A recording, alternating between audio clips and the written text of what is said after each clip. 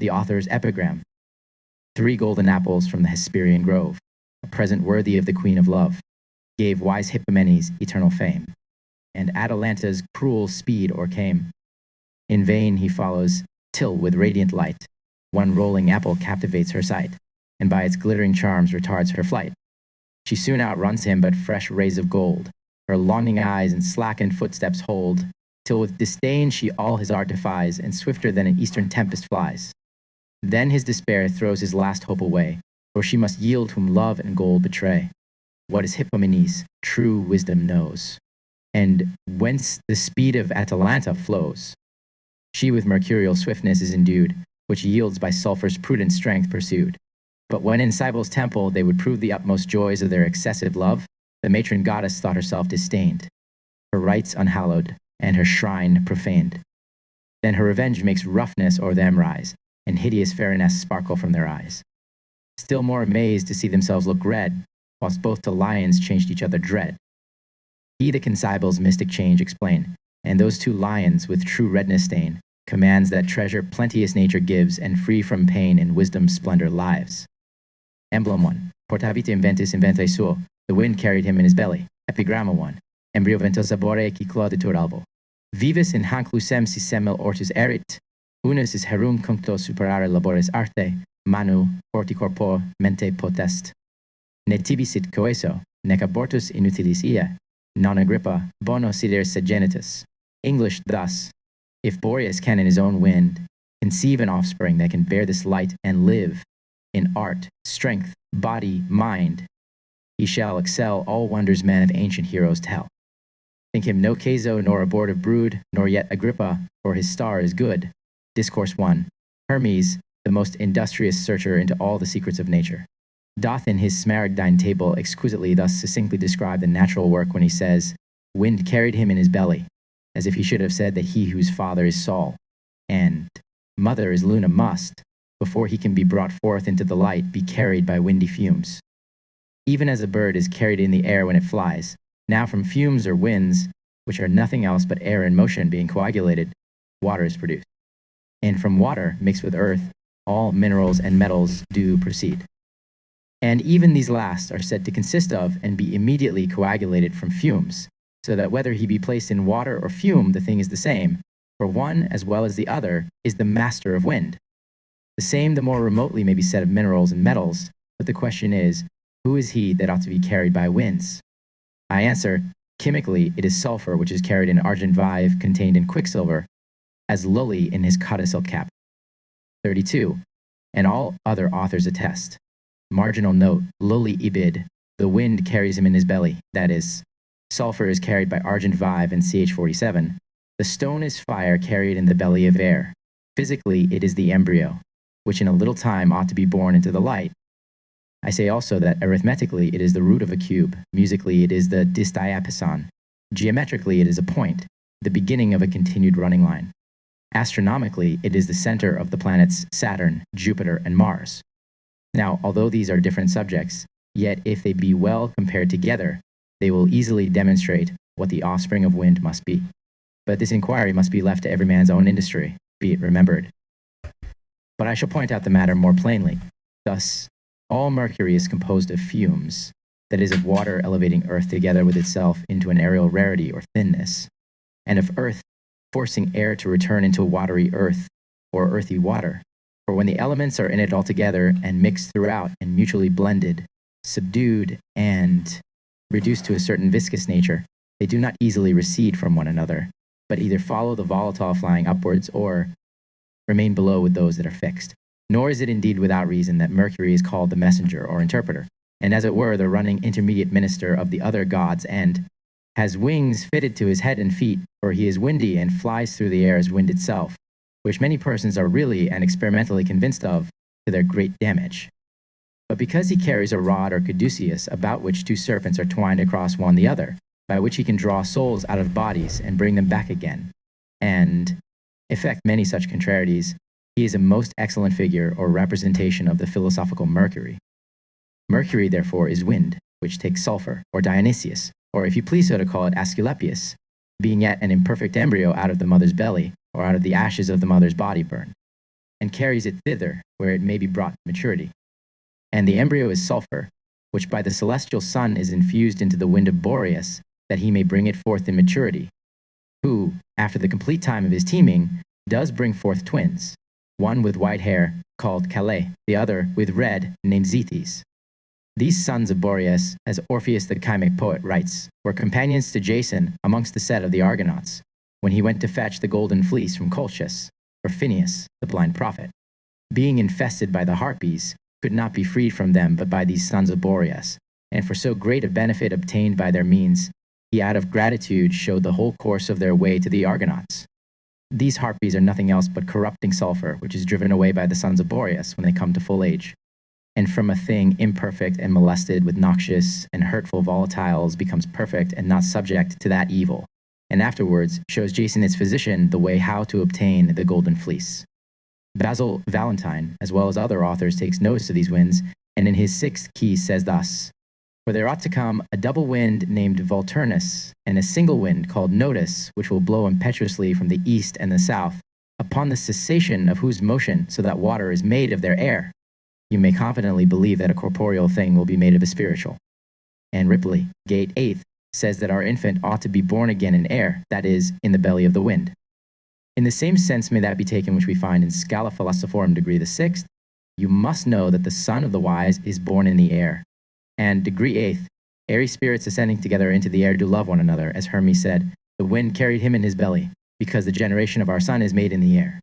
And being born in the air is born wisely, for he ascends from earth to heaven, and again descends to earth, acquiring both the superior and inferior virtue. Emblem 2D, Nutrix ejus terra est, the earth is his nurse. Epigram 2D Romulus herda lupe precis sedubera capre. Jupiter, amp factis. Fartura desse fides quid mirum, tener sapientium viscera prolis. Si fermis terram lacte nutri suo, parvulas y tantas heros bestia pabit, quantus qui nutrix terris orbis erit. Discourse 2D. It is determined by the peripatetic and other philosophers of sound judgment that the thing nourishing must be converted into the substance of the nourished and made like to it, not before but after it has received an alteration, and this is admitted as an undoubted axiom. For how should the thing nourishing, supposing it beforehand to be like to or the same with the thing nourished, have need of any change in its essence, which, if it should happen, would hinder it from remaining the same or alike? For how should those things be received for nourishment which cannot be converted into a like substance with the thing nourished, as wood, stones, and sea? As therefore the first is vain, so the second is contrary to nature. But for an infant newborn to be nourished with the milk of animals is a thing not repugnant to nature, for milk will become of the like substance with it, but more easily if it be sucked from the mother than any other creature. Wherefore physicians conclude that it conduces to the health and strength of an infant, as likewise to the conformity of temper and manners if it is always fed and nourished by the milk of its own mother, and that the contrary happens if it is done by that of a stranger. This is the universal harmony of nature, that like delights in its like, and as far as it can possibly follows its footsteps in everything by a certain tacit consent and agreement. The same thing happens, of course, in the natural work of the philosophers, which is equally governed by nature in its formation as an infant in its mother's womb. And although as father, mother, and even a nurse be ascribed to it by way of similitude, yet it is not more artificial than the generation of every animal. Two seeds are by a pleasurable artifice joined together by animals, and both the human sexes, which being united by successive alteration, produce an embryo which grows and is increased, acquires life and motion, and then is nourished by milk. But it is necessary for a woman in the time of conception and impregnation to be very temperate in heat, food, drink, motion, rest, and all things else, otherwise abortion will follow and destruction of the conceived embryo, which observation in the 6 non-naturals, because it is prescribed by the physicians according to their art, is also artificial. After the same manner, if the seeds be not joined together in the philosophical work, they ought to be joined. But if they could anywhere be found joined together as the seed of a cock and hen do subsist together and are contained in one egg, then would the philosophers' work be more natural than the generation of animals? But let us grant, as the philosophers do assert, that one comes from the east and the other from the west and are made one, what more is administered to them than mixture in their own vessel, temperate heat and nutriment? The vessel is indeed artificial, But in this there is no more difference than if the nest were made by the hen herself or made for her by the country dame in some convenient place, as commonly it is. The generation of eggs and hatching of chickens from them will be the same. Heat is a natural thing, whether it proceed from the temperate heat of furnaces, putrefaction of dung from the sun, and air from the bowels of the mother, or otherwise. Thus the Egyptian from his furnaces does by art administer a natural heat for the hatching of eggs. The seeds of silkworms and even hen's eggs are said to have been hatched by the warmth of a virgin's breasts. Art, therefore, and nature do mutually join hands and officiate one for the other. Nevertheless, nature is always the mistress and art the handmaid. But a doubt may be raised how the earth may be said to be the nurse of the philosophical infant, seeing it is the element which is most dry and void of juice, insomuch that dryness appertains to it as its proper quality.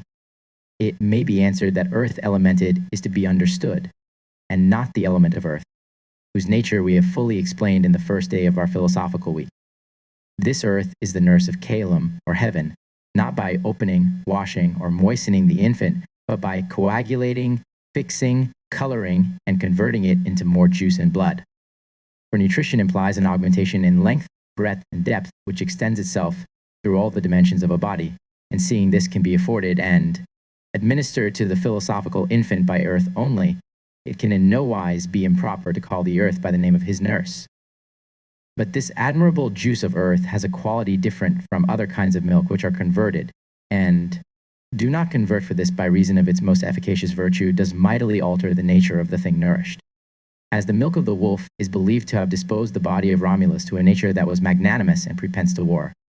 Emblem 3D, Vade ad mulierem lavantem panos, 2 facsimiliter. Go to the woman washing clothes, and do after the same manner. Epigram 3D, abdita kiskisamas serotari dogmata, nesis deses, in exemplum, quod juve omni trahas, and vids mulier maculis absterger panos. Ut sole calidis, qua superadet aquis, hanc imitare, tua nexic frustraberis arte, namque nigri facem corporis lavat. Discourse 3D. When linen clothes are soiled and made dirty by earthy filth, they are cleaned by the next element to it, namely water, and then clothes being exposed to the air. The moisture together with the feces is drawn out by the heat of the sun as by fire, which is the fourth element, and, if this be often repeated, they become clean and free from stains. This is the work of women which is taught them by nature, for we see, as Isaac remarks, that the bones of beasts, if they are often wet with rain, and as often dried by the heat of the sun, will be reduced to a perfect whiteness. The same is to be observed in the philosophic subject, for whatever feces or crudities are in it will be purged and taken away by the infusion of its proper waters, and the whole body will be brought to a great perfection and cleanness. For all chemical preparations, as calcination, sublimation, solution, distillation, dissension, coagulation, fixation, and the rest, are performed by washing only. For whoever washes a thing unclean with waters does the same thing as he that runs through all these operations. For as the Rosary of the Philosophers Rosarium Philosophorum saith, the inner clothes Prince Divinic, being soiled by sweat, are to be washed by fire and burned in water. So that fire and water seem to have interchanged their mutual qualities, or else the philosophic fire is not to be supposed of the same kind with the common fire, and the same thing is to be said of the philosophic water. As for the calc vive or quicklime and ignis graecus, we know that they are kindled by water, and cannot be extinguished by it, contrary to the nature of other things that will take fire, so it is affirmed that camphor overkindled will burn in water. And Ansel de Boot says that the stone gagates being set on fire is more easily quenched by oil than water, for oil will mingle with it and choke the fiery body, whereas water not being able to mix with the fatness yields the fire, unless it totally covers and overwhelms it, which it cannot easily do, because although it be a stone, it swims upon the top of the water like oil, so naphtha, petroleum, and the like are not easily quenched by water. Some write that there are subterranean coals in the country of Liege which, taking fire under the earth, cannot be extinguished by water, by earth thrown in upon them. Cornelius Tacitus mentions such a sort of fire, which cannot be quenched but by clubs and clothes taken from the body and thrown upon it. There is, therefore, great diversity in fires, both in their being kindled and extinguished, and there is no less in liquors, or milk, vinegar, spirits of wine, aqua fortis. Aqua regia and common water differ very much when they are thrown upon fire, Sometimes the matter itself will endure fire, as those fine linen clothes which were of great esteem among the ancients, and were cleaned by fire, their dirt being burned away. What is said of the hairs of a salamander, that they will make the wick of a lamp that shall be incombustible, is not to be credited. But there are persons who really affirm that there was a contexture prepared from talc, plumis illumin, and other materials by a cunning woman of Antwerp, which she set to cleanse by fire, but that she of envy suffered that art to die with her, and the temperament could never be found out afterwards. We do not speak here of combustible matters. The philosophical subject, whenever it is prepared, must be considered under all these differences, for their fire, water, and matter itself is not common. But their fire is water, and their water is fire. Their water at the same time washes and calcines, and so does their fire. And the clothes which must be washed have the same nature with the fine linen before mentioned or talc prepared, but the tempering of it and the art in its preparation is not known to everyone. For the washing of this linen, a lye must be made, not of oak ashes or their salt, but from metals, which is more durable than any other, and it must not be common water, but water congealed into ice and snow under the sign Aquarius, for this has finer particles than the standing waters of fens and marshes, and consequently can better penetrate into the recesses of the philosophic body to wash and purge it from filth and blackness. Emblem 4th. Conjunge fratrum cum sorore, and propina illis poculum amoris. Join the brother and the sister, and drink to him in the bowl of love. Epigram 4th. Non hominum foret, in mundo nunc tanta propago. Si fratri conjunx non data prima soror. Ergo lubens convunque duos abu troce parente. Progenitos, ut sin femina mascetoro. Prabi benectero philothesia poco licore utrisque. Am fetus spem generbit amor. Discourse 4th. Divine and human laws prohibit those persons to intermarry who are joined by nature in too near degrees of blood, whether in a line ascending, descending, or collateral, and that for very just reasons. But when philosophers speak of the marriage of a mother with her son, a father with his daughter, or a brother with his sister, these neither speak nor act against the laws before mentioned, because the subjects distinguish the attributes, and the cause the effects. For the persons of whom the philosophers speak are as much at liberty as the sons and daughters of Adam, who intermarried without the imputation of any crime. The chiefest reason seems to be that the human race might be more strictly united and associated by affinity and friendship, and not be divided by enmities and hereditary factions of families. So nothing hindered the sons and daughters of Adam, though brothers and sisters, to be joined in marriage, for mankind did exist in them alone and their parents, and therefore, although they were allied in blood, yet were they to be joined in affinity. But the number of men increasing and being distributed into innumerable families, the true and just cause was found, why brothers and sisters should not marry. The philosophers have a different reason why the brother should marry the sister, which is the similitude of their substance, that like may be joined to its like. Of this kind, there are two which are alike in species, but different in sex, one of which is called the brother, the other the sister. These therefore, being in the same liberty and condition as the first kindred of men, are lawfully indeed, and by an inevitable necessity, to be joined together in matrimony. The brother is hot and dry, and therefore very choleric. The sister is cold and moist, having much phlegmatic matter in her, which two natures, so different in their temper, agree best in fruitfulness, love, and propagation of children. For as fire will not easily be struck out of the hardest bodies, steel and steel, nor out of those brittle bodies, flint and flint, but from the hard and brittle that is steel and flint, so neither from a burning male and fiery female, nor from both of them being cold, for cold is the unfruitfulness of the male, can a living offspring be produced. But he must be hot, and she more cold than he. For in human temperament, the hottest woman is colder than the coldest man, supposing him to be in health, as Levinus Semnius, in his book of the Hidden Miracles of Nature, affirms.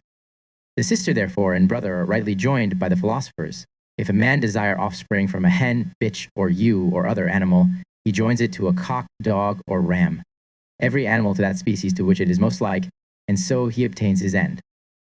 For he does not regard the consanguinity of these brutes, but the generosity of each and agreement of their natures. The same may be said of the body of a tree, and the hip that is to be engrafted into it. So the talic nature, which above all things has a likeness or homogeneity of substance, desires its like when anything is to be joined to it. But the brother and sister being married will not be fruitful or long persist in their love, unless a philothesium or cup of love be drunk to him as a philtre. For by this, their minds being composed and united, they become drunk, and like Lot, all shame being banished, they are joined and produce an offspring that is spurious but legitimate, who can be ignorant that mankind is very much obliged to medicine, and that there are thousands of persons in the world who had not existed unless their parents had been freed from barrenness, either by removing the cause, or taking away the impediment, either near or remote, and preserving the mother from abortion. Therefore, the cup of love is given to the new married pair for these reasons, which are three: the constancy of love, the removal of barrenness, and the hindrance of abortion. Emblem finct, apone mulieri super mamas bufonem, ut ablactet eum, ampon moriatur mulier, sitque bufo grossus de lacte. Put a toad to the woman's breast, that she may suckle him till she die, and he become gross with her milk. Epigram finctath. Fomenio gelidus per natur pectore bufo, instarut infantis lactea pocla vivat, crescat ampin magnum vacuata per ubera tuber, et mulier vitam licerit aeger suam. In de tibi facies medicam nobile, virus quod fugiat humano corde, leveculum. Discourse 5th. The whole body of philosophers agree in this, that their work is nothing else but male and female. The man's part is to generate and govern the wife, and her part is to conceive, impregnate, bring forth, suckle, and educate the offspring, and be subject to the commands of her husband. For as she nourishes the conceived embryo before it is brought forth with her blood, so she does afterwards with her milk. Hence, nature has prepared for the tender infant a digestible and well-proportioned nutrient in the mother's breasts, which waits for his coming as his first provision and sustenance in his course of life. By milk, therefore, he is nourished, grows, and is increased, till he be furnished with teeth, is fit, instruments to eat bread withal. Then he is properly weaned, because nature has provided him more solid food. But here the philosophers say that a toad must be put to the woman's breasts, that she may nourish him as an infant with her milk. This is a miserable and horrid spectacle, and indeed an impious thing, that milk designed for an infant should be given to a toad, being a venomous beast and contrary to the nature of man. We have heard and read of serpents and dragons sucking the teats of cows, and toads perhaps might do the like if they could gain an opportunity. There is a noted story of a toad that fixed himself upon the mouth and outside of the lips of a countryman that was asleep, and could not be removed by any contrivance unless by violence, which could not be attempted without the hazard of the man's life, for he would then have spit his poison, which he uses as his offensive and defensive weapon. A remedy was found for this miserable man, from that antipathy which the spider bears for the toad, for they hate one the other mortally. He was carried to the place where an overgrown spider had made his web, who, as soon as he saw the toad, he let himself down upon his back and pinched him with his sting. But this doing no hurt, the spider came down the second time, and struck him more violently, upon which the toad immediately swelled and fell dead from the man's mouth without any harm to him. But here the contrary happens, because the toad does not seize the mouth, but the breast of the woman, by whose milk he increases so much that he becomes of an extraordinary strength and bigness. But the woman, having her spirits exhausted, consumes and dies. Her poison is easily communicated to the heart by the pectoral veins and infects and destroys it, as it is evident in Cleopatra, who applied vipers to her breasts, that by a voluntary death she might prevent her coming into the hands of her enemies and being led in triumph by them. In margin, Theophilus in Turba makes mention of a dragon joined to a woman. But, lest any man should think the philosophers so cruel as to fasten a venomous reptile to a woman's breast, it must be known that this toad is the offspring or son of this woman, brought forth by a monstrous birth, and therefore by natural right must be fed with his mother's milk, and that it is not the son's desire that his mother should die, for he could not infect his mother, seeing he was formed in her bowels and nourished with her blood till the time of his birth. It is indeed a thing ominous for a toad to be born of woman, which in our knowledge hath happened otherwise. William of Newbury, an English writer, saith how truly let others judge, that in a certain quarry in the diocese of Vintonia, a great stone being split, there was a living toad found in it with a golden chain, and it was by the bishop's command hidden in the same place and buried in perpetual darkness, lest it might bear an ill omen with it.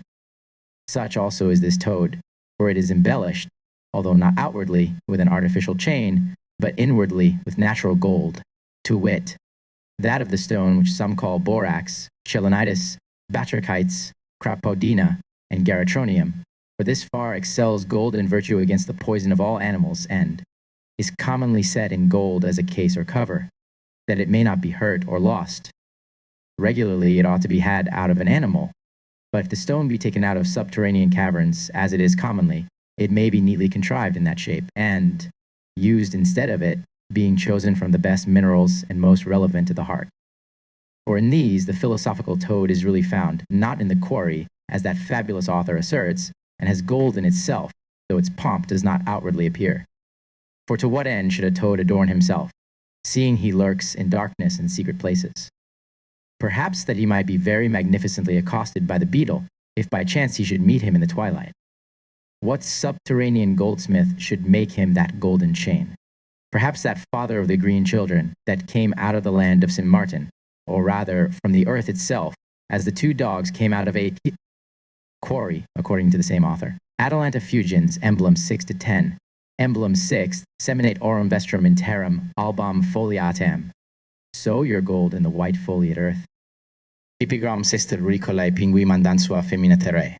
Cum fuerit rastris haec foliata suis. Philosophi niveos aurum docuere per agros spargere. Ui foliis elevis instar habent. Hac ut agas, illis bene respis, namque quadorum. Germinet, ex tridico videris, ut speculo. Discourse 6th. Plato says that a city does not consist of a physician and a physician, but of a physician and a husbandman, that is, of men of diverse crafts and professions. And he mentions then two more, especially because their labors are more visible in the imitation, improvement, and perfection of nature. For they both take a natural subject to which, according to their art, they either add something that is necessarily wanting or remove those things which are superfluous. So that both their arts may, as medicine is by Hippocrates, be defined to be the addition of what is wanting or subtraction of superfluity. For the husbandman does no more than add plowing, furrowing, harrowing, dunging, or manuring, and lastly sowing to the land that is left in its original state.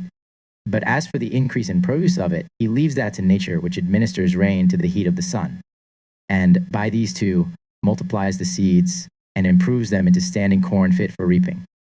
While the blade is growing, he weeds out the thistles and throws out all other impediments.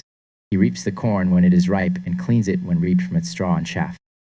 So the physician, likewise the chemist in a different respect, administers preventing physic to the patient as well as restorative, removes the cause, cures the malady, assuages symptoms, takes away superfluous blood by opening a vein, and if low, restores it by a regulation of diet, evacuates ill humors by purging, and so by 1,000 methods imitates, supplies and corrects nature with the operations of art and understanding. Our present considerations are not concerning these things which are commonly known, but of matters merely chemical. For chemistry shows its affinity to husbandry even in its secret terms and courses of operation. The husbandmen have their earth into which they sow their seed, and so have the chemists. They have their dung, with which they enrich their ground. So have these, without which nothing can be accomplished, nor any fruit expected. They have seed from which they hope for an increase. And unless the chemists had so too, they would be like a painter, as Lilly says, endeavoring to draw the face of a man of whom he had never seen so much as the least. Resemblance. The countryman expects rain and sunshine, and so indeed the chemists must supply their work with such heat and rain as is proper and convenient. What need of many words? Chemistry runs entirely parallel with agriculture as its deputy, and represents it in all things, but under a most complete allegory. From hence the ancients produced their Cererius, Triptolemus, Osiridius, Dionysius, golden gods, or such as had relation to chemistry, but at the same time represented them as teaching mortals to cast their seed into the earth, and showing them husbandry and the planting and cultivation of vines and the use of wine, all which things the ignorant falsely apply to their country's employment. For these abstruse mysteries of nature under these veils are at the same time explained to the wise, whilst they are concealed from the vulgar. Hence the philosophers affirm it to be sowed in white foliate earth, as if they would have said that the sowing of wheat must be looked upon as an example and consequently imitated, which the author of Tractatus de Tritico and Jodoc Reveris have most excellently performed in their descriptions, for they have very elegantly adapted each operation of husbandry in the production of corn to the dissemination of gold and the generation of the tincture. White earth, as being sandy, yields little fruit to the countrymen who esteem that which is black as being fattest. But the other is of most value to the philosophers if it be foliated, that is, well prepared. For they know how to improve it with their dung, which the others do not. For semination is the propagation of the world by which care is taken that what cannot last in the individual may be continued in the species. This is in men, animals, and plants. In the first, hermaphroditically, in the two last under different sexes, but in metals it is far otherwise. For in them a line is made from the flux of a point, a superficies from the flux of a line, a body from the flux of a superficies. But the stars produce that point before either the line, the superficies, or the body, because it is the principle of them all. Nature added the flux a long time afterwards. That is, the celestial Phoebus generated a sun underneath the earth, which Mercury committed to Vulcan to be educated, and to Chiron, that is, to manual operation, to be instructed, as it is reported of Achilles, that he was detained and hardened in fires by his mother Thetis. Among other things, he learned music and the art of playing on the harp from his master Chiron. Achilles is nothing else but the philosophic subject, whose son is Pyrrhus, with red hair, without which, too, Troy could not be subdued, as we have demonstrated in the 6th book of our hieroglyphics. Emblem, 7th. Fit pullus anido volans, he iterum cadet in nidum. A young eaglet attempts to fly out of its own nest, and falls into it again. Epigram 7 through pe cava nidum jovis el struxerat, in quo. Delituit, puios inutilit que suos. Oromunus levibus voluit sed tollere penis. At fuit, impumi frater tentus ave. In volans redit in nidum cum licerat illis.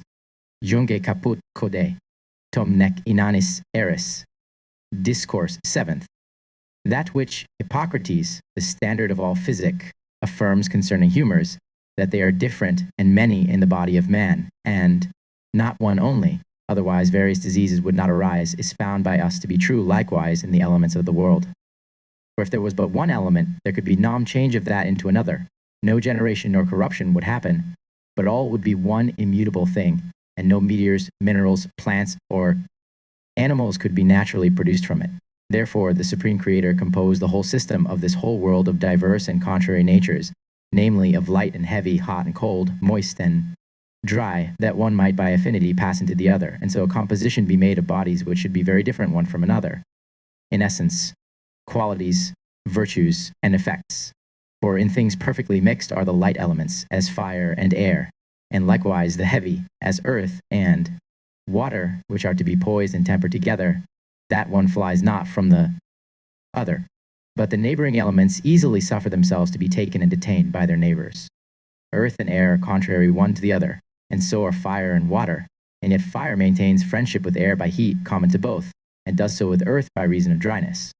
And so air with water and water with the earth, by which means they are joined in bonds of affinity, or rather consanguinity, and remain together in one composition, which, if it abound with the light elements, elevates the heavy with it, if with the heavy it presses down the light.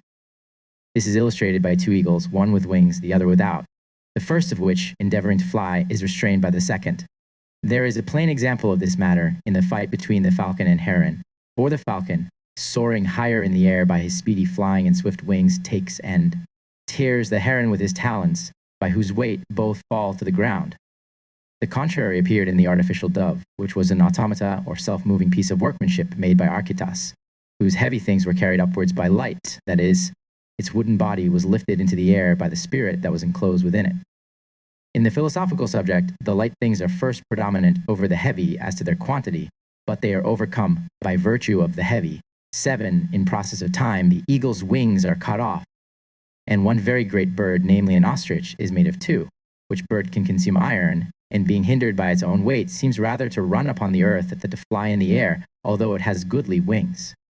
Concerning this, or one like it, Hermes, as the author of Aurora, ch. 5th affirms, writes thus, I have considered a bird venerable to the wise, which flies when it is in Aries, Cancer, Libra, or Capricorn, and you will acquire it perpetually to yourself out of mere minerals and rocks of mountainous places. Senior in Tabula relates to the same thing, where 2 birds are seen, one flying, the other without wings, whereof the one holds the other's tail by its beak, that they cannot easily be separated. For this is the machination or device of universal nature, always to raise heavy things by light, and to depress light ones by heavy, as the author of Perfectum Magisterius declares, who constitutes 7 mineral spirits, as it were erratic or wandering stars, in so many metallic bodies and fixed stars, and enjoins these to be married to the others. And thence Aristotle the chemist says, the spirit having dissolved the body and soul so that they may exist in their form, does not remain unless you occupy it. Now this occupation is that you join it with the body from whence you prepared it in the beginning, because in that the spirit at the super-existences of the body is occupied from flight. In Camphora, as Bonus observes, the light elements, that is, air and fire, prevail over the heavy, and therefore it is said wholly to exhale and evaporate into air. In Argent Vive, the flowers of sulfur, antimony, the salt of heart's blood, sal ammoniac, and such other things, the earth flies with the alembic and is not separated from it. In gold, glass, diamonds, the stone smearus, granite, and the like, the elements remain joined a long time, notwithstanding the fire, without any detriment. For the earth retains the other elements with itself. In other combustibles, the separation or division of one from another is effected, so that the ashes are left in the bottom, and the water, air, and fire fly upwards. We must not therefore have respect to the unequal composition of these last, being not so strongly mixed, nor to the commixture of the first, which is more desirable, though composed of volatiles, but to the solidity, constancy, and fixity of the middle ones. For so the bird without wings will detain that which hath, and the fixed substances will fix the volatiles, which is the thing that of necessity must be effected. Emblem 8. Accipe ovum amp in neo percute gladio. Epigram 8 et avis in mundo solumior omnibus ovum, cujus ut inquiras cura sit unativi. Albumen luteum circumdat mole vitellum. Ignitus sumus cautus idi in se petas vulcano Mars adat opem pullasteram pinde. Exhortus feri victoram ignis erit. Discourse 8. There are many and diverse kinds of birds whose number is uncertain and their names unknown to us. Story tells us of a very great bird named Rook that appears at certain seasons of the year in a small island of the ocean, which can bear an elephant up with it into the air. India and America send us crows and parrots of diverse colors, but it is not the philosophical intention to inquire after the eggs of these birds. The Egyptians yearly persecute the crocodile's eggs with weapons of iron and destroy them. The philosophers do indeed smite their eggs with fire, but it is not with an intent to mortify it, but that it may live and grow up. For seeing that an animate and living chicken is thence produced, it cannot be said to be corruption, but generation. It ceases to be an egg by the privation of the oval form, and begins to be a two-footed and volatile animal by the introduction of a more noble form, for in the egg are the seeds of both male and female, joined together under one shell or cover. The yolk constitutes the chicken with its radical parts and bowels, the seed of the male forming it and becoming the internal efficient, whereas the white. Albumen materiam so subtegmen and incrementum dat rudimento seu stamini puli. The external heat is the first mover, which by a certain circulation of the elements and change of one into the other, introduces a new form by the instinct and guidance of nature. For water passes into air, air into fire, fire into earth, which being joined together, and a specific being transmitted by the stars. An individual bird is made of that kind whose egg it was and whose seed was infused into it.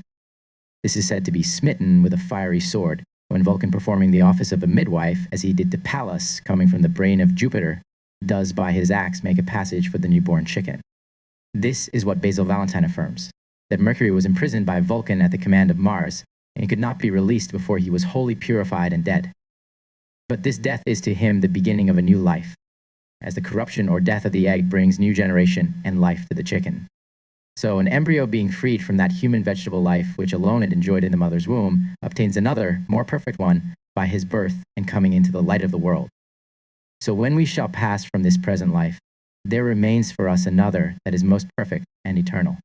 Lully in many places calls this fiery sword a sharp lance, because fire as a lance or sharp sword perforates bodies and makes them porous and pervious, so that they may be penetrated by waters and be dissolved, and being reduced from hardness, become soft and tractable.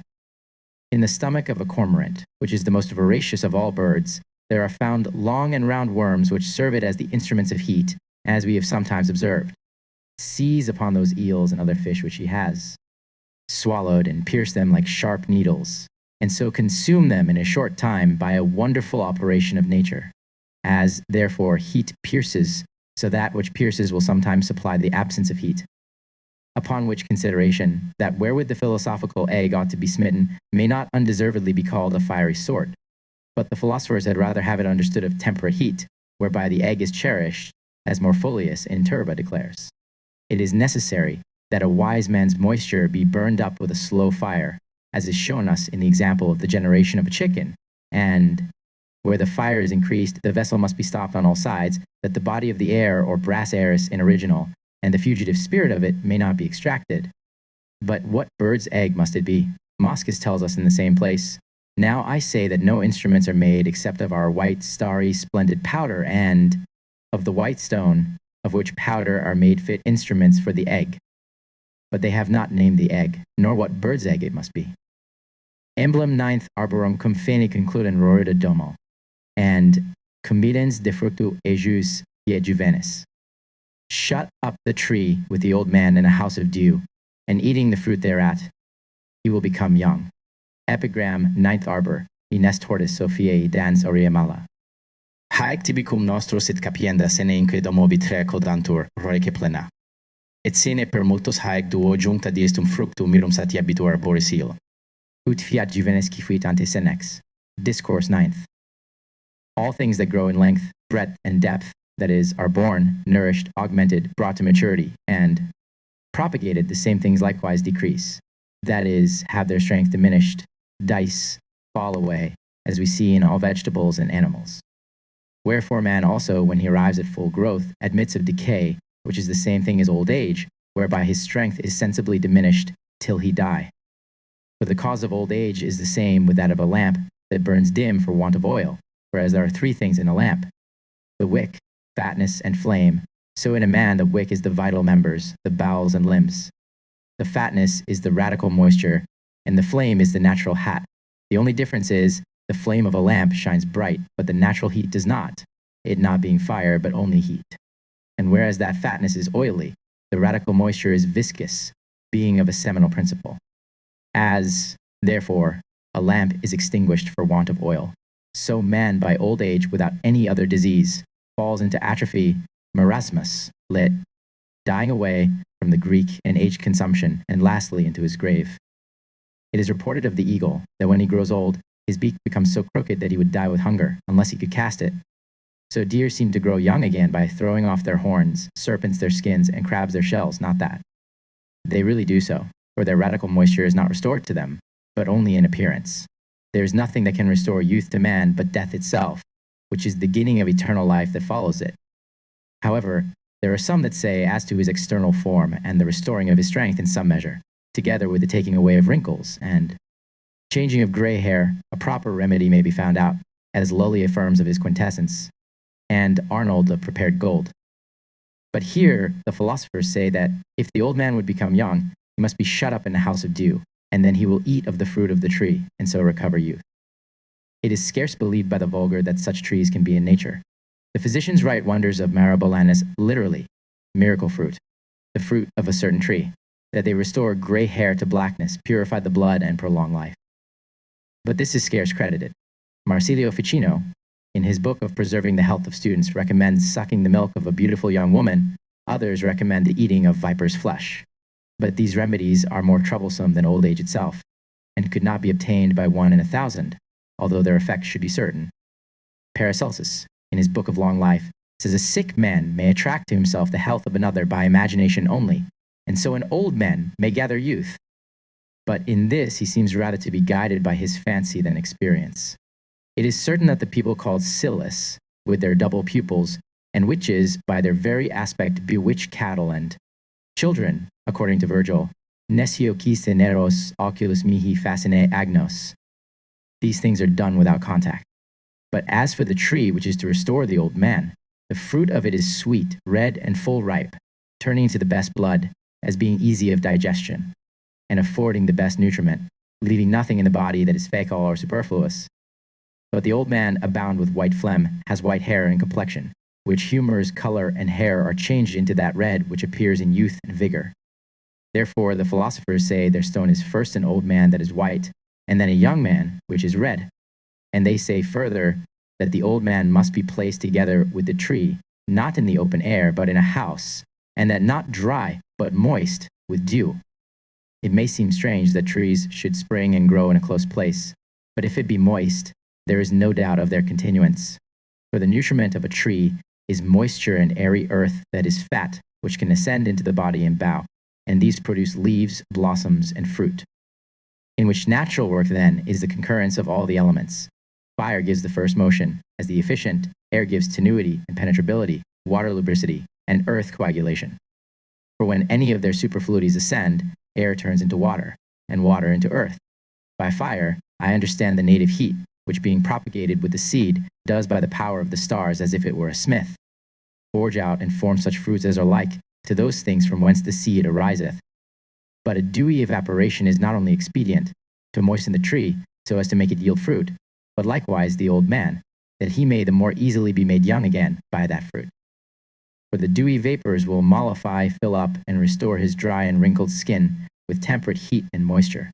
Wherefore physicians very rationally, and with good success, prescribe warm baths for the atrophy, marasmo, or consumption of old age. But if the thing be well considered, that tree is the daughter of the old man, which as Daphne is changed into a vegetable of the like sort, and therefore the old man may not unjustly expect youth from it, seeing he himself was the cause of their being. Emblem 10th. Da ignem igni, mercurium mercurio, et sufficit tibi. Give fire to fire, mercury to mercury. And you have enough. Epigram 10th. Machina pendet hac mundi connexa catena tota. Suo quod par gaudet omnipari. Mercurius sic jungitur igni. Ignisam haec artis sit ad meta tuae. Hermetem vulcanus agit sed paniger Hermes. Cynthia tis solvit, tis sed Apollo soror. Discourse 10th. If this saying be taken literally, it only increaseth the quantity of fire and mercury, but introduceth no new quality into the subject. For every like added to its like makes it become more like. Hence physicians affirm that contraries are healed and removed by contraries. So we see fire is extinguished by water, but fomented by the addition of fire.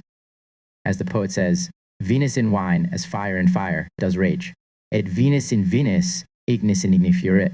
But it may be answered that fire differs very much from fire, and mercury from mercury, for there are several sorts of fire and mercury amongst the philosophers. Moreover, the same heat and cold, being distant only in place and situation, differs from another of its own kind, so as to attract to it that which is like to itself. So we see that heat fixed in any part is drawn forth by the same heat. Limbs benumbed and almost dead with frost, and cold water will be restored by putting them into cold water rather than by the application of external heat. For as the greater light obscures the lesser, so also greater heat or cold has power over the lesser. So it is necessary that the cold or heat that is outwardly applied should be less than that which was before imprinted or fixed in the joints, otherwise the same impression would be made as before, and the like would rather be much more increased than drawn forth by the like. This drawing out of cold by cold water, and of fiery heat by heat, is agreeable to nature, for all sudden changes in contraries are dangerous and less acceptable to it, but that which comes by degrees can more easily be endured.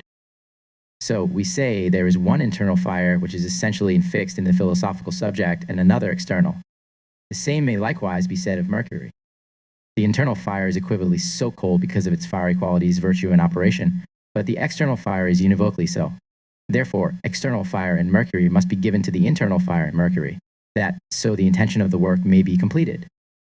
For in boiling we use fire and water to mollify and mature anything that has crudities and hardness.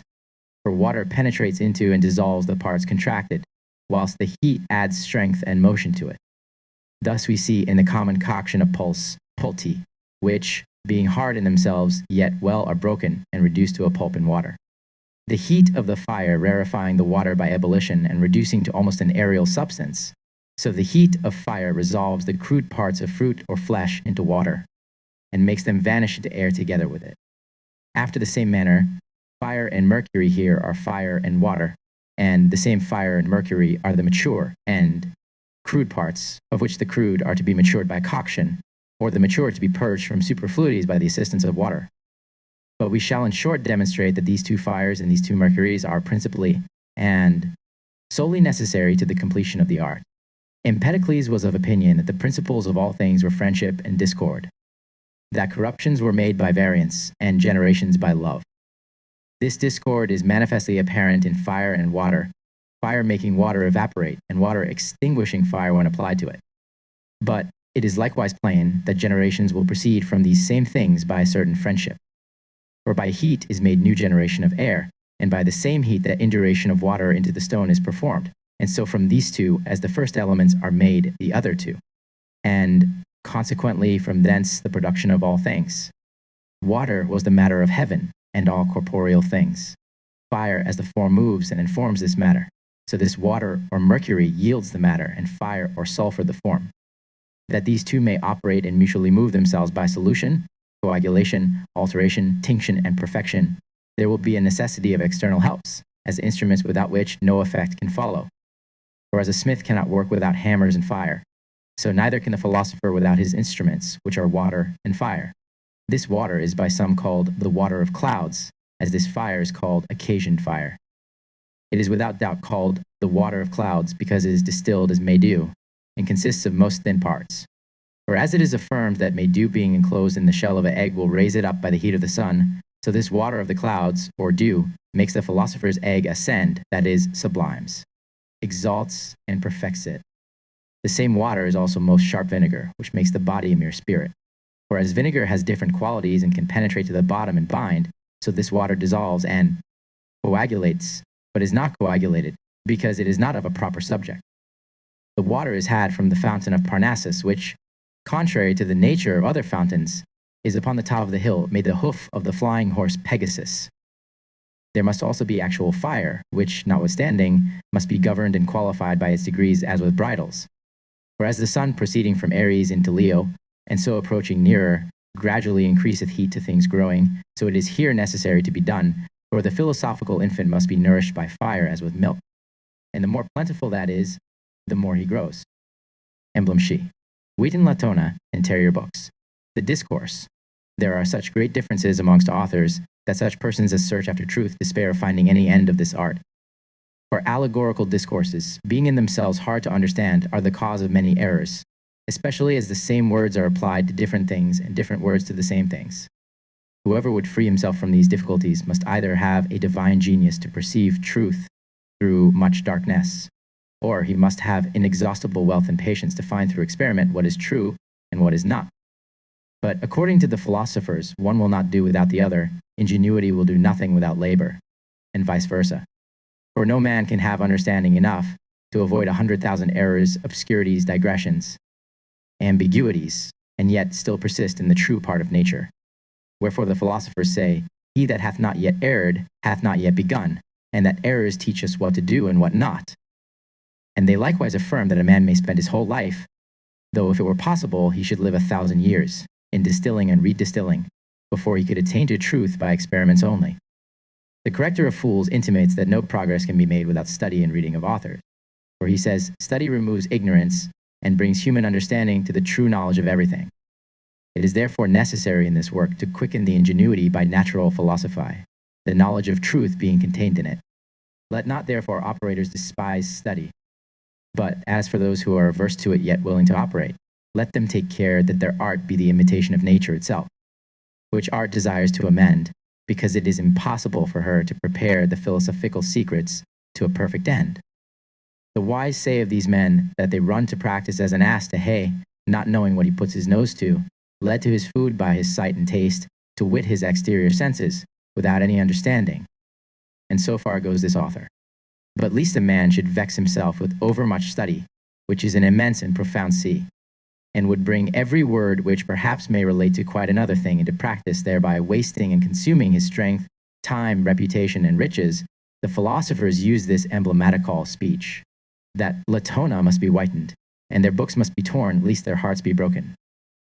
For most books are so obscurely written that they can only be understood by their authors. Indeed, several of them are left out of envy to seduce others, or rather to retard them in their course, that they may not attain to their end without difficulty, or to obscure those things which they themselves had written before. But the chief work and labor is how to whiten Latona. The book called Clangor Bucine defines Latona as an imperfect body of Sol and Luna. The most ancient poets and writers affirm Latona to be the mother of Apollo and Diana. Others call her their nurse, and state that Diana was brought forth first, for Luna and Whiteness do first appear, who afterwards, but the same day, performed the office of a midwife in bringing forth Apollo, her brother. For Latona was one of the 12 hieroglyphical gods of the Egyptians by whom these and other allegories were propagated among other nations. Very few even of their Egyptian priests knew the true sense and meaning of them, the remainder of the people applying them to other subjects that were not in the nature of things, namely gods, goddesses, and the like. Wherefore Latona had the most sumptuous temple next to Vulcan adorned with gold, because she was the mother of the philosophical Apollo and Diana. But this Latona is brown and blackish, and hath many moles in her face, which must be taken away by delbation or blanching. Some make their delbations of ceruse, sublimate mercury, talc reduced to oil and the like, by which they encrust, cover, and so would whiten the outside of her skin.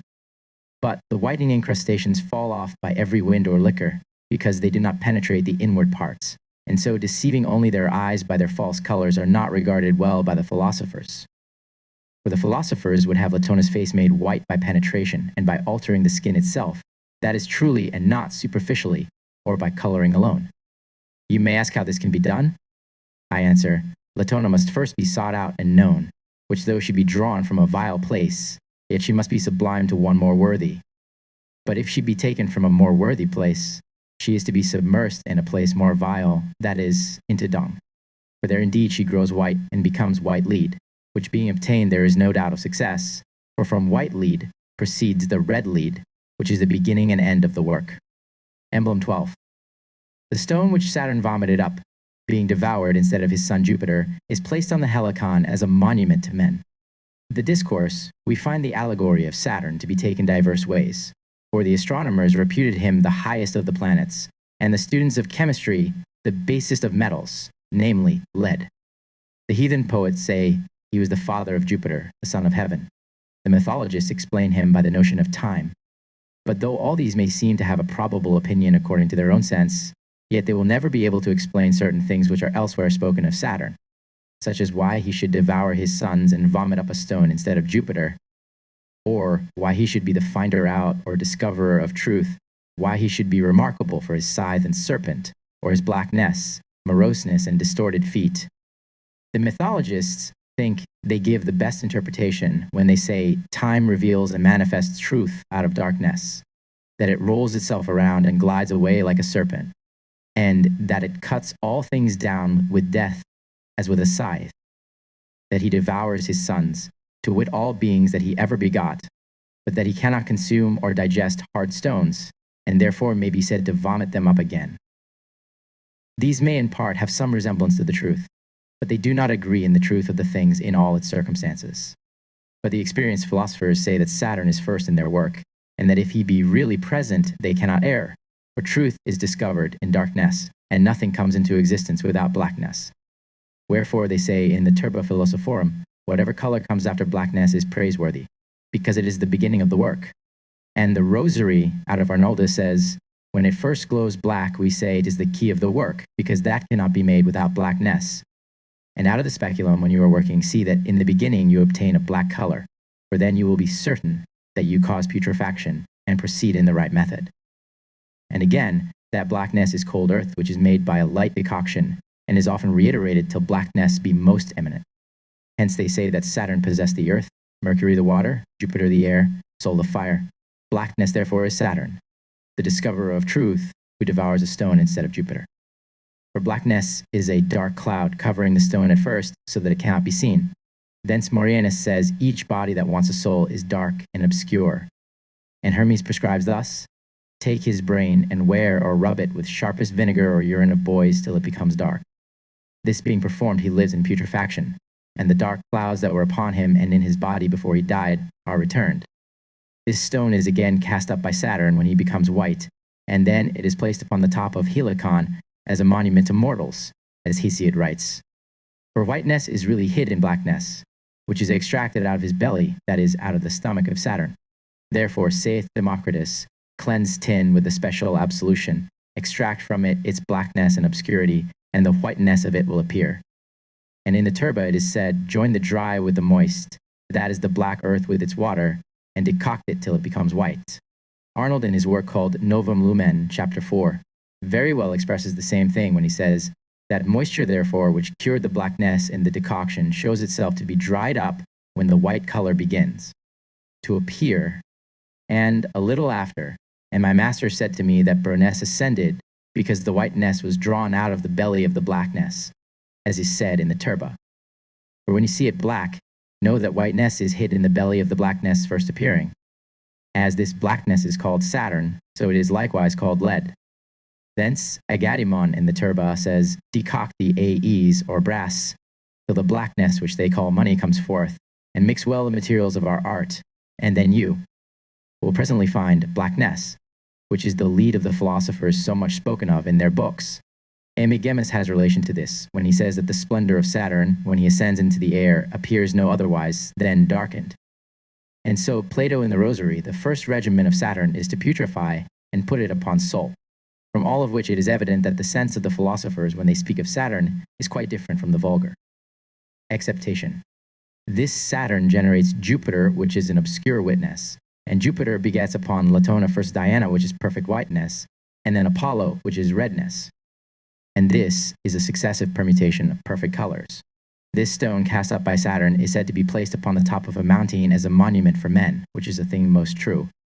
Emblem 13. The Philosophers Brasse is Dropsicall and desires to be washed 7 times in a river, as Naaman the leper was in Jordan. The discourse, that Naaman the Syrian should at the prophet's command take a journey into Judea to wash himself 7 times in the river of Jordan, is to be ascribed to the confidence he placed in the prophet's words. But that he was freed from leprosy by that washing is a miracle of the divine omnipotence. For the leprosy, being seated in the blood and radical parts of a man's body, is, as it were, an universal canker, which cannot be taken away or cured by any external washing, much less by cold water such as that of the Jordan. So likewise that the Philosophers Brasse, laboring under the disease of dropsy, should be freed from it by washings of water, and that even an imperfect thing should be made perfect and a sick thing healthy, and that to so great a degree as to be able to impart its health to sick bodies must be next to a miracle. For such an example is not elsewhere extant in nature, nor is it indeed the ordinary course of nature to produce the philosopher's most absolute tincture unless it be governed by art, and fit subjects be administered to it with the external efficient. So the restitution of luxations, that is, things dislocated or out of joint, is not peculiar to nature but to art.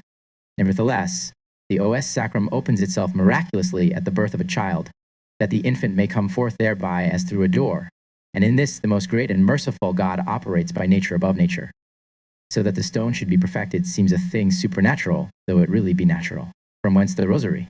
You must know, says he, that our airy and volatile stone, according to that which is manifest and apparent, is cold and moist, but according to that which is occult and hidden, is hot and dry. And that coldness and moisture, which is manifest and is a watery fume, corrupting, blackening, and destroying itself, flees from it by the fire. But the heat and dryness, which is occult, is hot and dry gold, and a most pure oil able to penetrate bodies, and is in no way fugitive, because the heat and dryness of alchemy tingeth, and no other thing whatever. See therefore that the coldness and moisture which is manifest be equal to the heat and dryness which is in the occult, so that they may both agree and be joined together, being at once made one penetrating, tinging, and fixing body. But these moistures must be destroyed by fire, and degrees of fire, with a soft temperament, and an agreeable and moderate digestion. If this be true, how shall it be from waters? It may be answered, there are certain waters of hot and dry qualities, such as are many baths, in which it must be philosophically washed. For this is the meaning of what they say, wash with fire, and burn with water. For that fire which washes, and that water which burns, differ in name only, but agree in effect and operation. Therefore, with this water, or this fire, the philosophical AS or brass must be washed from its superfluous humors, that is, it must be dried. We have known experiments of dropsical bodies cured by 6 months' abstention from all manner of drink, or by burying them in hot sand and cow dung, or by putting them into a hot furnace and letting them sweat, and innumerable other helps as likewise by drying baths, such as those of Carlsbad or Wiesbaden. By the same methods must this patient be cured, sometimes by waters, sometimes by the hot air of furnaces, now with cow dung, then with sand and abstinence from drinking. For these are the most effectual remedies in both cases. Some at one time are to be used, and some at another. But in all these things, heat is the operator, which, by the emuctoria or pores of the body, draws out the superfluous waters. For the outward heat quickens the inward, that is the vital spirits, that they may expel that moisture which is hurtful to them as an unprofitable excrement, by which the natural heat was before suppressed as by an enemy. In this cure, there is need of great diligence and precaution, lest whilst one bowel is relieved another may be hurt. In a quartan, which according to the Platonists will try the skill of a physician, we have experienced that thick, viscous humor, like the gum or glue of trees, being gathered together from all the veins or mass of blood, and descending through the vena cava or great vein even to the bottom of the back, where it obstructs the emulgent veins which draw the serous matter out of the blood or the passages of them. Thus they are less able to operate, and more of the serous matter remains in the body, and so in a short time, if care be not taken, a dropsy may happen, the other bowel being in no way hurt at the first. Here diuretica do little or no good, purgatives yet laissez unless diminution or reduction be made in some certain series of time. Sudorifics manifestly do harm because they draw out the more subtile parts and leave the thicker, and if they are continued will weaken the body. For nature's custom is to find that way of evacuating the serous matter through the pores only when she is obstructed about the bladder. One therefore is Scylla, the other is Charybdis, both of which he that shall hath a mind to preserve himself ought to avoid. That dropsy which proceeds from an impaired liver or spleen is the most difficult to be cured, but in the Philosophers Brasse the cure is not impossible, the distemper being rather by accident and secondary than essential and primary. This is provided it be undertaken cautiously, as we have said concerning the plenty of serum in a quartan, to wit that it may not by too much excitation fall into a consumption, or by too much moisture fall into such a dropsy, as may be difficult to be cured. Emblem 14th. This is the dragon that devours his tail. The discourse, it is the saying of the ancients that a serpent that has devoured a serpent becomes a dragon, for like a thief or a murderer it preys upon its own kind. There were such serpents in Africa, of a vast bigness and in great numbers, which devoured part of Alexander's army. The larger are bred among the Eskians, people of Ethiopia, which being placed together after the manner of herds, do with their heads erected make their way to better pastures. It is reported that the kings of India nourished 2 dragons, one of 80, the other of 90 cubits in bigness. It is remarked by the observations of later writers of these times that there are serpents found near Angola which equal the main mast of ships. So there is a report that in some mountains of India and Africa there is greatness of gold, but that it is kept by dragons lest any person should come and take it away. For at the fountains or rivulets which fall from the mountains the dragons meet, and so by accident are said to keep watch over the gold enclosed in them. For this reason do the philosophers assign so many dragons to their treasury, as to the golden fleece, the garden of the Hesperides, and the others persons or chemical subjects such as Cadmus, Saturn, Aesculapius, and Mercury, whose caduceum is bound with 2 serpents, a male and female. For they mean nothing else by dragons but chemical subjects. Hence they say, Dant rebis montes draconteraque fontes, dragons to rebis do give mountings, and the earth does give him fountains. And they denote his extreme hunger by his devouring his tail, which, though some may interpret this as the year returning into itself and resembling a circle, yet it was first applied to their work by the philosophers, who by this dragon would have such a serpent understood as devours another of its own kind, and which is properly called sulphur, as all of them attest in innumerable places.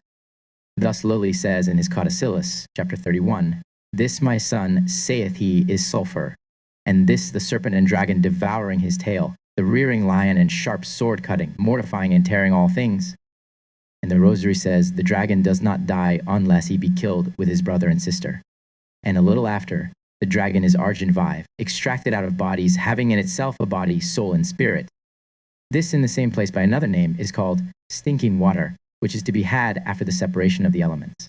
Now the dragon is said to devour his tail when he consumes the voluble, venomous, and moist part, so that afterwards, being without a tail, he may seem more corpulent and slower, as if his motion and volubility had in a great measure consisted in his tail.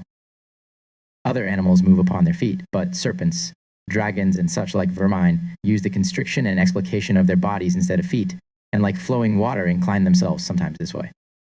Sometimes that, as may be seen in most rivers which run obliquely in circuits and turn their courses like serpents. The philosophers, therefore, did not without reason call argent vive by the name of a serpent and give serpents to Mercury, seeing that also does as it were draw its tail and run sometimes this way, and sometimes another with a voluble weight. For as a serpent moves, so also does Mercury, who therefore has wings upon his feet and head. It is reported that in Africa there are flying serpents which would depopulate all places if they were not destroyed by the bird, called ibis. Wherefore ibis is placed among the sacred images of the Egyptians, as much for the manifest good that it does to the whole country, as for a secret reason which very few of them understand. This dragon, having devoured his tail and cast his old skin, is said to acquire both a new skin and new youthfulness. Thus nature has granted longer life not only to crows, ravens, eagles, and larks, but likewise to the race of serpents. The ant, when it grows old, has wings, so have many other worms. Man growing old is put into the earth, but brought upward from the earth is consecrated to eternal life. There is a powder made of every serpent, when it is burnt, which is safely taken against all poisons, and that with very good effect. Such an alexipharmacum ought also to be made of this dragon when he hath devoured his tail, which is likewise usually cut off in vipers, and it will prove a most effectual and present remedy against the adversities of body and fortune. Emblem 15. Let the work of the potter, consisting of dryness and moisture, instruct you. The discourse. As this terrestrial orb is made into one round body by complication of earth and water, so likewise the potter's work seems to be compounded of the same particular elements, that is, the dry and the moist, so that one may temper the other. For if the earth should be without water, and no ocean, sea, lake, river, or fountain should be near it, the earth could bring forth nothing of itself, but must perpetually remain unfruitful. So if water should not be received into the cavities of the earth, but stand round about it, it would easily cover the whole face of it, and so it would remain uninhabitable. But one entering amicably into the other, and water moderating the dryness of the earth, and earth the moisture of the water, by a mutual commixture, the fruitfulness and advantages of both elements do very speedily appear.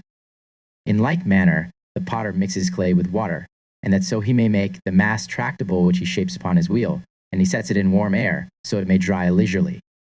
Then he adds the violence of fire, that his vessels may be well hardened and condensed into a durable stone, which can resist both water and fire.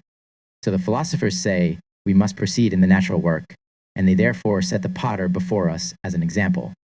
For it is certain as to the dry and moist, that is the earth and water, that they have a very great affinity.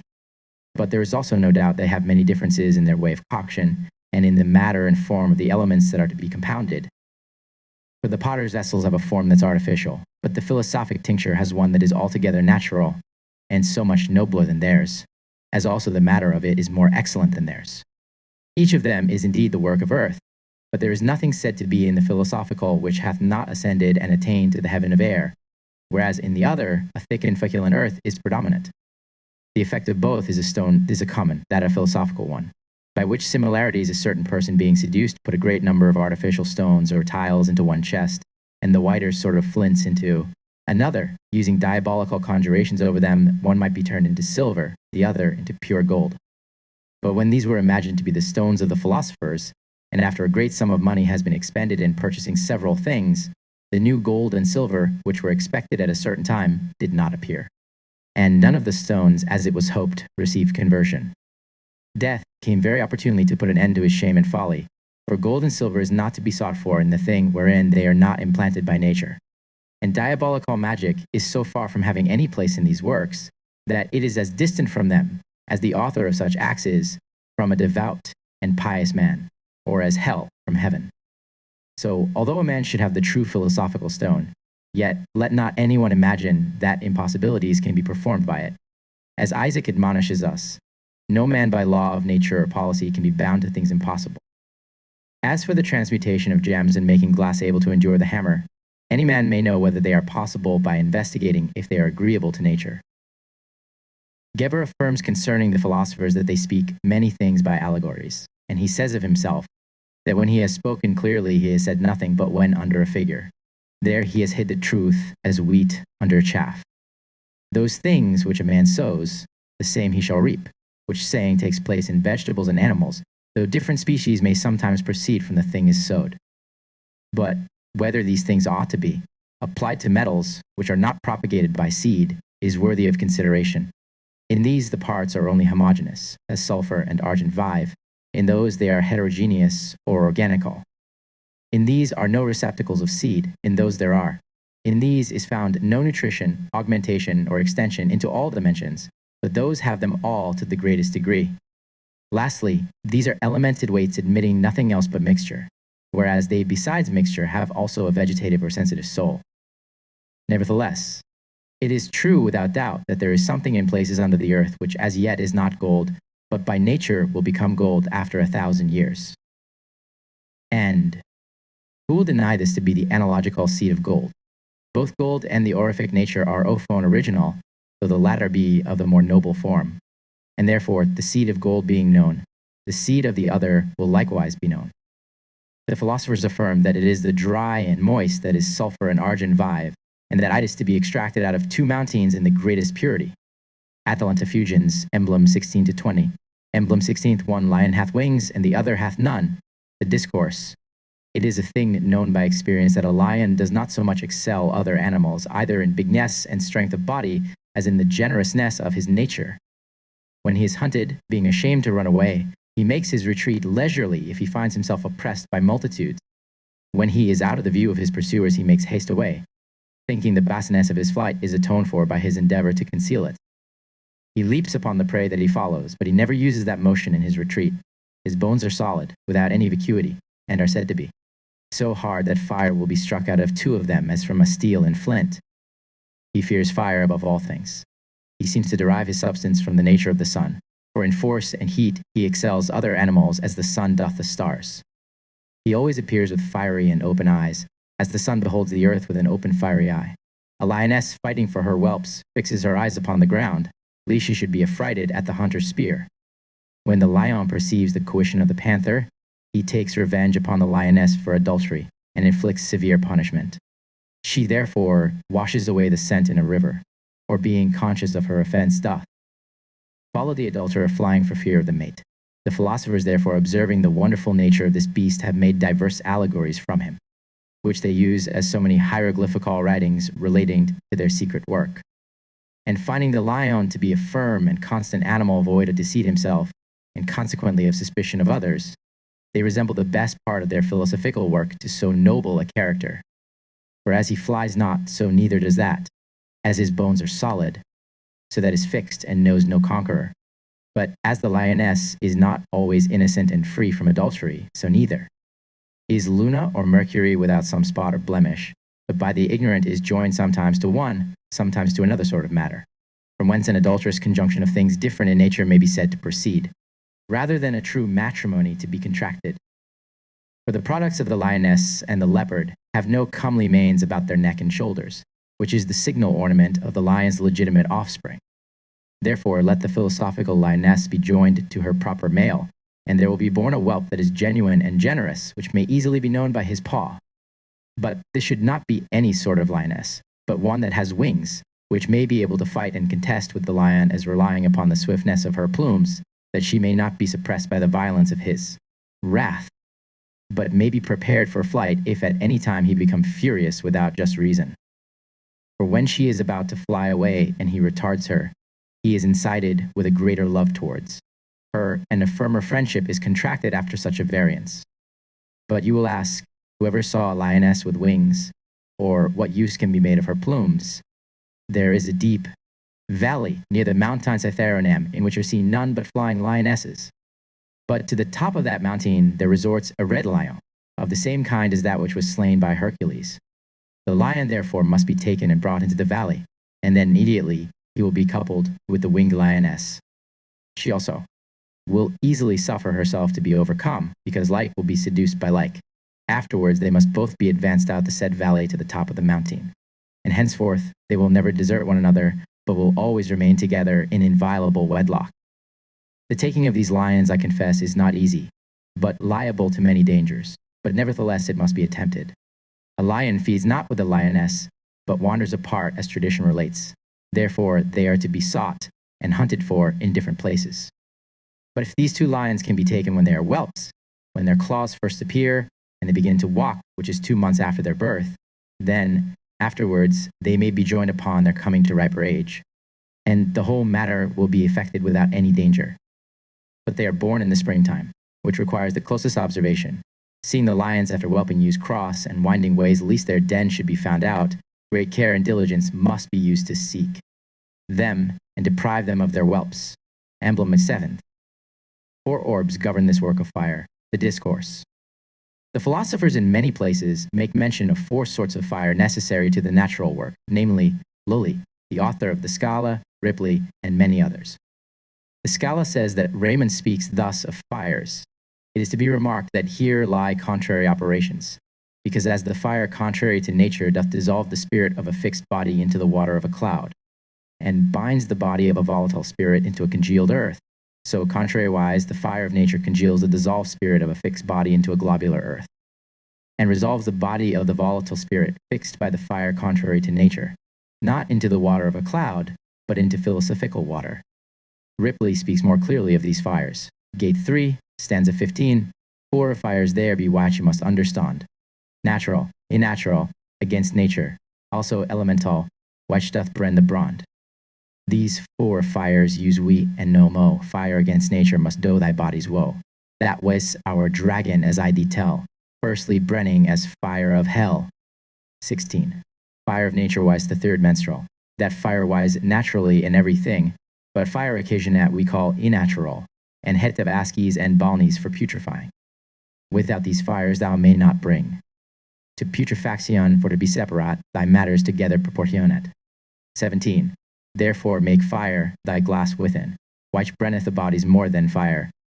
Elemental, why if thou wilt win our secret according to thy desire, then shall thy seeds both root and spire. By help of fire occasion at that kindly after they may separate. They are called fires because they have a fiery virtue. The natural in coagulating, the unnatural in dissolving, the fire against nature in corrupting, and the elementary in administering heat in the first motion. And there is an order observed in them like that of a chain, that the second may be incited to action by the first, the third by the second, and the fourth by the third and first. So that one be both agent and patient in a different respect. That which is observed of iron rings held together by a magnet and joined by mutual contact may be seen likewise in these fires. For the elementary, like a magnet, doth send forth its virtue through the second and third, even into the fourth, and joins one to the other by mutual operations, and causes them to cohere together till internal action be effected amongst the uppermost. The first is elementary fire, both in name and substance. The second is aerial or volatile. The third is watery, or of the nature of Luna. The fourth is earthy. There is no need of speaking of the first, because it is present to every man's sight and feeling. The other 3 are the dragons, menstruums, water, sulfurs, or mercuries. Dragons, because partaking of venom, they devour serpents of their own race, and alter whatever bodies are mixed with them, that is, dissolve and coagulate them. They are called menstruums because the philosopher's infant is produced and nourished from them till the time of his birth. Lully, in his book of Quinta Essentia, verse 3, has a double menstruum, a vegetable and a mineral. Ripley, in the preface to his Gates, has 3 which agree, and are but one in reality, for the generation of the infant is made from them all, and white water precedes its birth, which is not of the substance but of the superfluity of the infant, and therefore is to be separated. They are waters, because in fire they show a watery nature. That is, they flow, and are liquid, which are properties of water. It is certain that the properties of water are diverse and wonderful, some whereof do petrify, being coagulated into hard stones suitable for building. Not unlike these are the mineral waters of the philosophers, which grow harder and turn into a stony resistance. They are likewise called sulfur, from the sulfur's virtue which they have in them. For the sulfur of nature is mixed and made one with the other sulfur, and the 2 sulfurs are dissolved by one, and one is separated by 2, and the sulfurs are contained by the sulfur, as Eximidius says in the Turba. Now what sulfurs are, Dardaris, in the same place, declares in these words, sulfurs are souls hidden in the 4 elements, which being extracted by art do naturally contain one another, and are joined together. But if you can by water govern and well purify that which is hidden in the belly of the sulfur, that hidden thing meeting with its own nature rejoineth it, even as water with its like. Mosius also saith, I will now tell you what it is. One indeed is argent vive, and that fiery, the. Second is a body compounded in it. The third is the water of sulfur by which it is first washed, corroded and governed, till the whole work is perfected. What has been said of sulfurs, the same must be understood of so many. Mercury's, for so says the same Mosius, argent vive, cambar is magnesia, but argent vive or orpiment is sulfur, which ascends from a mixed compound. But I shall produce no more testimonies because they are infinite. These 4 fires are included in 4 orbs or spheres, that is, each has its particular center from which and to which their motions tend. But nevertheless they are kept so bound together, partly by nature and partly by art, that the one can operate little or nothing without the other, so that the action of the one is the passion of the other. And so the contrary. Emblem 18th. Fire loves making things fiery, but unlike gold, it does not make gold. The discourse. Nature's way of working in all individuals of the universe is to use one single process to complete and perfect one single motion. As appears in the anatomy of man's body, in which one muscle only serves for one motion, that is the attractive, but another opposite to the first for the expansive. so that if any member is to be brought into a bending motion, it must be effected by various muscles put into a circle. So the operation of fire is one and single, that is, to make hot or be fiery, and to assimilate to itself and burn all things to which it is applied if they be combustible. Hence Avicenna says in his book of Congelation of Stones, what falls into salt pits becomes salt, and what falls into fire becomes fire, but some things sooner, some more slowly, according to the power of the actives and resistance of the passives. And there is a place in Arabia which coloreth all bodies which exist in it of its own color.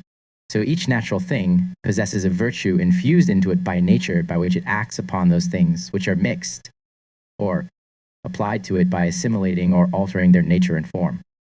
That which in vegetables and animals is generation by the propagation of seeds, the same process in simple and simply mixed bodies is the infusion of virtue and assimilation. Thus the sun, the light of heaven, casts his rays upon the earth, which, when collected into concaves or burning glasses, demonstrate themselves to be produced from such a cause and to seem as if they were the projectable forms of the sun.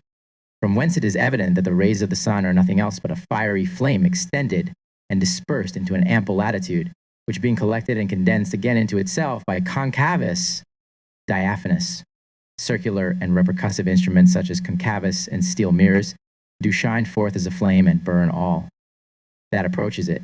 In the same manner, there is a certain virtue dispersed as a vapor throughout every elemented body, which, if it be gathered together and attracted into one, turns into water, and from that water into earth. Hence Avicenna, in the place quoted before, says that water becomes earth when the qualities of earth overcome it, and so on the contrary. But there is a certain matter which some ingenious men use when they would coagulate to form a thing that is dry. This matter is compounded of two waters and is called lac virginis, so far that author.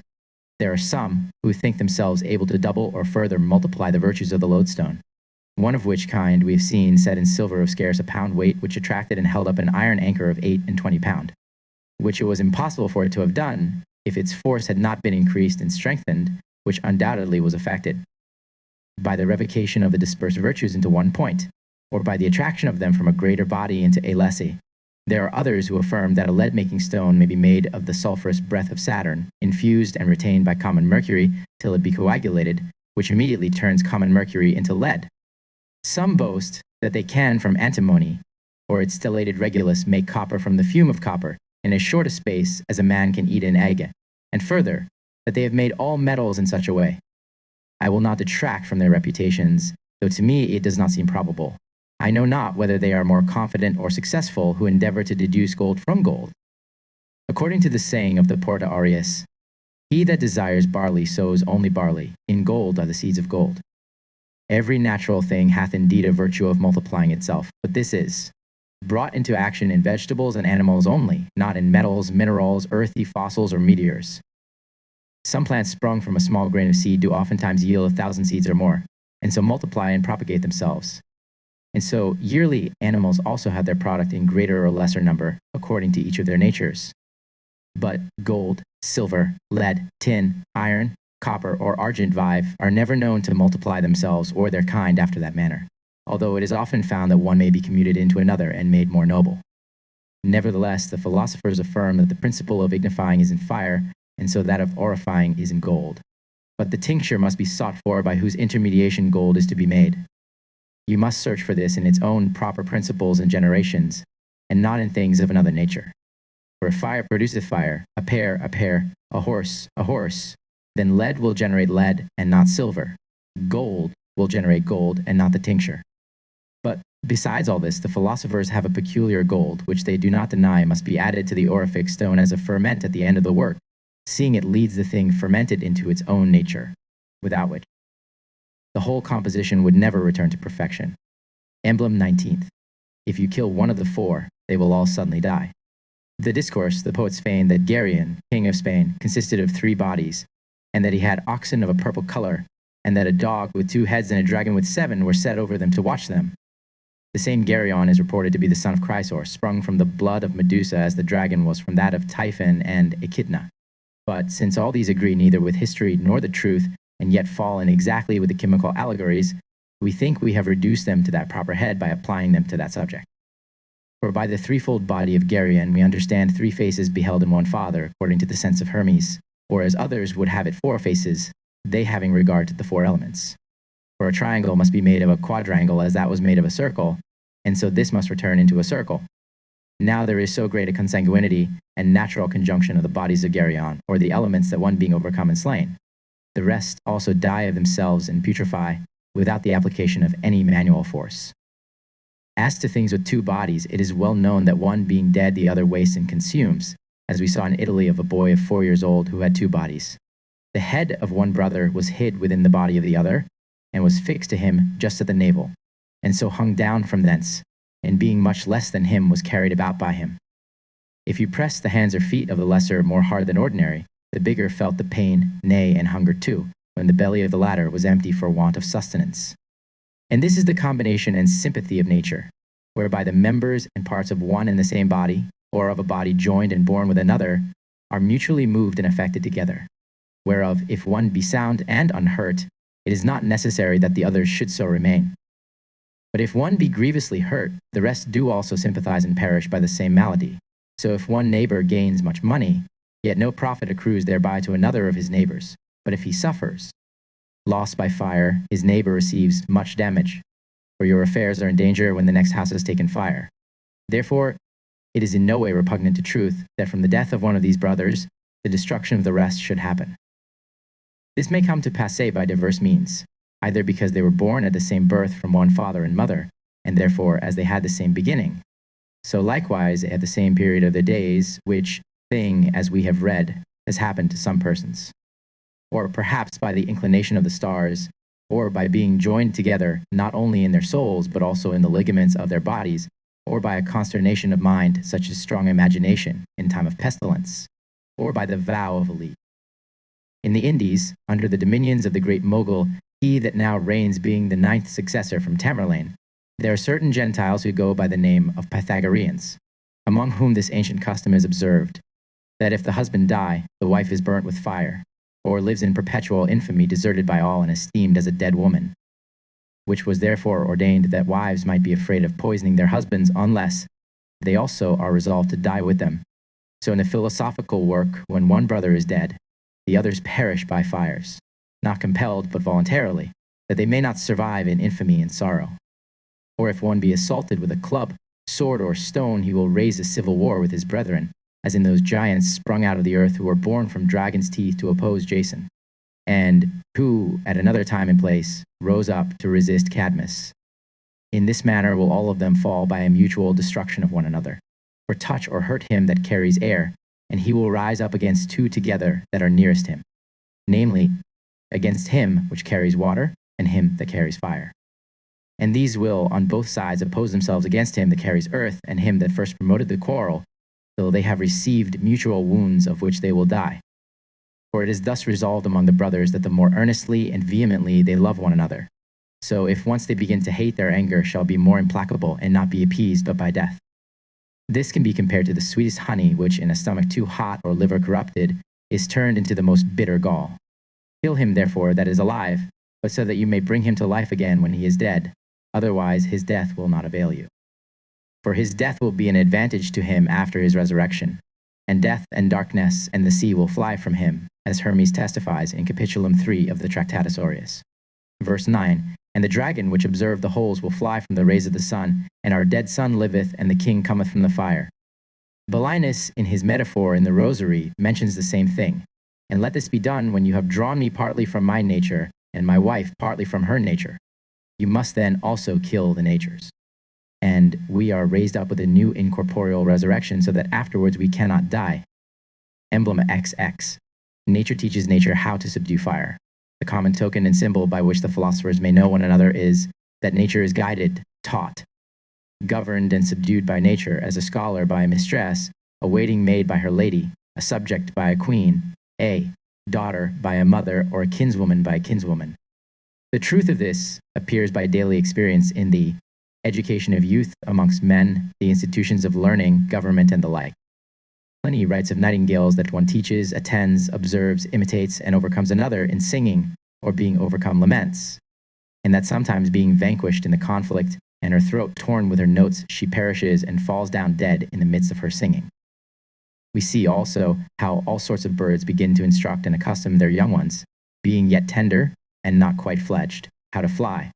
So it is not only nature, but art and use that brings them to the habit of flying, though nature alone gave power and organs for the exercising of that action, without which no art or institution can find place or foundation. So colts are taught to run by the mare, whelps to bark by the bitch, and young foxes to be cunning by their den. Nor is there any animated or sensitive nature or species of nature which does not guide, instruct, and govern another nature, which is its offspring, or else suffer itself to be overcome by another nature as a parent. We do not find such discipline in vegetables, but the use and handiwork of man is observed to prevail much upon them. For whilst the corn is in the blade, it may be cleansed from tares and unprofitable thistles. Whilst a tree is yet a twig, it may be bent and made to grow as you please. And so, in metals and philosophical subjects, one nature keeps, preserves, and defends another nature in fire, as is known to founders and refiners, but especially to masters. Of natural things, iron added to silver or gold, being yet very tender and spiritual, mixed in its minds with cadmia, arsenic, or depredating, devouring antimony, becomes very helpful and performs the part of a midwife if it be cast upon the minerals to be burnt in the fire of furnaces. After the same manner, when iron itself is to be changed into steel, it is saved from burning by some white stones that are found upon the seashore. Some do cast the powders of crystal glass, or the gall of glass, upon metallic powder to be dissolved, that they may not perish by overmuch fire. For this purpose the philosophers use Utica, which Maurianus Romanus says is the gall of glass, and to be had in glass vessels. For the heat of fire consumes the body with hasty burning, but when Utica is applied, it will cure bodies changed into earth from any burning. For when bodies do no longer retain their souls, they are soon burnt. Utica, the fax of glass, is indeed agreeable to all bodies, for it revives and prepares them and defends them from all burning. This, therefore, is the nature which teaches another nature to fight against fire, and to be inured to fire. This is the mistress that instructs the scholar, and if you consider well, the queen governing the subject, and the daughter giving honor to her mother. This is the red servant, which is joined in matrimony with his odoriferous mother, and of her begets a progeny far more noble than its parents. This is Pyrrhus, son of Achilles, the young man with red hair, golden vestments, black eyes, and white feet. This is the knight that has the torque or collar about him, armed with a sword and shield against the dragon, that he may rescue from his jaws the pure and unviolated virgin named Albifica, Bea, or Blanca. This is the monster-killing Hercules who freed Hesione, the daughter of Laomedon, from that monstrous whale which she was exposed to. This is that Perseus who, by showing the head of Medusa, defended Andromedes, the daughter of Cassiope, and Cepheus, king of the Ethiopians, from a sea monster, and having freed her from her chains afterwards, married her. This is he that may be compared with those ancient Romans, the restorers and deliverers of their country, M. Curtio, El Scaevola, Horatio Coclite, Manlio Capitolino, and the rest, who can free a city as well as his mother from dangers. For this is the way and method of nature, tending to the perfection of any work.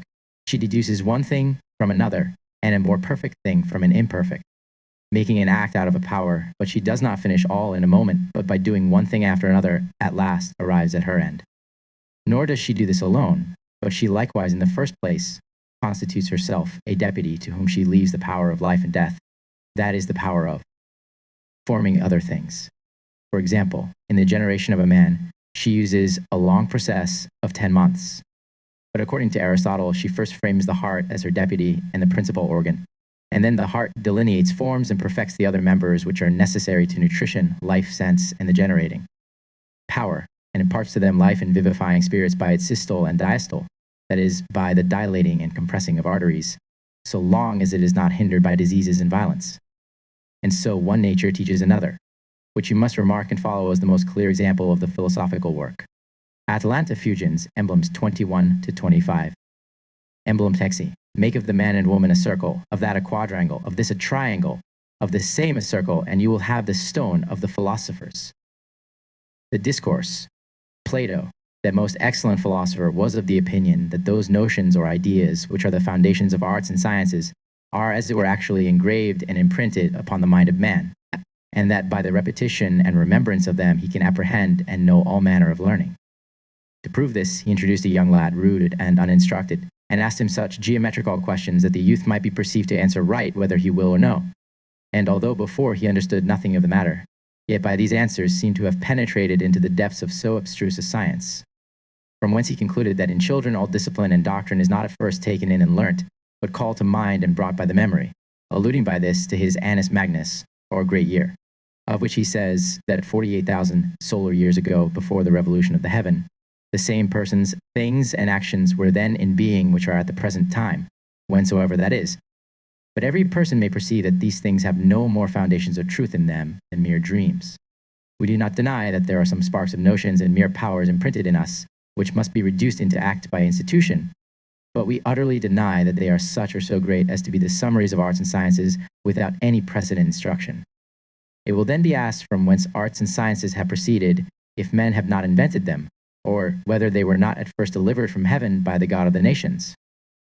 I answer by saying that burning coals may lie hid under ashes in so great a quantity that if the ashes were but removed, they would be sufficient for the dressing of meat or warming oneself.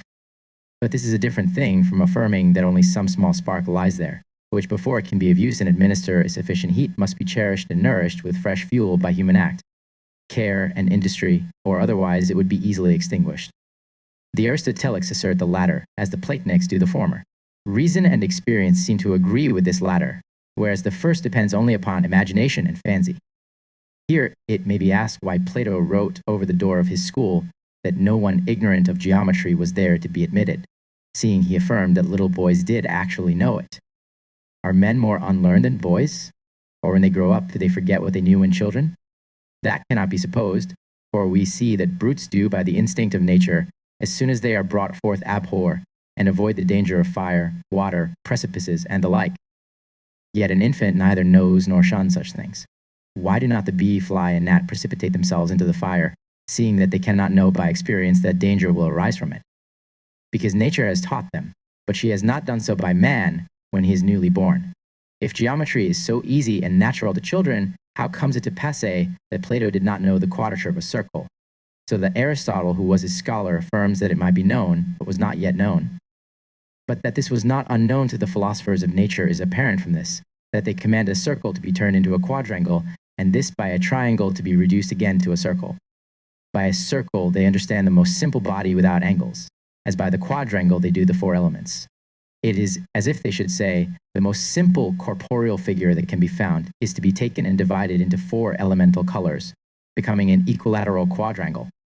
Now every man understands that this quadration is physical and agreeable to nature, by which far more benefit accrues to the public, and more light appears to the mind of man, than by any mere theory of mathematics when abstracted from matter.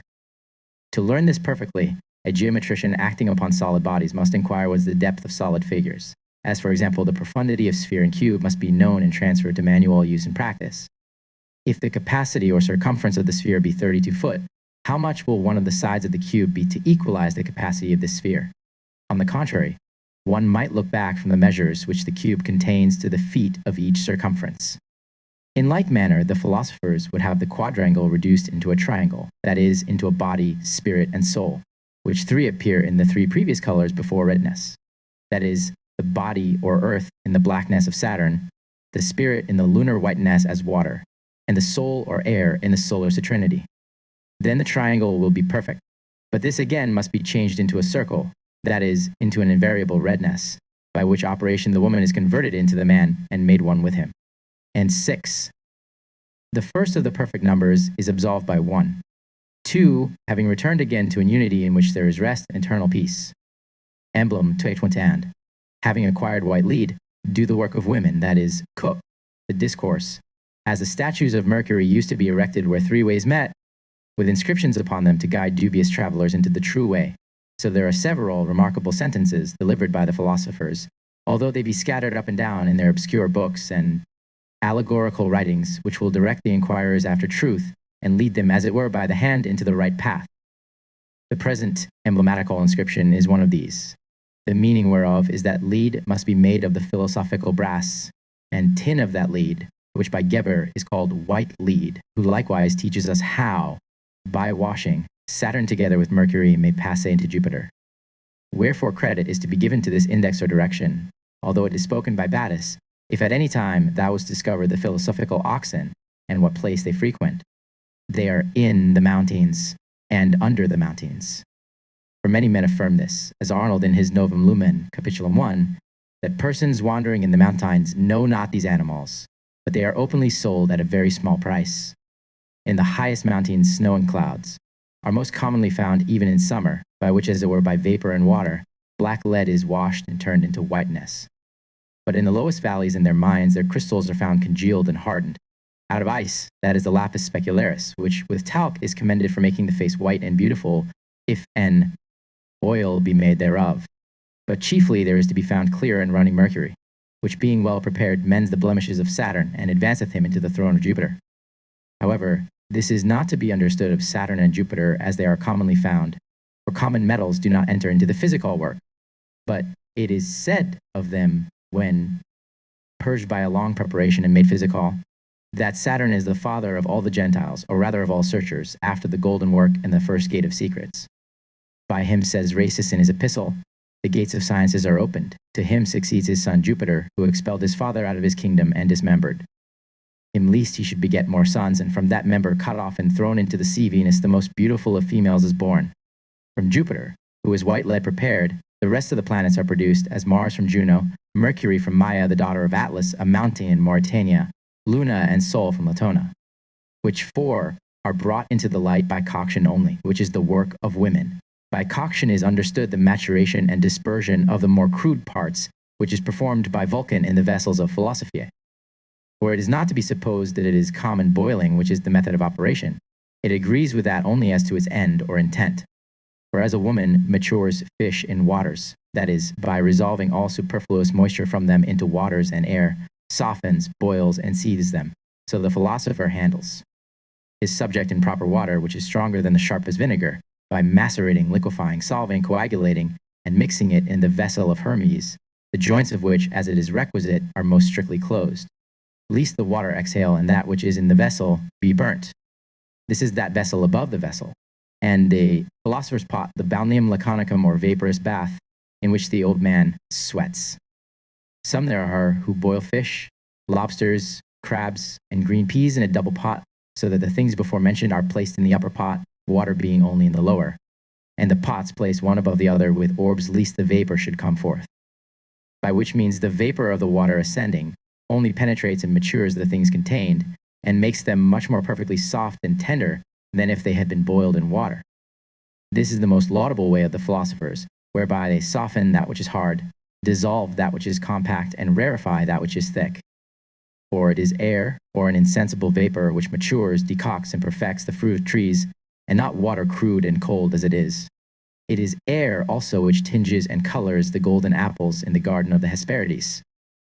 For if it is well considered, the ebullition of water, whereby raw flesh is boiled till it be fit to eat, is nothing else but rarefaction of waters, which bubbles easily vanish away, the air, betaking itself from the waters to its own sphere, and the water subsiding into its own center. Emblem 23rd. When Pallas was born, and Sol was in conjunction with Venus, it rained gold at Rhodes. Unless it were to be understood allegorically, it would be madness to affirm that gold ever rained upon the earth. For there are no gold-bearing rivers, nor mines in the clouds that it may possibly be said to be produced there, nor is gold of so little a weight that it may be thought to be attracted thither by vapors. But a trope admits and excuses all these things.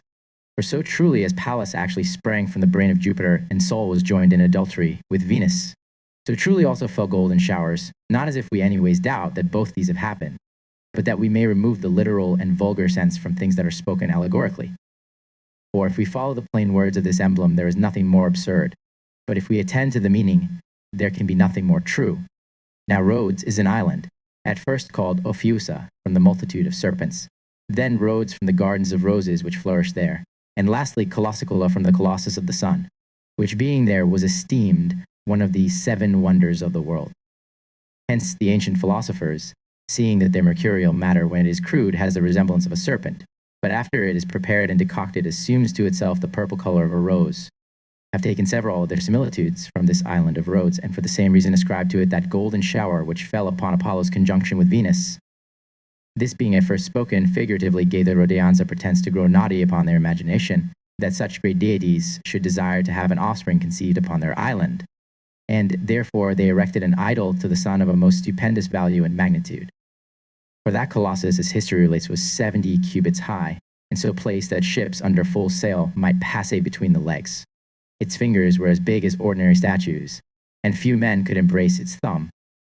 The artist was Chares Lindius, the disciple of Lysippus, who was 12 years in the finishing of it. After it had stood 56 years, it was overthrown by an earthquake, and yet, as it lay prostrate, was still thought wondrous. When the Soldan of Egypt conquered Rhodes, he is reported to have laden 900 camels with the brass of this statue. What soul is among the planets, say the philosophers? That is gold among the metals. And this is chiefly appropriated to the sun in the respect of its heat, color, virtue, and essence. Hence a golden rain is ascribed to the generation of the sun, and little suns are conceived by Venus.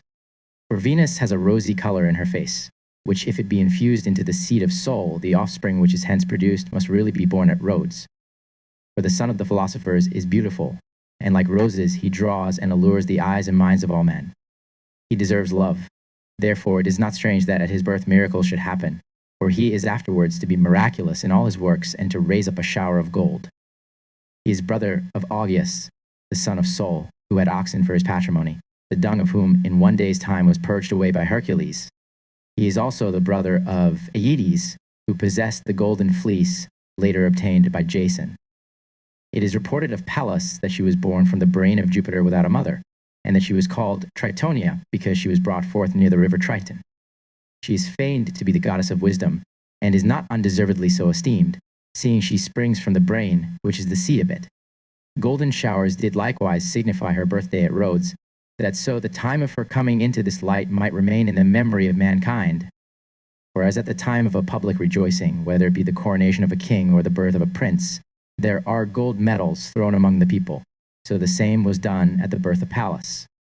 For Pallas is Sophia, or wisdom, who carries health in her right hand and riches in her left, providing at the same time both for man's ease and plenty. To her Perseus brought the head of Medusa, which turned all things into stone, and was horrid in its appearance with serpents and vipers instead of hares, which she afterwards placed in her shield to use it against her enemies, that is to say, rude and barbarous people who are therefore to be turned into stones. And in truth, wisdom, or natural philosophy, renders its incredulous and envious condemners quite stupid and void of sense and understanding by the means of that same thing. From whence Chrysor was born, who was the father of Geryon, who had 3 bodies. That is by the means of the lapiditic Gorgonian blood, which is nothing else but the tincture of the philosophic stone. Emblem hexakinth, a wolf devoured the king, and being burnt, it restored him to life again. The discourse, the hunger and voracity of a wolf, is remarkably known to be very great, insomuch that when his prey is wanting, he will feed even upon the earth, with which he is likewise said to fill his belly when he is about to set upon large herds of cattle, that so being made heavier by that burden, he may resist more strongly, and not easily be shaken off from his hold. When he enters a fold, he doth not only kill enough to satisfy his hunger, but through greediness destroys the whole flock. He is sacred to Apollo and Latona, because he stood by her when she was in labor, for Latona could not have delivered young unless he had been present. Hence likewise the wolf is thought acceptable to Apollo because he celebrated his birthday, as also because his eyes shine and cast forth light in the midst of the night. Therefore the breathless body of the king is thrown to the wolf when he is ravenously hungry, not to the end that the wolf should wholly consume and annihilate the king, but that by his own death the wolf should restore strength and life to him.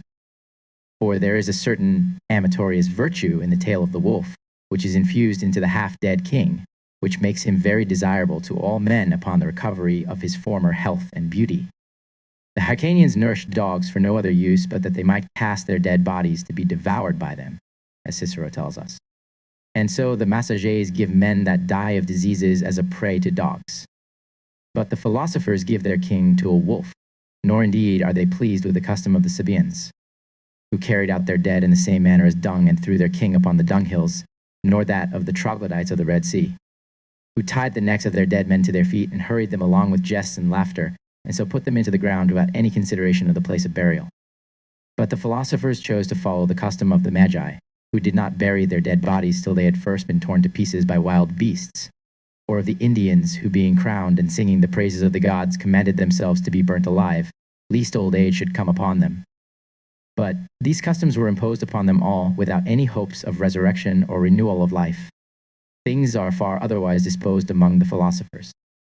For they certainly know that from their king devoured by a wolf, there will appear one that is alive, strong, and young, and that the wolf must be burnt in his stead. For when the belly of the wolf is so gorged, he will easily be slain. But although the king be dead, he hath a martial or Signian virtue, that he can neither be wounded nor consumed. But where is this wolf to be hunted, or whence this king to be taken? The philosophers answer that the wolf wanders up and down in the mountains and valleys, that he may seize his prey, which must be drawn out of their dens and preserved for use.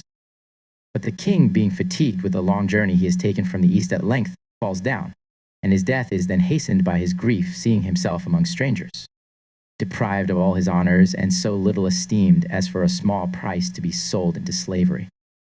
But it is necessary that the wolf must be taken out of a cold region, for those that are bred in cold countries are more fierce than in Libya or Egypt by reason of their greater hunger occasioned by the external cold. Hence the devoured king revives with the heart of a lion and is able afterwards to conquer all beasts. And although he is the meanest in aspect among his 6 brothers, being the youngest of them all, yet after many miseries and tribulations he shall at last come to the most powerful kingdom. Hereupon Gratianus in the Rosary saith, in alchemy there is a certain noble body which moved from master to master, in whose beginning there shall be misery with vinegar, but in the end joy with gladness. And Alanisin.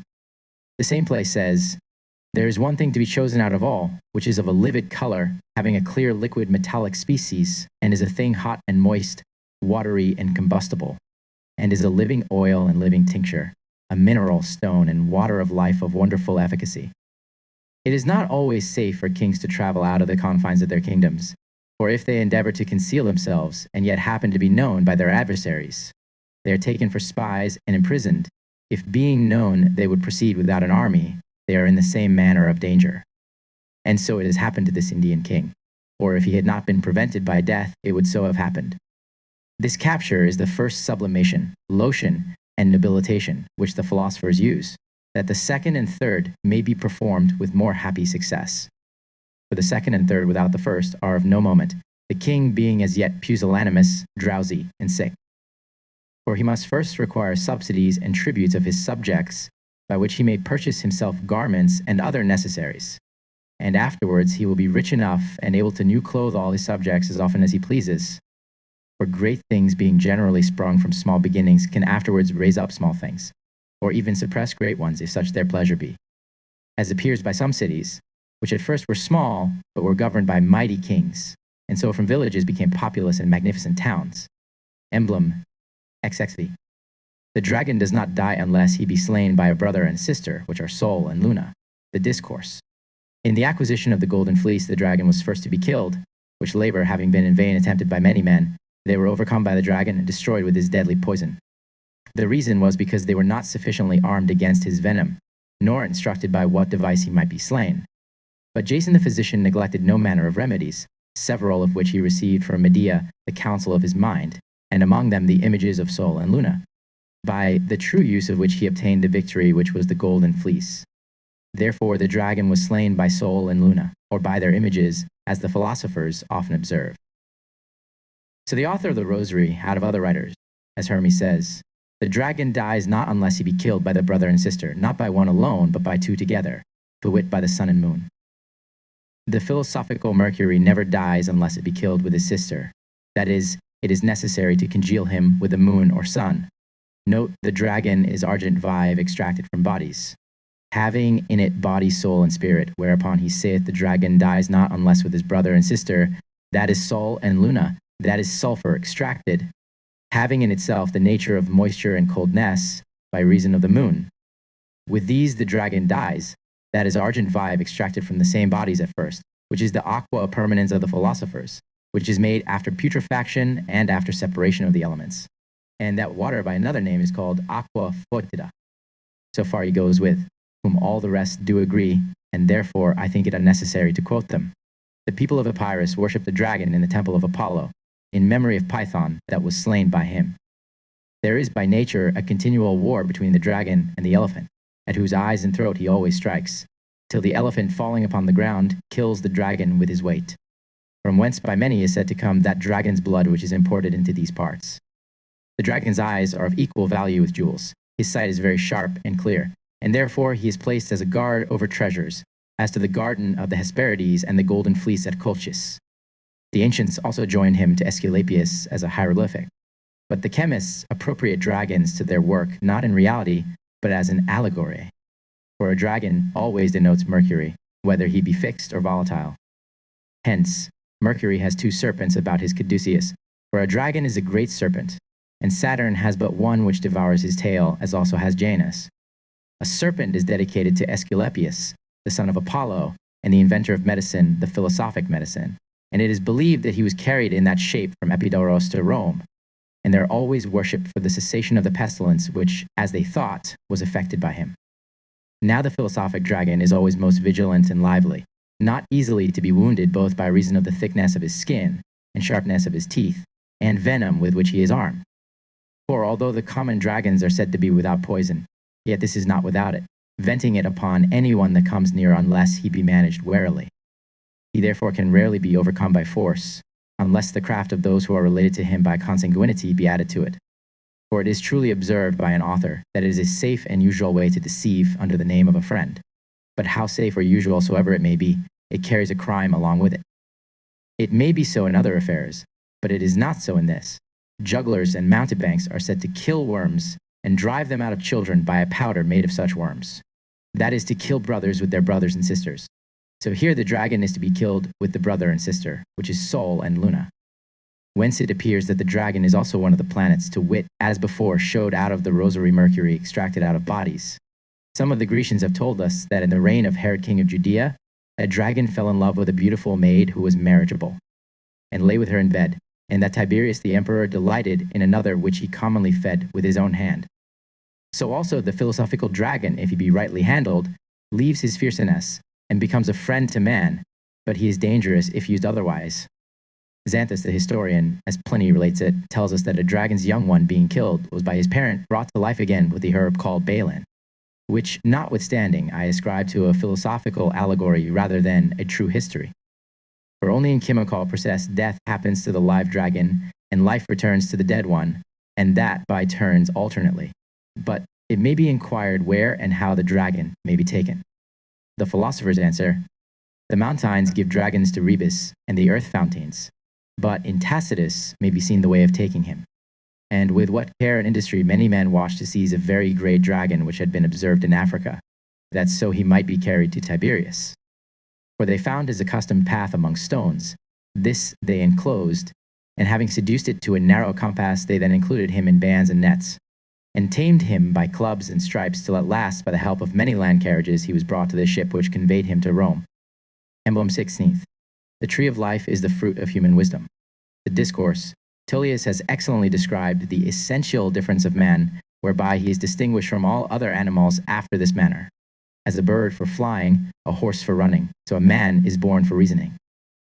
For as lions, bears and tigers do exercise and delight themselves in fierceness, elephants and bulls in strength of body, eagles, falcons, and other hawks in preying upon birds and swiftness of wings. So man excels them and all other creatures in reason, inferences, and understanding. So there is no fierceness, no strength of body, no swiftness in brutes so great as not to be tamed, subdued, and outdone by man's reason only. For reason is not a thing humane or proceeding from the earth, but as the poet saith, a particle of divine breath sent from heaven into man. It is sometimes called memory, sometimes the intellectual virtue to which, if use or experience be added, wisdom springs from thence, which is the most precious thing that a man can obtain. For use is said to be as the father, and memory as the mother of so generous an offspring. But the question is, what is true wisdom? And most worthy of man's inquiry, since the opinions concerning it are infinite, every man transferring it to their own imaginations? It may be answered that wisdom, exception being always made of that which in divine things relates to the welfare of the soul, in human things, does not consist in sophistical arguments, rhetorical speeches, poetical sound of verses, critical subtlety of the grammarians, nor in the craft of heaping up riches by violence, lies, deceit, perjuries, oppression, without any regard to the cries and labor of the poor. For wisdom is nothing else but the true knowledge of alchemy joined with practice, which is of the greatest benefit to mankind. This is the wisdom surpassing all things, which with her right hand penetrates the east, with her left hand the west, and embraceth the whole earth. 'Tis of this wisdom that Solomon discourses so excellently in his Book of Wisdom, and shows us how they that are acquainted have eternal perseverance, and her friends partake of sincere pleasures. And he that diligently inquireth after her shall receive much joy, for there is no tediousness in her conversation, but to be present with her is mirth and gladness. And though wine and music cheer the heart of man, yet wisdom is pleasanter than both, for she is the tree of life to all that lay hold upon her, and happy is every one that retaineth her. Lactantius therefore calleth her the food of the soul. The wise shall inherit glory, and he that esteems wisdom shall be exalted and honored by her. She is more powerful than all things and comforts a wise man more than 10 mighty princes that are in the city. And to this worldly wisdom may be applied what is said by the prophet Baruch, where is wisdom, where is strength, and where is understanding, that thou mayst know also where is length of days and life? Where is the light of the eyes and peace? And as Solomon affirms in the Book of Wisdom, great pleasure it is to have her friendship, and in the works of her hands are infinite riches, and in the exercise of conference with her is prudence, and in talking with her a good report. Morianus, the philosopher speaking of it, says, "This is knowledge which draws him that possesses it from the misery of this world, and brings him to the knowledge of those good things that are to come." And he affirms it to be the gift of God, for this is nothing but the gift of God Most High, who commits and reveals it to such of his servants and faithful as he pleases. They therefore ought to be humble and subject in all things to the omnipotent God. And in another place, "For it is convenient for you to know, O king, that this magistery is nothing else but the arcanum and secret of secrets of the most high and great God, for he hath recommended this secret to his prophets, whose souls he hath placed in his paradise." It is also called the tree of life, not that it hath eternal life in it, but because it doth as it were show the way to it, and bears fruit profitable for this life which it cannot be without, such as health and the goods of fortune and mind. For without these a man living is as if he were dead, and not unlike to a brute, although outwardly he represents him that he ought to be, but is not in his better part. Emblem 7. He that endeavors to enter into the Philosophers Rosary without a key is like him who would walk without feet. The discourse, they write of Erythronius that he sprang out of the earth whilst Vulcan wrestled with Pallas, the goddess of wisdom, and was born not with the feet of a man, but formed like a serpent. Such are those persons who by the means of Vulcan alone, without the wisdom of Pallas, do beget offspring that are monstrous, without feet and abortive, which can neither profit others nor benefit themselves. It is a miserable thing for men to go upon all four, that is, upon his hands and feet, but worse altogether are those destitute of feet who use arms instead of them, for they seem to have degenerated into the nature of worms who go after the manner of reptiles. But the 2 legs are the 2 organic members of man, without which there can be no true walking, no more than seeing without eyes or grasping things tangible without hands. So likewise medicine and every operative art are supposed to have 2 legs, namely experience and reason, upon which they are to stand, and without either of which their art is lame and imperfect in its traditions and precepts, nor can it arrive at the end it proposes. But chemistry chiefly has 2 subjects as its 2 legs, one of which is the key, the other is the bolt. With these the philosophic rosary, although locked on every side, may be opened, and free admittance given to such as have a right to enter. But if one of these be wanting to him that is about to enter therein, it will be the same thing as if a cripple should endeavor to outrun a hare. He that without a key enters into the garden, which is every way enclosed, is like a thief coming in the dark night, and discern nothing that grows in the garden, nor enjoy what he steals thence. But the key is a thing of the meanest value, which properly is called a stone, known in the chapter Angs as the root of Rhodes, without which no twig is put forth, nor doth a bud swell, nor a rose spring, and send forth leaves in 1,000-fold. But it may be asked where this key is to be sought for. I answer with the oracle, it is there to be looked for where the bones of Orestes are said to be found, to wit where the winds, the striker, the repercussion and the destruction of men may be found together. That is, as Licha has interpreted it, in a brazier's workhouse. For by the winds is meant his bellows, by the striker the hammer, by the striker back the anvil, and by the destruction of men. Iron seems to have been meant by the oracle. If a man knows how to number well and distinguish the signs, he will certainly find this key in the northern hemisphere of the zodiac, and the bolt in the southern, and being master of these, it will be easy to open the door and enter. And in the very entrance he will see Venus and her beloved Adonis, for she hath tinged the white rose of a purple color with her blood. In the same place, a dragon also is observable, as in the Hesperian gardens, who watches over these roses. And the scent of the roses is said to be increased by garlic planted near them, and that by reason of the exceeding degree of heat which is in garlic, whereby it resists cold poisons. For the roses want the heat of the sun and earth before they can acquire a color and smell that is most grateful to the eyes and nostrils. Moreover, the fume of common sulfur makes red roses white if it touch them, and so on the contrary, the spirit of vitriol and aqua fortis refreshes them with a deep or full red color which endureth. For common sulfur is an enemy to the philosophical sulfur, though it cannot destroy it, but the solutive water is friendly to it and preserves its color. The rose is sacred to Venus in regard of that beauty in which it surpasseth all flowers, for it is a virgin which nature hath armed that it might not be violated without revenge and punishment. Violets are unarmed and trod under feet, but roses lie among prickles and have yellow hairs hidden within, and a garment of green without. No man can pluck them and separate them from the prickles, but he that is wise, if otherwise, he shall feel a sting in his fingers. So none but the most wary philosophers will crop their flowers, lest in the hives he should find stings as well as bees and gall instead of honey. Many have secretly and like thieves entered the rosary, but have reaped nothing from thence but misery and loss of time and labor. Whereupon Bacchusser saith in the Turba, our books seem very injurious to those who read them only once or twice or perhaps thrice, for they will be frustrated in their understanding and whole study. What is worse, they will also lose all their money, pains and time which they have spent in this art, and a little afterwards, when a man thinks he has perfected and has the world, he will find nothing in his hands.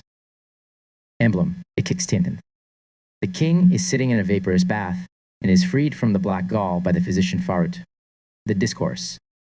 As there are 3 concoctions in man, the first in the stomach, the second in the liver, the third in the veins. There are likewise as many universal evacuations of excrements which are correspondent to them, and daily carry of their superfluities. Namely, the first by stool, which is proper to the first concoction, the second by urine, which belongs to the second, the third by expiration, through the pores of the whole body, or by sweat, which is peculiar to the third. In the first, the chylus; in the next chymus; in the third, a dew or dewy substance is elaborated and applied to every part of the body. The excrements or feces of the first are thick, bilious, and fat, which are carried through the bowels backward, and if they be at any time obstructed, they are gently, moderately, or strongly expelled by purgations. The excrements of the second are liquid, more thin, bilious, and saltish, which are brought out of the veins by the kidneys and bladders as aqueducts. The superfluities of the third are yet more thin, and therefore do for the most part expire of themselves through the smallest pores, or are carried out together with the serum of the humors as sweat. These are helped by sudorifics, as the former are by diuretics. The ancient Greeks and Romans took a great deal of pains for the evacuating of this latter sort of feces, and to this end did so many sports and exercises, such as the chafing of all parts in the morning, anointing with oil and wrestling, fencing, running, handball, tennis, daily washing and bathing in rivers or artificial baths. And for the convenience of these things, so many magnificent structures were built at Rome, which we may rather admire than imitate, such as were the baths of Diocletian, which are for the most part still remaining, and unless I am mistaken, dedicated to the archangels, an aspiring, superb, and splendid work. The same kinds of concoction as we have before mentioned are likewise in the elaboration of metals. For the first is made after its manner in the Magnus Annus or Great Year, that is in the revolution of the highest sphere, the second in the revolution of the lowest sphere, the third in that of the middle one. But that the philosophers may by the help of art more easily draw forth this mass of excrements and superfluities, they invent several methods, such as washings, purgations, bathings, and laconica or vaporous baths, by which they perform that in the philosophical work which physicians do in human bodies. Duenech, therefore, is by Farut introduced into his laconicum, that there he may sweat and evacuate through his pores the feces of the third concoction. For this king's distemper is melancholic or atrabilious, by which he is in less authority and esteem than all the other princes, as being charged with the moroseness of Saturn and the choler and fury of Mars. He therefore has a desire to die or be cured if it be possible. Amongst many physicians one is found who undertakes this charge, being induced to it by rewards and entreaties. This allegory is very frequent in the writings of the philosophers, as of Bernhardus, Alanus in the treatise of Duenech, and innumerable others. Therefore we don't add several other circumstances which may be found in them, but would here observe only what excrement, and of which concoction it is that ought to be evacuated by bathing. for hereupon the whole matter will turn. In stoves or hot baths, that heat which is included in the body is usually, together with the blood, brought to the superficies of the skin, whereby a beautiful complexion is made in the face and whole body. And if this appears, it will be a sign that the melancholy blackness which infects the skin may insensibly be evacuated, and all the humors corrected, so that a pure and rosy blood may afterwards be generated. For it is necessary that the whole temperament of his body be amended, because being cold and dry, it is repugnant to the bittering of his blood. Whereas he, on the contrary, is hot and moist, and whether this can be done or no, it is necessary for the philosopher to foreknow and foretell by prognostics. There have been some men who have taken a cobbler for a great prince or king's son, but they have at length from certain signs perceived what he was in his descent and education. Lest this should happen, the artist in the first place must be careful to choose the true offspring of the king, who, although he does not appear splendid with golden attire, but is despicable and mean in his clothing, as likewise of a livid and melancholy complexion, yet let him not reject him or take another in his stead. For if he be very well washed, his royal genius will soon appear, as in Cyrus, Paris, and Romulus, who were educated among rustics. But it is further to be observed that the bath must be a laconicum, that is vaporous and sudorific, lest the water should parch his tender flesh, or obstruct the pores, from whence would proceed more harm than advantage, nor could the effect of it be remedied. Let no person be solicitory what clothes the king should put on after his bathing, for as the daughter of King Alcinoi presented garments to Ulysses, who was shipwrecked and naked, so there shall be one who will send him those which are most precious, whereby he may be acknowledged deservedly to be the offspring of the sun. Emblem, XX. As the salamander lives in fire, so also the stone. The discourse.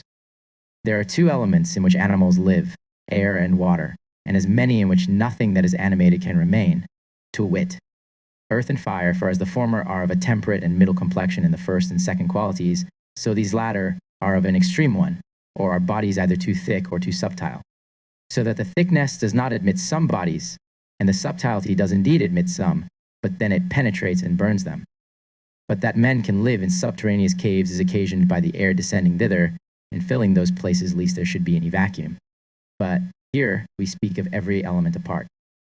In the water fishes live in incredible numbers, variety and fruitfulness, and even the biggest of all animals. In the air live men, four-footed beasts, birds, worms, and insects. Whatsoever is said of spirits wandering in the secret parts of the earth is another thing, for they are not animals. But as for the fire, there are no animals said to live in it except the salamander. Now, the salamander is a creeping worm not much unlike a lizard, but of a slower pace, bigger head, and different color, such as I remember seeing in the Alps under the mountain Spulga, coming out of the rocks after thunder and rain and lying in the way. And a countryman of the place told me it was called ein mulch. It had round about it a clammy and viscous moistness, by the virtue of which it freely passes though the fire without harm. But the salamander of the philosophers is very different from this, although it be likened to it. For that of the philosophers is born in fire. This is not so with the common salamander, but if it falls into the fire by reason of its extreme coldness and moisture, it is not presently burnt, but can freely pass through the flame that is hot and dry. This common salamander is cold and moist, for everything participates of the nature of the mother's womb, and resembles the place and country of its production. Fire produces nothing but what is hot and dry as being like to itself. On the contrary, the moist and cold caverns of rocks, being full of water, send forth this moist and cold vermin. The philosophical salamander, by the similitude of its nature, rejoices in fire, the common salamander. By the contrariety of nature, extinguishes it, or for some time repels its force. They say that the fly paralysis is generated in fire and flies out of the brass furnaces in Cyprus. But no man has believed this to be true, but in an allegory. For fire, if it be continued, destroys and corrupts the bodies of any animals whatsoever, seeing it can burn earth into glass and the most solid timber, and all other compounded things into ashes. Some few excepted to wit, such as are mercurial, which either wholly remain or wholly fly away out of the fire without any separation being made of their parts. For Vulcan is a most cruel executioner, who calls all things that are mixed and compounded of elements to his trial and judgment. Some few only are accepted from his tribunal by the special privilege and indulgence of nature, who is empress of all things. Over these he has no right by himself alone, unless he joins to him the Areopagites as other assistant judges, and salamanders, are such as are above his violence, which they do not fear. Avicenna in his Porta reckons up the various temperaments of bodies which are all unequal and therefore corruptible by fire and other injuries. But he affirms that there is one exactly equal, which has as much heat as cold and as much dryness as moisture, not according to weight but justice, as the physicians term it. And this is that which is more patient than agent, in which if fire endeavors to resolve water its adversary into air, which is its familiar, the earth does not admit this resolution, because it is incorporated with water. And the internal fire of the compound doth by its suffrage approve this pretense of the earth, because he is the intimate friend of the earth. Therefore Vulcan's judgment ceases, and he uses yet another intrigue by endeavoring to burn the earth into cinders, as he is accustomed to do.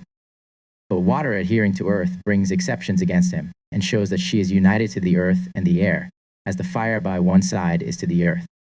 Therefore he that would reduce the earth to ashes would likewise reduce the other elements, and so Vulcan, being disappointed, suspends his judgment least. He should become ridiculous.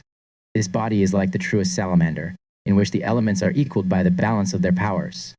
Concerning this Rosarius out of Geber saith, likewise the philosopher would have the substances of Mercury mortified, but naturally his Mercury is in that venerable stone, as is plain to all men. And a little further on, also the philosopher would have the substances of Mercury fixed, as is evident because he teacheth the ways of fixing with many cautions and devices. But who can doubt the substance of that precious stone to be most fixed? Certainly no man that knows it. By which it appears that the stone is by fixation to be reduced to the nature of the salamander, that is, to the greatest fixedness, which neither declines nor refuses fire. For it is no salamander till it has learnt to endure fire with the utmost patience, which must of necessity be effected in long process of time.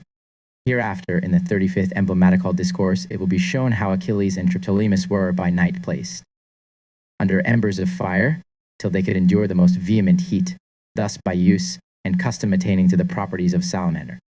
For custom is a second nature. But unless nature communicates the power, and as a mistress begins the alteration, custom will be able to do little or nothing, and thence it is impossible to fix ice at the fire, but to fix crystal is possible because nature has begun it. The same must be thought of watery and volatile mercury, which in its own nature cannot be fixed but by the marriage and coition of sulfur, which is the philosophical tincture and fixes all flying spirits. Emblem 30th. Luna is as requisite to Sol as a hen is to a cock. The discourse, Avicenna in his book De Anima does several times offer us this admonition, that no eggs should be taken by the artist unless they were of such hens as had been trod by a cock. That is, that the female subject is of no value without the virtue of the male, and so on the contrary, that the cock is of no use without the hen. For these two sexes are to be joined in the philosophical coop, and that so multiplication may from thence proceed. But the philosophers do more especially use this similitude of a cock, because he has a nearer correspondence with the power of the sulfur than the male of any other kind of bird, seeing one cock can preside over many hens and does not easily endure any rival upon the territories of his own dunghill, for he knows and esteems himself to be sufficient for all his mates. He is the bird of Mars, made as the poets feign by the transformation of the boy Gallus, whose business it was to watch the sun lest he should espy the adultery which Mars committed with Venus. And he is very martial in war, for he will fight with his enemy even till death. In the philosophical work he represents the sun as the hen does the moon, for there is the same necessity of joining Sol with Luna as the cock with the hen. The cock is likewise raised to the sun, with whom he both rises and goes to sleep. He often looks up to heaven and erects his tail on high, which falls in the shape of a sickle. He fights for his hens against serpents. He is the forerunner of light and is loved by Latona, because he was present at her delivery. For Latona brought forth Sol and Luna, from whence the cock is appropriated both to the mother and the son. But Sol, Luna, and Latona agree with chemical subjects, and so do the cock and hen, for these two came out of eggs and do likewise produce eggs, from whence their chickens may be hatched. So likewise the philosophers have their eggs, which will pass into birds of the same kind if they are nourished with a temperate heat, such as the heat of a hen that sets, remaining upon them continually. For whereas among other birds the male sets upon the eggs, the cock only shows himself to be free from that office and burden, and all the care and labor of hatching the chickens and breeding them up must lie upon the hen, wherein her diligence and industry is very remarkable, with what haste she eats and drinks and performs all the necessaries of nature, that she may run back to her eggs lest they should grow cold. Then with force and eagerness she defends her chickens. With how loud a voice like that of a bell she calls and clucks them together. With what endeavor she bruises and cuts with her bill as with a knife the harder crumbs or grains which she administers to them. All of which is the work of nature, and worthy of our admiration. And all this is done lest eggs should be wanting for the food of mankind or the production of chickens. After the same manner the philosopher or artist makes like provision for all his operations. For he gathers his eggs from such places where a cock has been treading and diligently searches lest there be joined eggs. After that he cleanses, separates, and disposes them in his vessels. As in nests, he administers proper heat to them, by which from day to day the subjects commixed among themselves do mutually act and suffer, till after a long time passing through various colors they at last arrive at one color and essence, in which work solution, coagulation, sublimation, ascension, dissension, distillation, calcination, and fiction must be performed as intermediate operations. For what is hard and compact cannot be altered, therefore solution must proceed, and that so it may grow soft and liquid. But when a thing is dissolved, then it must be coagulated not to its former hardness, but to attract a blandness proportionate to that of honey. Then sublimation separates the pure from the impure, and makes what was vile become honorable, advancing inferior to a superior. Whence this cannot be wanting, but is like the mistress and governess of all the rest. While this sublimation is performed, some parts mount upwards, which is ascension, and others fall downwards, which is dissension. Afterwards, distillation being often repeated clarifies the whole, and that which remains at the bottom is calcined. Then both are fixed, and the work is perfected. But a man may in truth reduce all these special operations to one general, which is coction. For as several chickens which run about are clucked together under one hen who is their mother and nurse, so these various courses and methods of operation run all into one, which is the work of the woman, that is coction. It is the moon that must be exalted to the sublimeness of the sun, and all these things are transacted for her sake. That is the final intent, a durable marriage between the sun and moon. And when that is accomplished, all embassies, contracts, congresses, mistrusts shall have an end. There will be one bed and one flesh, the love mutual and constant, the league indissoluble, the peace eternal. The sun without the moon is of no great esteem, and the moon without the sun is of an abject condition and vile original. But it is from her husband the sun that she receives splendor, dignity, and strength, or firmness both of mind and body. And the sun obtains from the moon the multiplication of his offspring and the propagation of his kind. Hence Rosaria says, if there were only one of them in our stone, the medicine would never flow easily, nor give the tincture. Nor if it did give it, it would not tinge but for as much as was in it, and the remainder in Mercury would fly away in smoke, because the receptacle of the tincture would not be in it. And Geber in Libro Examinum proves that if Sol and Luna are incorporated together with art, they are not easily to be separated. Atalanta Fugiens, emblems 31 to 35. Emblem, kicking, swimming in the sea, cries out with a loud voice, "He that delivers me shall have a great reward." The discourse, the first rudiments of all discipline, were anciently the knowledge of swimming and the institution of letters, and from thence it used to be said of a rude, unpolished man that he could neither swim nor read. For the ancients considered that swimming would of 10 times prove a means to save and deliver the body from the dangers of the water, as the knowledge of letters would the mind amidst all the waves of fortune. Swimming is as necessary in war as learning is at home in times of peace, and as we observe that brutes have their weapons in readiness and provided by nature. But that man instead thereof has his wit and hands given him against all external force, that as one contrives his arms so the others may use them, so the same beasts have the faculty of swimming naturally implanted in them, which man has not. For the very young often will escape from those waters in which the strongest and most skillful man will be drowned. It was therefore needful to enjoin the exercise of swimming to children, it being useful towards the preservation of their lives, so that what was wanting by nature might be supplied by the use of art. The same exercise has been used by noblemen, princes, and kings for the safeguard of their persons, for they who are descended from noble blood are not wholly exempted from the chances of fortune, but exposed to them as well as other men. If Dionysius had neither understood swimming nor letters when he was driven out of his kingdom of Sicily as a tyrant, he would have perished in the waves of the sea when he was shipwrecked in the Corinthian Gulf. Neither could he have come to Corinthus, there to set up a school to teach boys and profess humane learning. From a king being made a schoolmaster and wielding a rod instead of a scepter, the proverb originated Dionysius of Corinth. In like manner, if the royal son of the philosophers had not been able to swim, no man would have heard his voice nor retrieved him, he being long since drowned in the waters. Swimming, therefore, is necessary and useful to all degrees of men, for although it cannot presently deliver a man from the surges of the vast ocean, yet it gives him time of life whereby he may be saved by others. But this king of whom we speak sustains himself the longest time of all, and cries out even to this day, though he be seen or heard by a very few, by reason of the vastness of the sea and his remoteness. For by chance in swimming he hath touched upon a rock or a very great stone, where he may remain if the waves prevail. But it may be asked what kind of sea this is. I answer, it is the Erythraean or the Red Sea, subject to the Tropic of Cancer, in whose bottom there lies the most abundant quantity of magnets. It is not safe for ships compacted of or laden with iron to sail in it, for they may easily be drawn to the bottom by the force of the magnets, which the king before mentioned being ignorant of, and the rest perishing when their ships sank. He alone escaped by swimming. A crown still remained upon him, shining like glorious rubies, by which he might easily be known and restored to his kingdom. But what are these good things which this royal son is able and willing to bestow on him by whom he should be restored to his own kingdom? Certainly not such rewards as Ptolemy, the last king of Egypt, bestowed on Pompey, by whom his father was restored to that kingdom, to wit, perfidiousness, and death.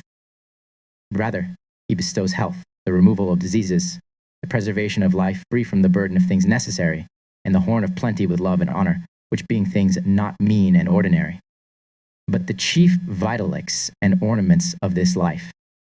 Who, except he be stupid, would not desire them? Who would not swim to him? Who would not stretch forth his hand and draw him into the boat? But care must be taken lest in rescuing this prince his diadem should fall into the sea. For then he would scarce be acknowledged for the king or received by his subjects, because then would perish the Pyropus venerabili, and the bezoar stone assuring health to all men would vanish quite away. Hence the Rosary quotes Aristotle in these words, "Choose thyself a stone, that by which kings are revered in their diadems, and by which physicians can cure their patients, because it is near to the fire. For without a medicinal virtue a crown would be of no value. But what is to be done to the king when he is so delivered? First, from those waters he had received in, he must be relieved by sudorifics, from cold by the heat of fire, from the numbness of his limbs by baths moderately hot, from hunger and want of food by the administration of a convenient diet, and from other external maladies by their contraries and health-restoring remedies. Then must a royal match be provided, from which in due time there shall arise from him an offspring most desirable, most beloved by all men, most beautiful and most fruitful, who shall excel all his ancestors in strength, kingdom, dominions, people, riches, and wealth, and shall subdue his enemies not by war but gentleness, not by tyranny but clemency, which is genuine and peculiar to him. Emblem quantium. As coral grows under water and is hardened by the air, so also is the stone. The discourse, the philosophers call their stone a vegetable, because it vegetates, grows, and is increased and multiplies like a plant. This indeed to the ignorant seems strange and contrary to the truth, it being as they think manifest that stones do neither vegetate nor grow after this manner, nor that this can anyways appertain to such metals as may be liquefied or melted. But they are deceived in their judgments for whatever is unknown to them, that they believe not to be in nature, measuring the immensity of the universe by their own capacities. For who would ever have believed that a stone should grow under waters or a plant there generated should become a stone, unless experience and the credible testimony of writers had confirmed it? Where does that tinging virtue which hardeneth and tingeth coral exist? Whether in that water or in the air, we may reasonably believe it to be, as they affirm, a soft and flexible plant, whilst it is under the waters, yet of a very earthy nature, which, when it is cut and exposed to the cold winds, becomes hard, and may be broken like a stone. For the watery, parts which abound are dried up by a cold and dry air, for northern winds bring dryness along with them, and the earthy body which remains, having cold and dryness as its qualities, is congealed. For constriction or the binding faculty is the earth's alone, it does not exist in the water or air, as each element has its genuine or proper qualities. The sea likewise in other places produces 3 medicinal stones, taken partly from the vegetable kind, partly from the animal, or rather from the hidden secrets of nature, as pearl, amber, and amber grice. The production of pearls and the way of taking them is known to us, but not of the rest. Amber is gathered upon the sea coasts of Scandinavia after a most vehement northwesterly wind has blown, which without doubt drives it through the waters to the shore after it has boiled out of the earth into the veins of the sea. For we have seen some veins of iron and silver growing in the amber, which thing could not be done but in the earth. But that flies, gnats, spiders, butterflies, frogs, and serpents should be seen in some pieces of it. We ourselves having had 120 beads turned out of amber, which did every one contain some flies, gnats, spiders, and butterflies, and one of them, not without a singular miracle of nature, had 9 of them together, happens by the influence and imagination of the heavens, as we have elsewhere demonstrated. That ambergris is found after the same manner upon the shores of the East and West Indies cannot be denied, and though some declare it to be the juice or gum of trees as they do the amber before mentioned, yet they who conceive it to be produced out of the veins of the earth do judge more probably. For trees that bear amber or ambergris have not been seen in any place, although if such trees be, they must certainly grow in open air, and not under water. We therefore ascribe both sorts of amber to subterraneous veins or stones, as we do pearls to zoophora or plant animals, and coral to the vegetables. The stone of the philosophers is likened to these, and especially to coral. For as coral grows in the waters and draws nutriment from the earth, so also the philosophic stone is concreted out of mercurial water, and has taken thence whatever is worthy in it towards its own augmentation, the superfluous moisture having expired. The red color likewise is raised upon the coral by the coagulation which the ancients call the tincture of corals, and so it is in the physical stone, which becomes red in the last congelation and appears like the red coral, which is the tincture. But the coral grows hard by the cold and dry, the stone by the hot and dry, which being augmented it likewise dissolves, contrary to the nature of other stones, which do indeed dissolve, but run into glass, which thing is in no wise agreeable to this. And as coral is prepared into several medicines of great virtue, so also hath the philosophical coral transferred into itself the virtues of all herbs, and can alone perform as much as the medicines of all vegetables. For the celestial sun, who infuses a medicinal virtue efficacy to vegetables, has given more to this sun of his than to all others. This is the philosophical coral, vegetable, animal, and mineral, which lies hid in the vast ocean and is not known, unless it be put into the hands and exposed to the eyes of the ignorant. But it must be cut off whilst it is under the waters, and that with very great caution, lest it lose its juice and blood, and nothing remain but a terrestrial chaos without its true form. For herein consists all the difficulty of gathering coral. By these waters I understand the superfluous humidity which kills the stone, which does not suffer the coralline redness to appear, and which admits of no coagulation, unless it be separated. Emblem 20. The hermaphrodite, lying like a dead man in darkness, wants fire. The discourse, it is remarkable in nature that at the coming on of winter frogs and leeches lie under water as if they were dead, and in the spring, by the operation of the sun's heat, recover sense and motion so as to be able to perform the actions of a sensible life. But if in the winter time they be found in the waters and brought into warm air or a stove, immediately they begin to move as in summer. From whence it appears that nothing is wanting to them but external heat to excite the natural internal heat and bring it to action. After the same manner do the philosophers speak of their hermaphrodite. For if he appears dead as he lies in darkness, he then requires the heat of fire.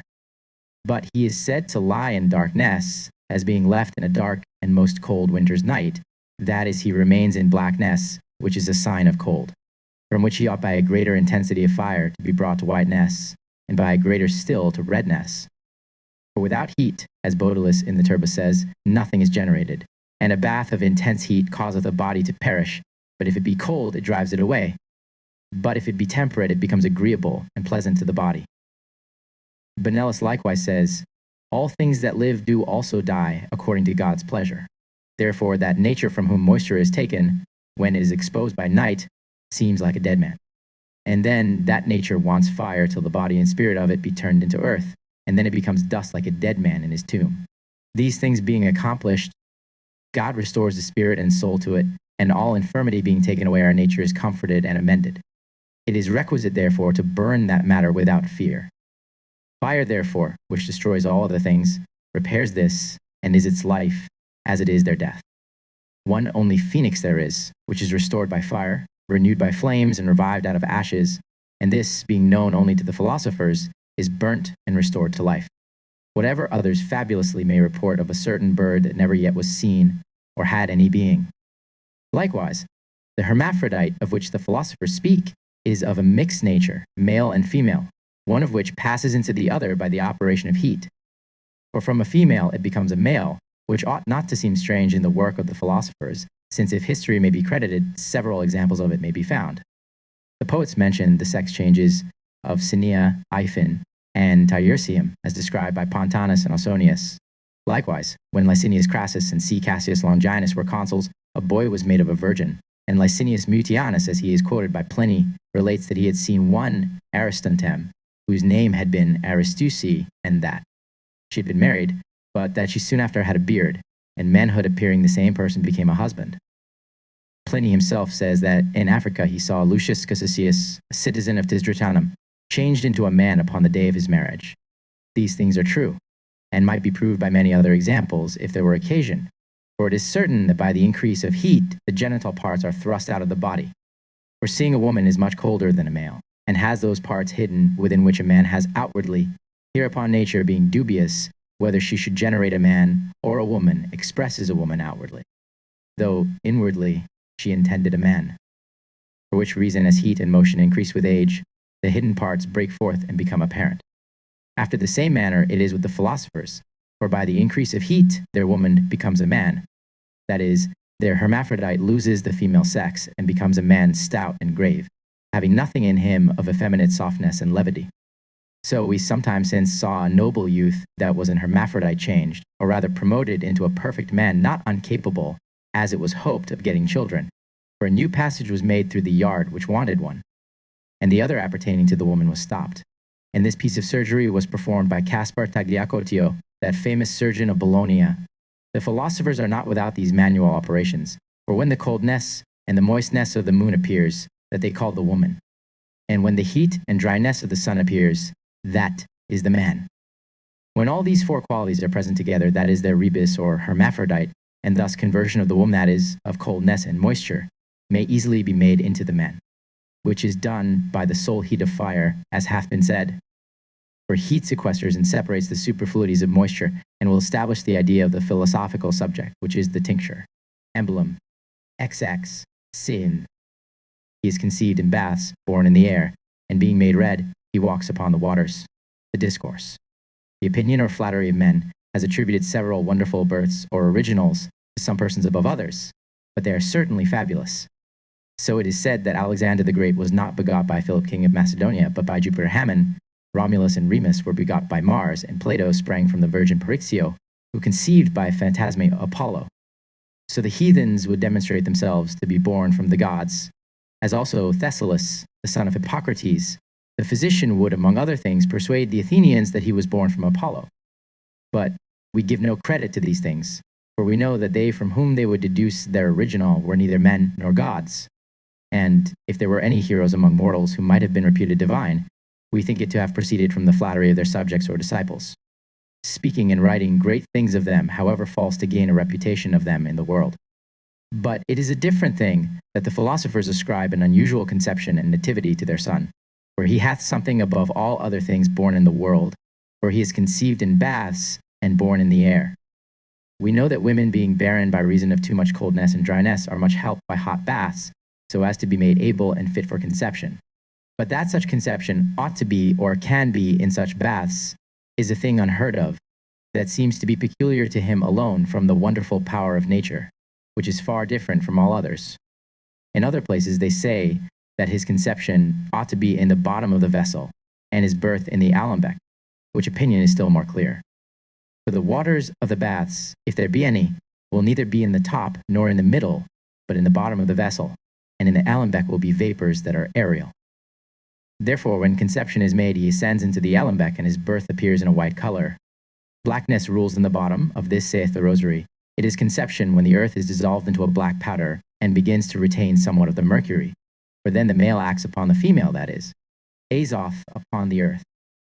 And a little after, conception and dispensation is made in putrefaction in the bottom of the vessel, and the generation of things is made in the air, to wit, in the head of the vessel that is the alembic. And conception in baths is nothing but putrefaction and dung, for the same Rosary proceeds. The body does nothing unless it be putrefied, and it cannot be putrefied but with mercury. And again, let putrefaction be made with the most gentle heat of warm and moist dung, and by no other thing, so that no thing ascend. For if anything doth ascend, there would be a separation of the parts, which ought not to be till the male and female be perfectly joined together, and one receives the other. whose sign of perfect solution is blackness in the superficies. His birth is white, which is made on the top of mountains, that is, in the air, or the alembic. This is explained by Rosinus ad Euthysiem. After this manner, the wise men said, take things out of their minds and exalt them to higher places, and send them from the top of their mountains and reduce them to their roots. By mountains he signifies cucurbites, and by the tops of mountains alembics. And to send after that way of speaking is to receive the waters of them through an alembic in a receiver. And to reduce to their roots is to carry back to that from which they proceed. And he calls cucurbites mountains because Sol and Luna are found in mountains. So also in their mountains, which are cucurbites, their Sol and Luna is generated.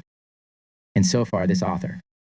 Afterwards, the sun of the philosophers becomes red and begins to go upon the waters, that is, upon metals melted by fire, which stand in the form of a mercurial water. For he is the Lord of waters, upon which he exercises authority as Neptune is king of the sea and possessor of mountains. Stories tell us of Xerxes, king of Persia, who being upon an expedition into Greece, sent an embassy to the sea and to the mountain Athos, so that they would do him no wrong. Either that by its waves, or this by the force of fire, otherwise he would be revenged upon them both. But the tale was told to them that were deaf, for the sea drowned some of his ships, and Athos destroyed not a few of them by fire. Hereupon the king being angry did as lord of the sea, and mountains command a certain number of stripes to be inflicted upon the first, and a great part of the mountain to be cast into the sea. But these things demonstrate rather the rashness than prudence of so great a king. But he concerning whom we speak purgeth all waters from obstacles and impurities, not only by his command, but by his actions, and freely passes through them, and what is still more wondrous, congeals them, that the same waters in which ships sailed before may by their hardness endure his chariot wheels. He levels mountains with valleys, and fears not the flames of fire, and therefore marches without opposition from the columns of Hercules to the utmost coasts of India, where are seated the columns of Dionysus. Emblem, Hex 60. As Ceres accustomed Triptolemus and Thetis accustomed Achilles to abide fire, so also doth the artist the stone. The discourse, Lycurgus, that famous lawgiver of Sparta, explained to the people in the theater by a familiar instance how prevalent custom will be, whether it is good or bad. He brought 2 whelps, both from one litter, and between them placed a pot full of pulse and a hare. One immediately left his food to follow the hare because that had been his custom as well as nature. The other fell on and dispatched his porridge because that was what he had been bred to do. Behold, said he, what education and early custom from youth upwards can effect in those whom nature hath produced both equal and alike.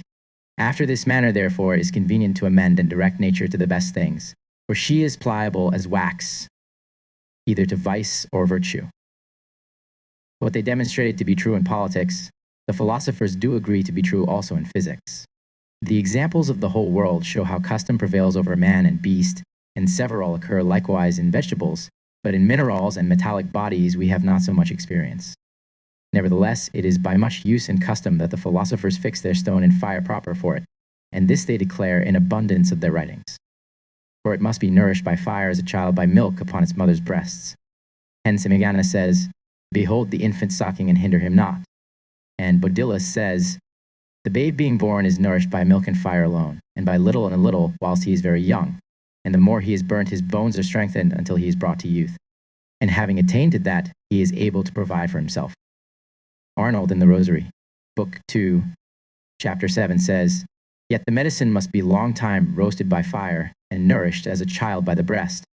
The ancient philosophers would demonstrate these very things by the allegories of Triptolemus and Achilles, and their lying under fires to be hardened by them, since each of them denote nothing else but the chemical subject. For otherwise it would be an insipid fable unfit to be applied to morality, and not worthy of the consideration of the learned. Ceres, as a nurse, nourished Triptolemus all day with her milk, and at night placed him in the fires, by which means the boy being very well grown, his father Eleusis at a certain season took notice of it. Hence Ceres killed Eleusis, and gave the boy Triptolemus a chariot drawn by serpents, in which he passed through the air into all parts of the world, and taught mankind how to sow corn. Now this Triptolemus is the philosophic tincture nourished by fire after the same manner, which being carried by serpents, that is Mercury, taught men how the philosophers should cast their seeds into the earth. These same things are ascribed to Osiris, who went round the earth for the same reason as we have demonstrated in another place, and to Dionysus, who traveled through the world to teach men the use of wine. But these three, Triptolemus, Dionysus, and Osiris, have one design and office, and indeed are one thing, as is likewise Achilles, who was the strongest man that was sent to the Trojan War. His father was Peleus, that is the earth, or the mountain Peleus. His mother was Thetis, or the goddess of the sea or waters, and from these Achilles was born. But at their nuptials, the apple of Eris, or discord, was produced, which was the first cause of the Trojan War. Achilles, therefore, being sprung from such a marriage, no wonder if he be the chief instrument of that war. Achilles is likewise said to be hardened by his mother, after the same manner as Triptolemus was before, and of this we have treated at large in the 6th book of our hieroglyphics.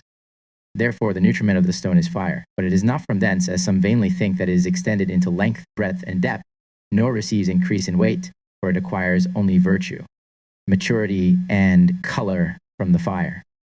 All other things are vitalics and provision that it brings along with itself. For when from diverse places its parts are gathered, purged, and conjoined, it has all things requisite for it in itself. Whence this verse of the philosopher in the Rosary, this stinking water contains everything it needs. For from the beginning to the very end, nothing that is foreign is added to it, unless it be homogeneous, and nothing is separated but what is heterogeneous. But every man ought to take care that he be very well acquainted with those dragons that are to be joined to the chariot of Triptolemus before he undertake anything, for they are winged and volatile. And if you desire to know them, you will find them in the philosophical dung, for they are dung and generated from dung, and are that vessel which Maria affirms not to be necromantic, but that regiment of your fire without which you will effect nothing. I have disclosed the truth to you, which I have gathered out of the monuments of the ancients by incredible labor and the expense of many years. Atalanta Fugiens, Emblems 36 to 40. Emblem 16th. Epigram 36, the stone that is Mercury, is cast upon the earth, exalted on mountains, resides in the air, and is nourished in the waters. Discourse 36. All persons that have once heard of the name or power of the stone, unless they are altogether incredulous, ask presently where it may be found, that so they may run directly to it. The philosopher's answer is twofold. First, Adam brought it with him out of paradise, that is, in you and in me, and in every man that birds flying bring it with them out of far countries. Secondly, it may be found in the earth, mountain, air, and rivers. Which path, therefore, must be taken? I say both, but in a different respect, although the last pleases us best and seems most safe. It is said to be thrown upon the earth because the element of earth does first appear in an obscure and black body. Then, because it is vile and of small price, is trod upon in the path of the traveler and in the very dung itself. Hence, Rosary says, although I should name it by its name, the fools would not believe it to be the thing.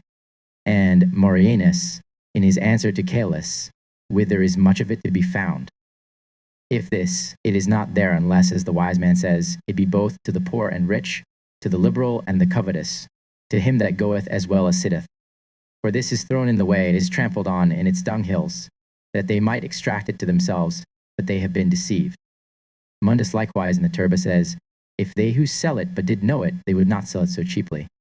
And Arnoldus affirms that the stone may be had gratis, in as great plenty as any man can desire, neither will he be forced to ask for it.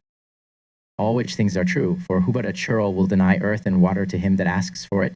The ancient Cimbri, as history tells us, when they were denied the benefit of these two things by the Romans, entered Italy with large armies and slew several thousands of the Romans, together with the consuls. For the earth as the mother of all things is most precious as it is. The last matter of things putrefied is most vile, for nothing can be viler than mud or dirt, which yet is nothing else but earth mixed with water. What is more common than a clod of earth?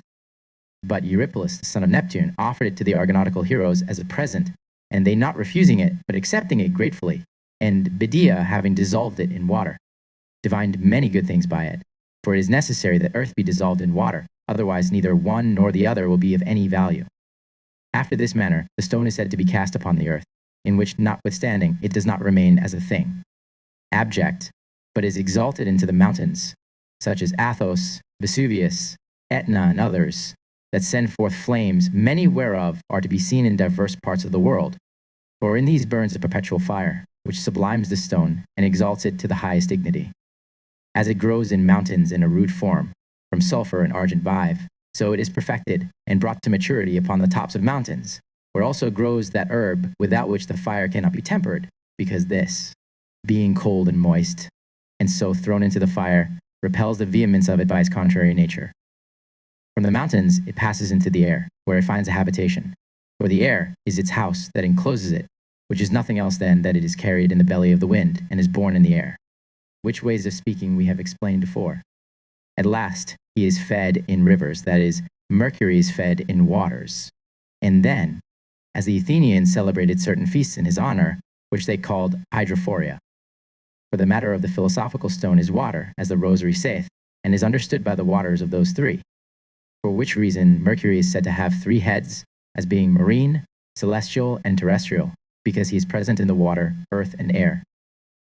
He is said to be educated by Vulcan, and given to thievery because Mercury is taught to be accustomed to fire, which is volatile and carry away whatever is mixed with it. He gave laws and discipline to the Egyptians, and anciently instituted the religion of the Theban priests, and the great part of the world besides. For the Egyptians had this policy and sacred rites from chemical institutions. From them the Grecians received them, and lastly the Romans, as we have in other places abundantly demonstrated. He slew Argus with a piece of a rock or stone, and turned Battus into a touchstone. What need of many words? All the volumes of the chemists are nothing else but repetitions concerning Mercury, and they sufficiently confirm his power by this one verse, in Mercurio esciquid querunt sapientes. What wise men seek in Mercury is found. Here therefore he must be sought, for ill he may be found, whether he remain in the air, the fire, the water, or the earth. For he is wandering, now running hither, now thither, to perform the services of the chemic gods. He is their footman, which is declared to be his proper office. Hence some men ascribe to him a daughter called Anglia. Emblem excessent. Epigram 37.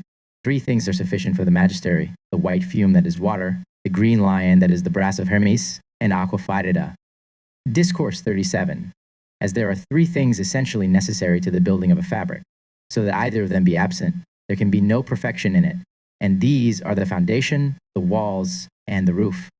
So the same number is requisite for the compounding of the philosophic compound, which are here named by their proper names. The author of Aurora, speaking of the separation of the elements in his 20th chapter, says, "The earth is left there that the other 3 elements may be rooted in it. For if that were not there, they would have no foundation, whereupon they might build a new repository for their treasures. This foundation is here called aqua fetida, which is the mother of all elements, as Rosarius declares, from which, by which, and with which the philosophers prepare it. That is their elixir, both in the beginning and in the end. Their water is called fetida, because it sends forth a sulphurous stink, like that of sepulchres. This is the water which Pegasus struck out of Parnassus with his hoof, which Nonocris, a mountain of Arcadia, produces gushing out of a rock at the top of it, and can be perceived as nothing but by the hoof of a horse, by reason of its most excessive strength. This is the water of the dragon, as Rosarius calls it, which ought to be made by an alembic, without adding any other thing, in the making whereof there is an extraordinary stink. Some persons, misunderstanding these words, have betook themselves to the distillation of the dung of man or other animals, in which operation they perceived a very vehement stink, but found nothing else but dung in their dung. But do not suppose the philosophers to be beetles that work in dunghills, for you must know that the stink, if it be any, is presently changed into a great fragrancy, as Lully asserts of his quintessence, to which, if it be rightly made, he ascribes so sweet a savor that, being placed on the top of a house, it allures to it birds that are upon the wing, and causes them to stay there. But he places his quintessence in dung, by whose temperate heat the fragrancy follows. Some men have tried this with wine, but in vain, and therefore have accused Lully of vanity, whereas they were rather to be reproved for their folly, that never talked of this wine of Lully. But the Aureus Poeta understood Lully much better when, in the 11th book of his Chrysopai, he sings thus, "Give after the aqua fetida comes, the green lion," concerning which, Rosarius says, "You have sought after greenness, supposing that brass was a leprous body, because of that greenness which it hath, and therefore I declare to you, that whatsoever is perfect in brass, is that greenness alone which is in it, because that greenness is, by our magistery, suddenly turned into our most true gold, and this we have experienced. But you can no way prepare the stone without duenec, green and liquid, which is seen to spring in our minds. O blessed green that dost generate all things! For as you know that no vegetable or fruit appears in its bud without a green color, so in like manner the generation of this thing is green, wherefore the philosophers call it the bud, and so far Rosarius.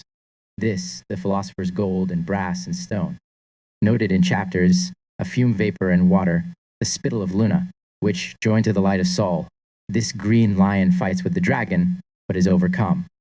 In process of time devoured by him, and the lion being putrefied, sweetness is expected to proceed out of his mouth, as if had been slain by Samson, the dragon getting the upper hand, to fill himself with the lion's flesh, and a while afterwards to burst of himself and die, from which, seeing the lion's fat can daily, by itself, cure fevers, and make grace and favor mutually spring up between king and people that are anointed therewith, there may be made of it a most excellent medicine, which will be most healing in many maladies. In the third place follows the white fume, which, if it be coagulated, becomes water, and performs the office of water in washing, dissolving, and taking away spots, like soap. This, the fire against nature, which take care that you find out, is so called because it is contrary to nature, undoing and destroying that which she, with her diligent care, hath compounded. This is a fire not kindled from a spirit of wine or oil, but from an incombustible matter of equal duration and heat, and is a fire without light and combustion, of great virtue and efficacy, which seeing it does not shine, cannot without difficulty be found in the dark, but it is still more hard to apply it rightly to the work, whose circumstances and properties we have sufficiently described in divers places. Emblem fixtescent. Epigram 38. Ribis is a hermaphrodite produced from the two mountains of Mercury and Venus. Discourse 38. Socrates, being asked what countryman he was, answered that he was cosmopolite, or a citizen of the world, by which his intention was to signify that, though he was born at Athens as to person, yet in his mind he could freely run through the whole world, all things contained in it, and look upon that as his country. For the wise man that lives well is at home everywhere. So if any man ask the philosophers what countryman their hermaphrodite is, they answer that he belongs to the world, or is in all the corners of the world where the elements can be found as being the sons of the wise, and consequently has a country common with them. But in as one man is not born twice or oftener, nor enters into this light in diverse places, but in one only, as Socrates the Athenian is acknowledged to have done, so Ribis is thought to be the inhabitant of two mountains. To wit, of Mercury and Venus, from whence the name of hermaphrodite is derived to him, from both his parents. His house is mountainous, and his country is high, and therefore he exists by things got in a high place. A noble and large country are no small helps towards the performance of great actions, for these men are promoted to public offices and need not lie in obscurity, as it happens to persons born in mean places, where it is difficult by their proper merit and virtue to arise from a small fortune to be a glory to their country. In this manner, these mountains, unknown to many men, acquire fame from the hermaphrodite, by reason of his illustrious actions and name, famous throughout all the world. For who, though never so little versed in the books of the philosophers, hath not heard of the name of Ribis? Who hath not seen and considered Androgynous with two heads? His fame has been known even amongst the Indians, and is dispersed farther than that of Alexander. Many go from far countries to see and discourse with a learned man, or one particularly famous for war, or any other art or science. But many more would travel to the mountains of Ribis if they could know where they may be found. Maurianus testifies in his book, with what care and study he departed from Rome, to make diligent search after Adphesus Alexandrinus, and at last found him, and is therefore to be accounted more happy and acceptable to God, in that he had a living teacher and not dumb masters, whereby he might learn and behold this thing, which is the native place of Ribis. Nor must they use less diligence and assiduity who by themselves, through reason and out of books, would seek for this country. For though there seem to be some clearness in them sometimes, yet are they so veiled and clouded with intricacy and obscurity, that it is very difficult to distinguish one thing from another. Wherefore we must cautiously proceed with them, lest they which are prepared for remedies may be used for poisons. They are an immense ocean, in which expert mariners, sailing by astronomical instruments, may know the latitude or the elevation of the equator above the horizon, the magnet showing the North Pole. But as for the longitude, or how many degrees they are distant from the first meridian which is next to the Fortunate Islands, they cannot discover. From whence they are uncertain, in what place they are between east and west. What is therefore to be done? That which the same mariners used to do, consult experience with reason, and thereby learn how to determine a long voyage by particular signs, promontorious islands, and other things that they may not, for want of consideration, fall upon sands and rocks. But here is less danger if the thing do not prosper, but if it does, these are hopes of greater gain than those whose goods in life are all lost in an hour. Now, this mountain of the philosophical Mercury is not Nonacris nor Atlas, where sometimes it is reported to be brought forth, but Parnassus with two tops, in one of which Hermes, and in the other Venus. Here also is Apollo and the Muses, and Hippocrene, the fountain of Pegasus, and laurels that are always green. It is one mountain in name, but in reality it is two, as Hermaphroditus is beheld with two heads and two members in one body. But what man of 1,000 persists in the ascending to the top of this mountain? Who does not stop at the bottom, being hindered by a variety of obstacles? Who is there almost that attains to the middle of it? Wherefore it is no strange thing if 1 in 10,000 undertake these Herculean labors, so as to set their foot on the top of the mountain, and enjoy the immortal reward of a laurel garland, which all those that are upright, deuceable, and addicted to learning and virtue may receive with joy, but that those that are not may be deprived thereof, is also much to be hoped for and desired. Emblem, Carxate, Epigram 39, Oedipus having overcome Sphinx and killed his father Laius, Merides' mother. Discourse 39, but Castor the philosopher in the turba. That which you seek for, says he, is of no small value, for you seek the greatest treasure and most excellent gift of God. And learn, ye students, that which the philosophers have long times intimated, saying that truth is not discerned but by error, and that nothing begets more grief to the heart than error in this work. For when a man thinks he has done and hath the world, he shall find nothing in his hands. The ancient philosophers would intimate the same things, under the emblem of Sphinx, and her propositions whereby the might set forth the obscurity AMD intricacy of this art. Hence the Egyptians in their Sacra Isiaca, which were celebrated in honor of Osiris, by mitred priests with their heads and all parts of their bodies shaved, and clothed with a white and linen garment down to their heels.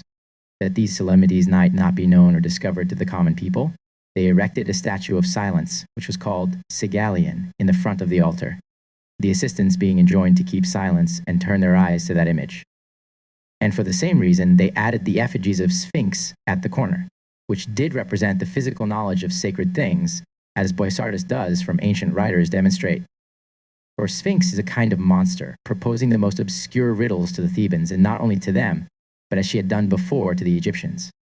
So afterwards to others that aspire to art, she lies watching in the philosophical books, as she did before the gates of Thebes. If anyone pass by the monster, he suffers no harm by it.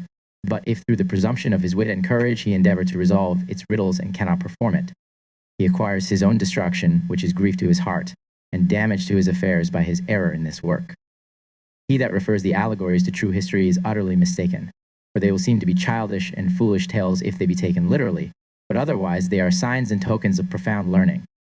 There are said to be, in Africa, certain wild beasts that have the name of Sphinx, but our discourse is not concerning them, though the enigmatical denomination of this fiction seems to be derived from them. The Sphinx of the philosophers both used and understood human speech, namely the Greek and otherwise proposed subtle sentences and enigmatical questions, in which appears a singular sharpness of understanding and learning, and such as are uncommon to men, from which consequently brutes must be very far distant. All that are conversant in the assertions of the philosophers will easily discover them to be of this nature.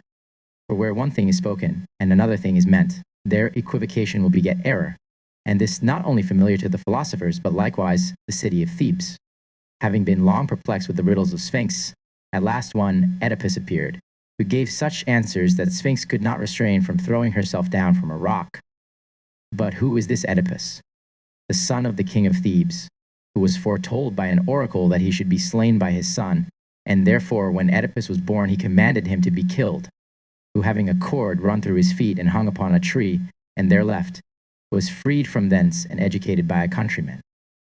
He therefore, growing to man's estate, had swollen feet, but sufficiently declared the quickness of his wit before other men by resolving this riddle which Sphinx had proposed. Sphinx is indeed reported to have had many riddles, but this offered to Oedipus was the chief. What is that which in the morning goeth upon 4 feet, upon 2 feet in the afternoon, and in the evening upon 3? What was answered by Oedipus is not known. But they who interpret concerning the ages of man are deceived. For a quadrangle of 4 elements are of all things first to be considered. From thence we come to the hemisphere having 2 lines, a right and a curve, that is.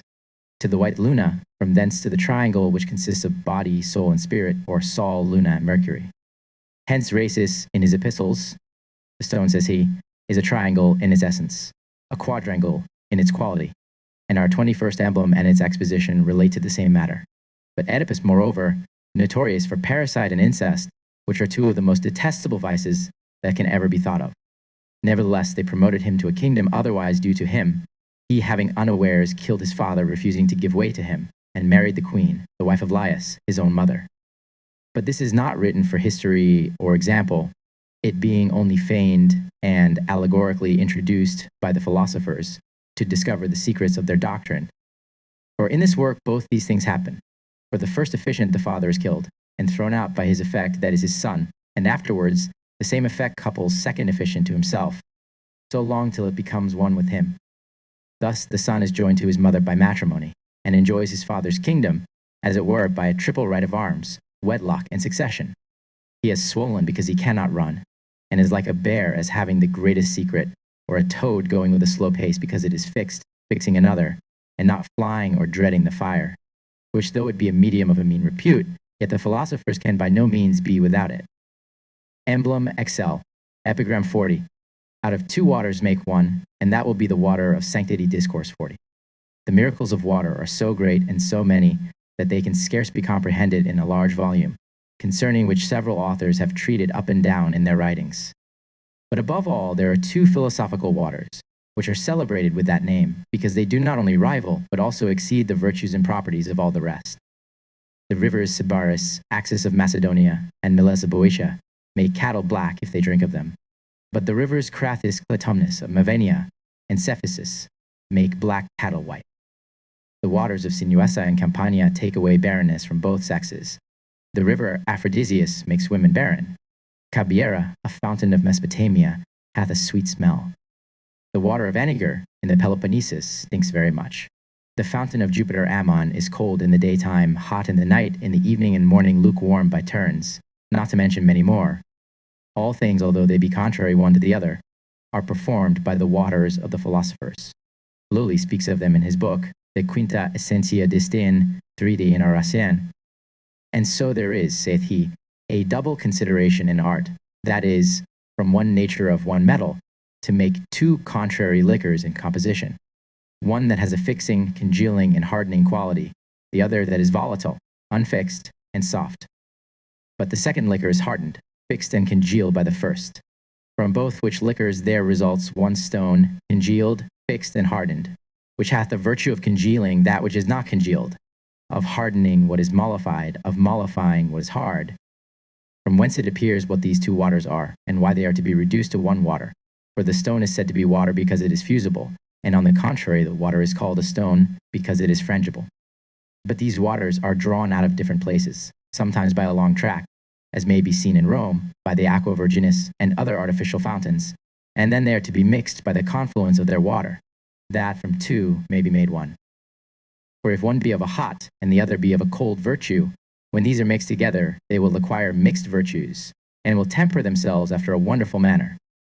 From hence will arise the most excellent baths and medicinal water, which will dispel all sorts of maladies and diseases, and restore sound health to mankind. Nature does indeed, by her hidden artifice of composition, confound and mingle many waters with the virtues of diverse minerals in the bowels of the earth, which are beneficial to many sick and infirm persons. But if art be added to with due rules, so that not only the evacuations of nature that have been before, but those of art which are to come before, are totally affected, so that those things which should be mixed are mixed among themselves, the composition will become far more efficacious, which, although it may seem artificial, yet is merely natural, because one simple homogeneous thing is made out of divers, which can never be affected by art. Art may cause a mixed use and confusion, but without the help of nature there can be no true and natural union, for that is made by nature only. In treacle there is an artificial mixture of various simples, which is made by contrition and fermentation, but no man will affirm it to be a natural composition, much less to be an homogeneous medicine. As to the artificial mixture of substances, it is manifest that the least particles do not enter one into the other, which cannot be divided and separated again by the industry of any man whatsoever. But as to the mixture of all qualities, we must inquire whether the first treacles of all simples may pass into one quintessence, or whether they remain still in their first substances or powders, as they did before as accidents in their subjects, or colors upon a wall. And then, what must be said of the second, third, and fourth qualities? It is probable that all qualities do still adhere to their proper subjects, and that they are not compounded among themselves with a true and natural mixture, Otherwise, if the qualities should leave their bodies, there would be 4 quintessences in every artificial compound. According to the number of the order of the qualities, first, second, and etc., that must be without their bodies, and separable, which thing is not so. They write of the coagulation of the hare's blood, that in a flux occasioned by thinness of blood it do stop, and as it were coagulate. But in coagulation and commixtion, it cuts and dissolves the same, so there are contrary operations of vinegar and lead and many other things, according as their use is diverse, because nature has mixed them so wonderfully. And thus, the philosophical water has diverse and contrary virtues, because nature, by the help of art, has out of contraries mixed it into one indivisible substance, which is nothing else but a quintessence, in respect of other things that are to be mingled with it. Atalanta Fugiens, Emblems 41-45, Emblem X Lie, Epigraph 41. Adonis is killed by a boar, to whom Venus hasting tinges the roses with her blood. Discourse 41. Some of the mythologists, when they would explain the allegory of Adonis, say that he is the sun, and that the boar by whom he is slain is the winter season, hairy with frost. Others say that he is the seed of the corn, which is 6 months under the earth with Proserpine, and 6 months above the ground with Venus. But how improperly this is done has been sufficiently shown by us in other places. For we affirm, and that by universal consent, that by Adonis is to be understood the soul of the philosophers. According to this verse, omnia sunt idem Dionysus sol, Dionys. Adonis, Dionysus, Sol and Adonis are the same. And Orpheus, qui vari cataris nomine Adoni Adonis, honored by a various name, germinum et idem author pariter puella author of buds thou art both maid and boy. Now, all these things cannot be understood of the celestial sun, but may be understood of the philosophical one. For this expresses both sexes, whereas that does not, and so these mythologists attribute the same thing to Dionysus and Sol as they do to Adonis, and on the contrary, and so likewise, to Osiris. But Adonis is slain by the boar, that is, by the sharpness of vinegar, or dissolving water, which hath terrible teeth like a boar, and has his members loosened and cut off. But Venus endeavors to help her lover, and when he was dead, laid out and preserved him among lesses. In the same manner, Osiris is slain by Typhon, and cut into several pieces, which Isis the wife of Osiris gathered up, and having joined them together, buried them. The same mourning which yearly followed the death of Osiris in Egypt was also celebrated after the death of Adonis in Syria and neighboring kingdoms when, after weeping and lamenting for several days together, there were great expressions of joy, with dancing and other ceremonies, as if he had been conveyed into heaven. From hence arose the vanity of the heathen religion, or superstition, which was vastly increased by the devils who thence took occasion to promote it and to procure false miracles. Adonis was born of Cinyrasis according to the fable of the king of Cyprus and his daughter Murris. He is said to be sprung from a detestable incest if we look upon the history, but if we regard the allegories, it was so far from being unlawful that in fact it was absolutely necessary. For in this art, nothing can be perfected unless it be born from a conjunction between the mother and the son, and the father and his daughter. For here, by how much nearer in blood, whether in the first or second degree of consanguinity, the married couple may be so much more fruitful they will prove. And, on the contrary, the farther remote, so much the more barren, which if taken literally is not to be suffered. Hence Oedipus married his mother, Jupiter his sister, and so did Osiris, Saturn, Sol, Servius Rubeus or the Red Servant, and Gabricius. Sol speaks thus of Adonis, that is concerning himself in the metaphor of Belinus. In the Rosary, know ye, says he, that my father Sol hath given me power above all powers, and clothed me with new garments of glory. For I am his only son, and more like my father, and I divest my servants from their power and nature, and clothe them with my beautiful splendor and light which my father gave me. For I am excellent, and do exalt and depress all, and none of my servants is above me, but one, who is permitted to be repugnant and contrary to me, and to destroy me, yet he does not destroy my nature. He is Saturn, who separates all my parts. Afterwards I go to my mother, who gathers together all my divided and separated members. I illuminate all those things that appertain to one, and cause light to appear openly in the way from my father Saturn, and also from my mother, who is an enemy to me. These words are so clear that they may dispel any darkness that is before the mind of a person, never so little versed in reading, who may behold the agreement that there is between things and persons. For truths, although hid under the veils of allegories, have a wonderful consent among themselves, whereas those things which are false are repugnant and inconsistent, both in themselves and in others. Emblem sly.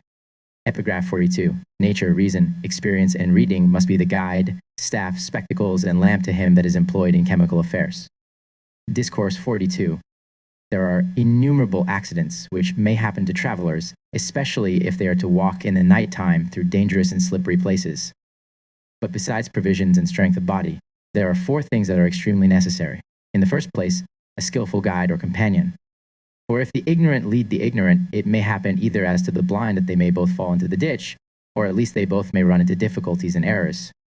In the next place, a staff, by which a remedy may be provided against the slipperiness of the way. Thirdly, good eyes, for else the way is almost as dangerous to those that are dim-sighted as to the blind. Fourthly, a lamp or lighted torch, by which several obstacles may be avoided, so that if any person applies himself to the search of the philosophical medicine, besides strength of body and money sufficient for his expenses, there are 4 other things requisite, to wit, nature, reason, experience, and reading, for if any of these are wanting, the others will be of little prevalence. For these are the 4 wheels of the philosophical chariot, for which one of them cannot be wanting, and if it be left out, it avails nothing. Nature presupposes natural bodies, and spirits as the subjects, first ministered by nature, upon which art may afterwards exert itself by preparing, purifying, and rendering them capable of having that produced from them, which art proposes for its end. So the potter takes earth and water, the glassmaker ashes and sand, a smith iron, brass, lead, tin, copper, silver, and gold, a tanner raw hides, and so other artists take other things. The chemist has regard to his materials. Theirs are known to them the very first day. But when he begins, his are utterly unknown to him for many years, and perhaps for his whole life. Nature does indeed lay its finger upon the matters, but there are many things which obscure the impression of nature, that it cannot be known. Therefore, the first intention must be to intimately contemplate nature, and to see how she proceeds in her operations, to this end, that the natural subjects of chemistry, without defect or superfluity, may be attained to. From whence let nature be thy guide and companion of so great a journey, and follow her footsteps. In the next place, let reason be like a staff, which may keep the feet steady and firm, that they may not slip nor waver, for without reasoning, any person will be apt to fall into error. Whence the philosophers say, whatever you hear, reason upon it, whether it can be so or no. For no man is forced to believe or act impossibilities, unless he be of a weak memory, dull genius, and foolish imagination, to impose upon himself, by taking false thing for true, and rejecting true things as false. They say likewise that they take no care of the words that are said, but rather of the things as they may be understood, and that words are for things, and not things for words. As for example, if any man should ask if glass may be made malleable by the philosophical tincture, well, why should I not believe it, provided reason vitiates it? Thirdly, experience will be as spectacles by which things may be seen at a distance. These are optic instruments invented and made by art, to help and amend the weakness of men's eyes. Not unlike these are all experiments of every kind, that have been tried about the mineral matter, whether seen or truly related, and the more these remain in the memory, the more will be drawn from thence by a man of reason, who will compare them with themselves and other things, that he may see what is truth and what is not. Fourthly, reading does as it were, kindle a clear lamp in the understanding, without which there will everywhere be darkness and thick clouds. But the reading of good authors ought to be often repeated, otherwise it will not be profitable. Hinar Bakassar in the Turpa saith, he therefore that is of an even temper and exercises patience without regret, will go in the right path of this art. But he that thinks himself able sooner to reap benefit from our books is deceived, and it had been better for him not to have looked into or touched them. Emblem Slee, Epigraph 43, give ear to the vulture's words, which are in no wise false. Discourse 43. We daily in many places hear birds such as parrots, ravens, daws, and pies that prattle and imitate a human voice. Pliny writes that, at the same time that he published his history, Agrippina, the wife of Claudius Caesar, had a thrush that could speak, and that the young Caesars had a starling and nightingales that were accustomed to the Greek and Latin tongues, and daily spoke new things in a long thread of words or sentences. But, in as at this time such birds are more frequently to be met with, they are now less wondered at, for use and custom will make any birds capable of speaking, if their tongues are more broad than ordinary. But that vulture which the philosophers mention has not learned his words if he utters any by use, his own nature expresses them tacitly. But the philosophers say that he continually cries out with a loud voice who and what he is, in which he imitates great princes. who in the beginning of their public pronouncements will always make known what are their inheritances and titles, not out of pride, but that others, as well as themselves, may know what principalities they govern, or what rights of inheritance they pretend to. So it's very necessary to know what colors as ensigns of arms and titles the philosophic bird enjoys, and wherein he excels all others. I saith he is the rosary hath it from Hermes, and the black of white and the citrine of red. And such he really is, for though he doth not as yet actually possess these last colors, yet he expects the inheritance of them. Hereupon saith Rosinus in his book Divinarum Interpretationum, take, saith he, the stone which is black, white, red citrine, that admirable bird which flies without wings in the darkness of the night and in the clearness of the day. For coloration is taken from bitterness existing in his throat, but more water is taken from his blood, as Alexander saith. Take, O my son, the stone of 4 colors. The books of the philosophers do abundantly declare that the stone has all these colors, which are principations in a successive order. But it may not be improper to declare why the philosophical subject is called a vulture. Those vultures which are black have most force and are rapacious, but they fly slowly because of the bulk of their bodies. They say this bird conceives without the help of the male, and generates without coition, and their offspring arrive to a great age even in 100 years. They build in high rocks, and no man has touched their nests. Seldom more than 2 of their young ones are seen. They are assistants against serpents. They conceive by the east wind. When they begin to lay eggs, they bring a thing out of the Indies, which as a nut has something within it that may be moved, and forthwith yields a sound, which when they have applied it to themselves, they produce many young ones. But one only remains, which is called immusulus. We have the testimony of Hermodorus Ponticus and Callias, that vultures are the most innocent of all animals because they touch nothing that mankind sows, plants, or feeds. Besides, they kill no living creature. They abstain from birds, though dead, by a certain instinct of affinity. For this reason they were accounted the signs in divination, as the foundation of the city of Rome may declare. The philosophical bird, expressing almost all these qualities of the vulture, is therefore not undeservedly called a vulture by Hermes and others. He is slow in flight, and of color black. He conceives from himself, for so Rosarius towards the end, and he is the dragon who marries himself and impregnates himself and brings forth in his own season. And Rosarius to Saratanta, and that is the serpent, luxuriant in itself, impregnating itself and bringing forth in one day. It lives and endures a very long time and multiplies itself. For what Virgil writes concerning the phoenix agrees likewise to this, for it is the same bird. It is very difficult to climb the nest of this bird. It fights with the mercurial serpent and overcomes it, that is soul. With Luna, it is conceived by the wind and carried in its belly and born in the air. The stone Attites, containing within it the little stone sounding, is by many men called todium. One only in Musilus is found in the nest of the philosophers. The philosophic bird is also most innocent because it hurts no body, it is beneficial to all that know it, and most excellent in divinations. But does he make a nest on the mountains and sitting there cry out? Rosinus, according to Rhasis, gives this answer. Contemplate the highest mountains, both those on the right hand and those on the left, and climb up thither. There our stone is found, and in another mountain which produces all sorts of printer's colors and spirits or species, there it is likewise. Likewise, Morena says, ascend the high mountains, cover the trees, because there our stone is found and hidden. And Hermes says, take you the blessed stone and break it to small pieces, and wash the red stone from which is extracted that which is found in mountains, and especially in old sinks or shores. Emblem Sliv. Epigraph 44. Typhon kills Osiris by deceit and disperses his limbs, but the famous Isis gathered them together. Discourse 44. In the first book of our hieroglyphics, we have fully explained and reduced the allegory of Osiris to its true original, which is chemical.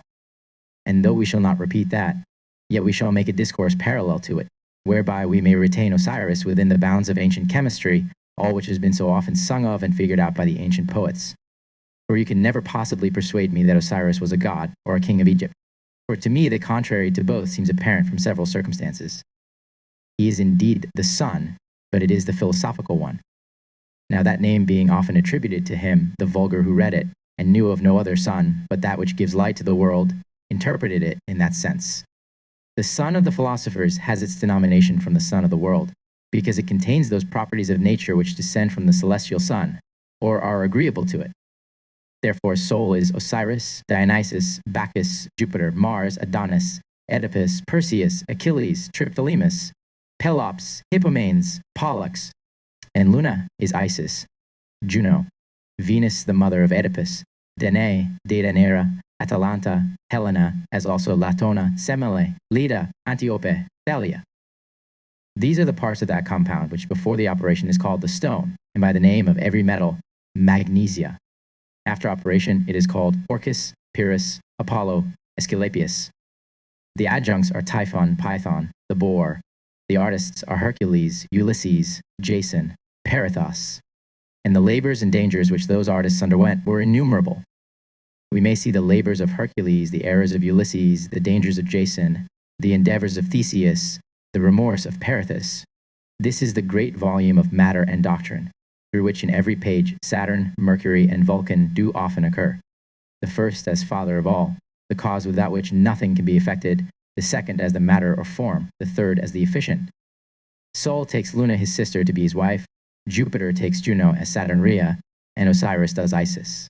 Dionysus is snatched out of his mother Semele, who was burnt by the thunder of Jupiter, that so he may come to maturity in the thigh of his father Jupiter. Aesculapius from his mother Coronis. Dionysus being grown up shows men the use of wine, making an expedition as far as the Indies. Osiris and Triptolemus that of corn, and how to sow it, and Aesculapius that of medicine. The Greeks call him Dionysus, the Latins Bacchus, the Egyptians Osiris, and the Syrians Adonis. Oedipus killed his father and married his mother. Perseus slew his grandfather, Typhon his brother Osiris, and the boar, Adonis, Ceres the nurse of Triptolemus, his father Eleusirus. Hippomenes overcame Atalanta by a golden apple. Tantalus, the father of Pelops, obtained Hippodamia by overcoming her in a race of chariots. Osiris, being cut in pieces, was joined together again by Isis, his mother, sister, and wife. The child Pelops was boiled and dressed, his shoulder eaten by Ceres and again returned to life, an ivory shoulder being added to him. Achilles and Triptolemus were put under coals of fire by night, and in the daytime nourished by milk, one by Ceres his nurse, the other by his mother Thetis. Achilles and Helena were the causes of the Trojan War, she as the impulsive, he as the efficient cause. Helena was hatched from an egg, and at the nuptials of Peleus and Thetis from whom Achilles descended, that apple of Eris discord, which was the first cause of the rape of Helena, was thrown about. Pollux was assisting to the Argonauts, who are supposed, if ever they lived at all, to have lived at least 50 years before the Trojan War began, and both he and Helena were produced out of one egg. Therefore, Helena was an old woman when she was ravished by Paris. Medea. When an old woman, and without a tooth in her head, was married to Achilles in the Elysian fields, unless she restored youth to herself, as she did to Aeson the father of Jason, and as Ceres did to Pelops, for which reason he is said to have been twice young. Perseus received a flying horse from Pallas, and in recompense brought the head of Medusa to her, to whom Mercury gave a scimitar, and the rest of the gods other weapons. Ceres gave Triptolemus a chariot with flying dragons. When Pallas was born of the brain of Jupiter, and Sol was in conjunction with Venus, it rained gold at Rhodes. And Jupiter, in the form of a golden shower, lay with Danae, as a swan with Leda, as a cuckoo with his sister Juno, as a bull with Europa, as a satyr with Antiope. And so there is a concord in them all. Emblem XLV. Epigraph 45, the work is perfected by Sol, and his shade discourse 45.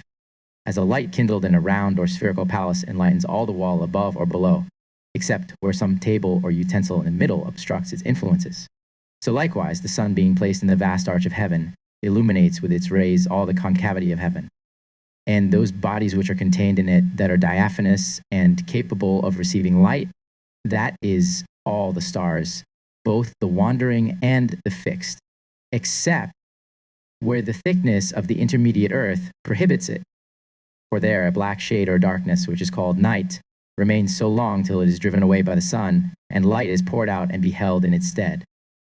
Shade, therefore, or night, is the privation or absence of solar light, and day, on the contrary, is the irradiation and circumfusion of it. Shade is that which cannot endure the aspect of the sun, and therefore absconds itself, and avoids it, sometimes in this, sometimes in another part of the earth, according as the sun is in opposition to it. The sun and shade never yet saw one another, although if nature would admit it, they might do it every moment. But the sun, considering her as an enemy to himself, always pursues her whilst she flies so that he can never weary her so as to overtake her, as Buchanan says in his Book of the Sphere. After the image and example of that great sun and his shade, the philosophers have observed that their sun likewise has a black, cloudy, flying shadow. Hence Hermes saith, my son, extract its shadow from the ray.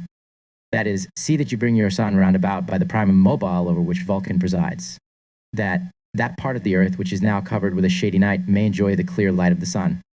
For if the whole firmament of heaven, with all that is contained in it, were not carried round in each natural day, that is in the space of 24 hours by its first motion, but the sun should move by its proper motion, which is called the second or annual one, those antipodes who are below us would have night for almost the space of 6 months, and we in the meantime should have daylight. And so on the contrary, so that the whole year would consist of 1 day and 1 night, as it is now under both the poles, as reason and experience shows us. But it hath pleased divine providence to order it otherwise, which therefore ordered 2 motions of the planets, the first and second, and so distributed the year into many days. Now the shade and the sun do together make a day and night, which the sun by itself alone could not do. It is its property to illuminate all bodies and places that are opposite to it, but it is by accident only that its absence makes a shade. So also the philosophical sun with its shade make a day that is light and darkness or night, to wit, Latona, or Magnesia, whose shade, as Democritus says in the beginning of the 3 books of his Mensa Aurea, must be semited and burnt up by a fiery medicine. The use of shadows in astronomy is so great that without them that science can scarce be accomplished. It is to shade likewise that the chemist ascribes the perfection of his art. For what is this sun without a shadow? The same as a clapper without a bell, that indeed makes the first motion to a sound, that is the quill, this the instrument of music, that the tongue, this the great mouth. A shade is the most contemptible thing, and next to having no being.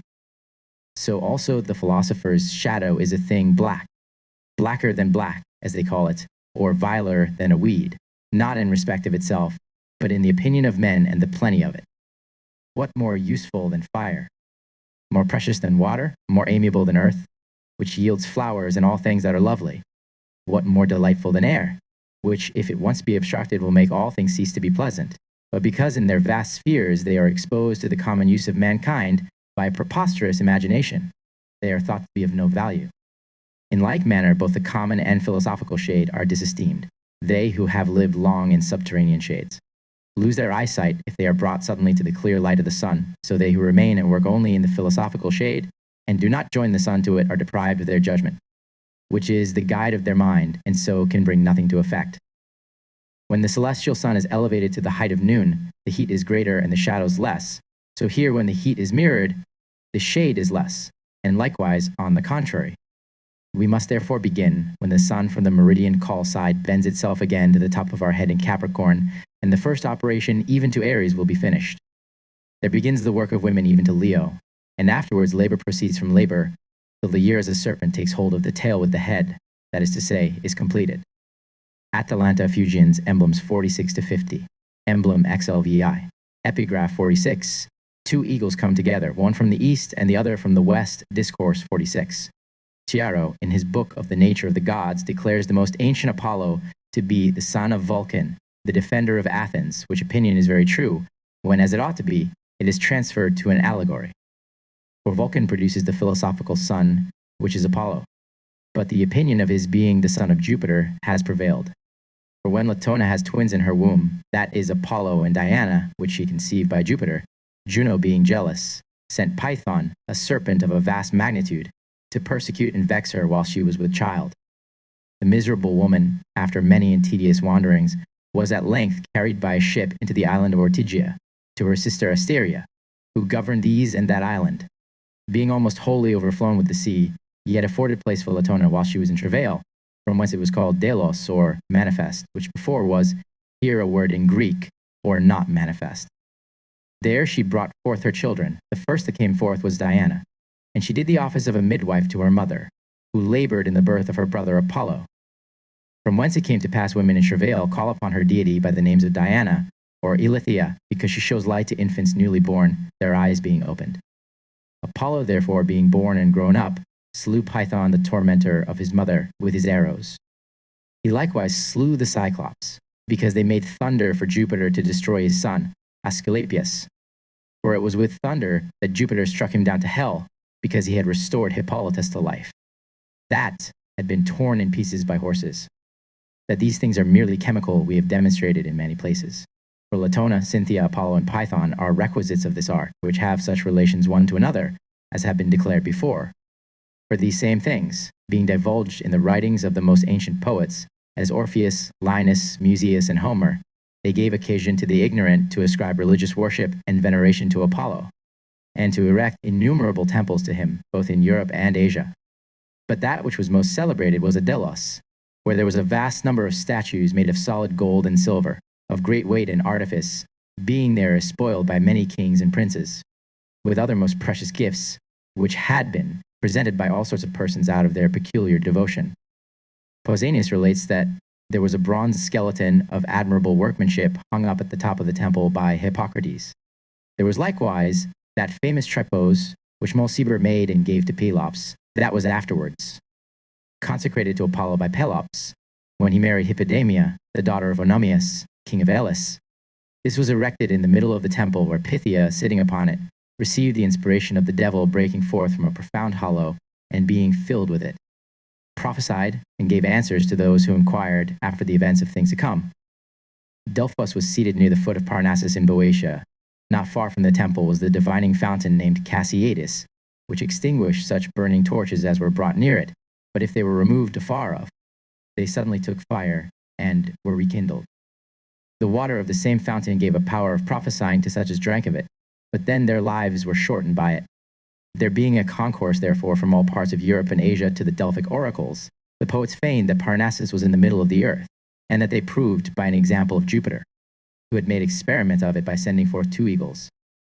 But this thing not being supported by the credit of any history, it may not be repugnant to the truth to ascribe it to chemical matters, especially in as Apollo, in all his circumstances and his original, has before been declared to be chemical, although afterwards the devil confirmed the superstition of men, and under that name gave forth prophesies. The 2 eagles are 2 stones, one of which comes from the east, the other from the west, as the philosophers have many ways demonstrated. Jupiter has sent them forth as his ensign bearers. The eagle seems indeed to be the friend of Apollo, or Sol, because she proves her young ones by the sunbeams, and disowns those as illegitimate who cannot endure them. Its feathers are reputed not to putrefy, although mixed with other things, and that they devour the feathers of other birds, and that they easily admire being gilded. It does not die of old age or sickness, but of hunger, for the upper part of his beak grows so crooked that he cannot feed himself, which having cast off, he plunges himself 3 times in a fountain, and is said by these means to be restored to youth again. Hence the psalmist says, "Thy youth shall be renewed like that of an eagle." This of all birds is never affected with thunder. It has war with the dragon, who therefore hunts after its eggs. All these endorsements of its nature have given occasion to the philosophers in their art to extol the eagle and liken their stone to it. There are innumerable examples of this kind in their books, which at present we shall not mention. Emblem XLVI. From 47 to 50 no epigraphs given. Discourse 47, the philosophers in many places make mention of 2 stones that are freely given to us, as Arnoldus, Isaac, and others. Avicenna, amongst the rest, affirms that they are thrown out in the dung, neglected by the vulgar, but if they be joined together, they perfect the magistery.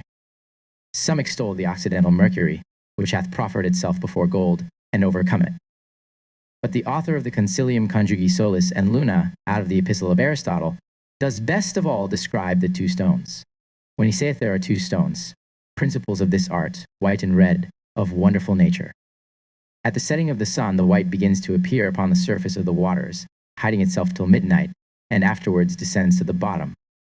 But the red operates otherwise, for it begins to arise upon the waters at the rising of the sun till noon, and afterwards descends to the bottom.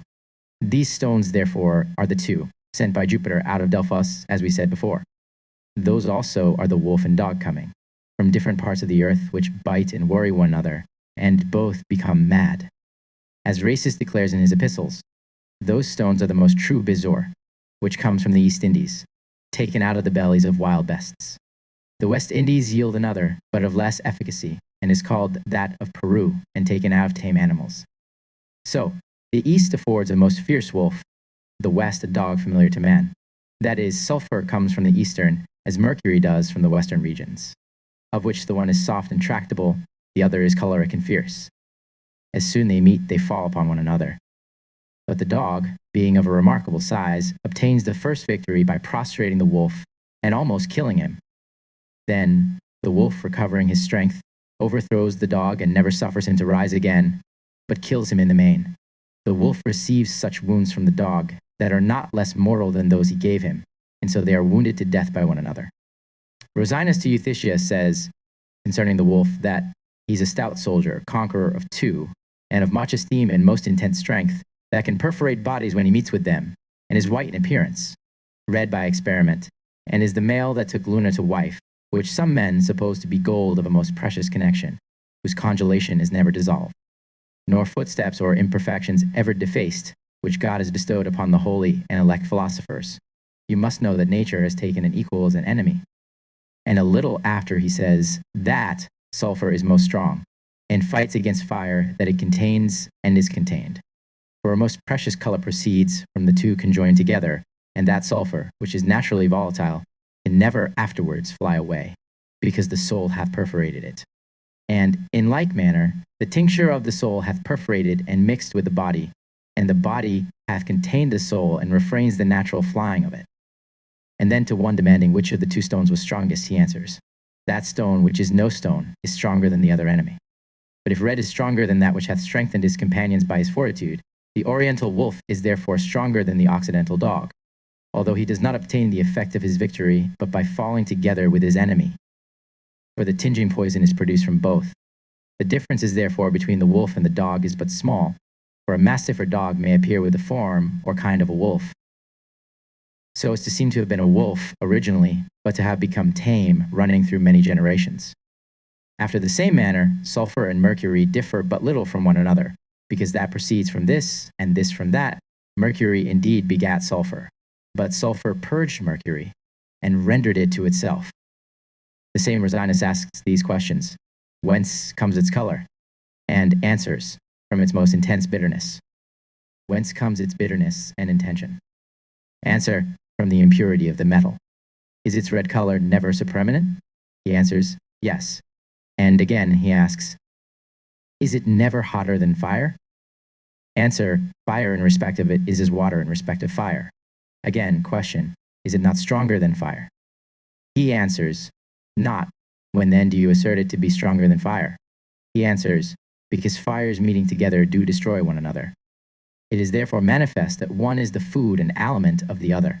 And so much as the one increases, the other decreases, till that which increases prevails, and the dragon devours the serpent. In great battles, it often happens that they who undergo the greatest slaughter win the field in victory.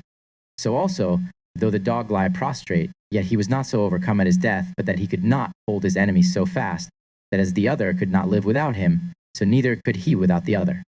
Emblem, XLV8. Discourse 48, Xerxes, that most powerful king of Persia, leading his army through dry and uninhabited countries, in the midst of extreme heat. Being very thirsty, did not refuse a draught of muddy water offered him by a soldier, but drank most plentifully, and gave a very large reward to him that brought it. And indeed, if a man at this time, as some of our latest historians affirm, should travel through the domains of Persia, he would seldom meet with fountains of fresh water, for their standing waters are brackish, and the soil itself upon the surface has a very great saltiness. After the same manner, the king of the philosophers, being tormented with thirst, commands his servants to bring him plenty of fresh water, which being brought him, he drinks till he is satiated. As appears by the allegory of Merlin, divers physicians undertook the cure of the king that was sick and discolored.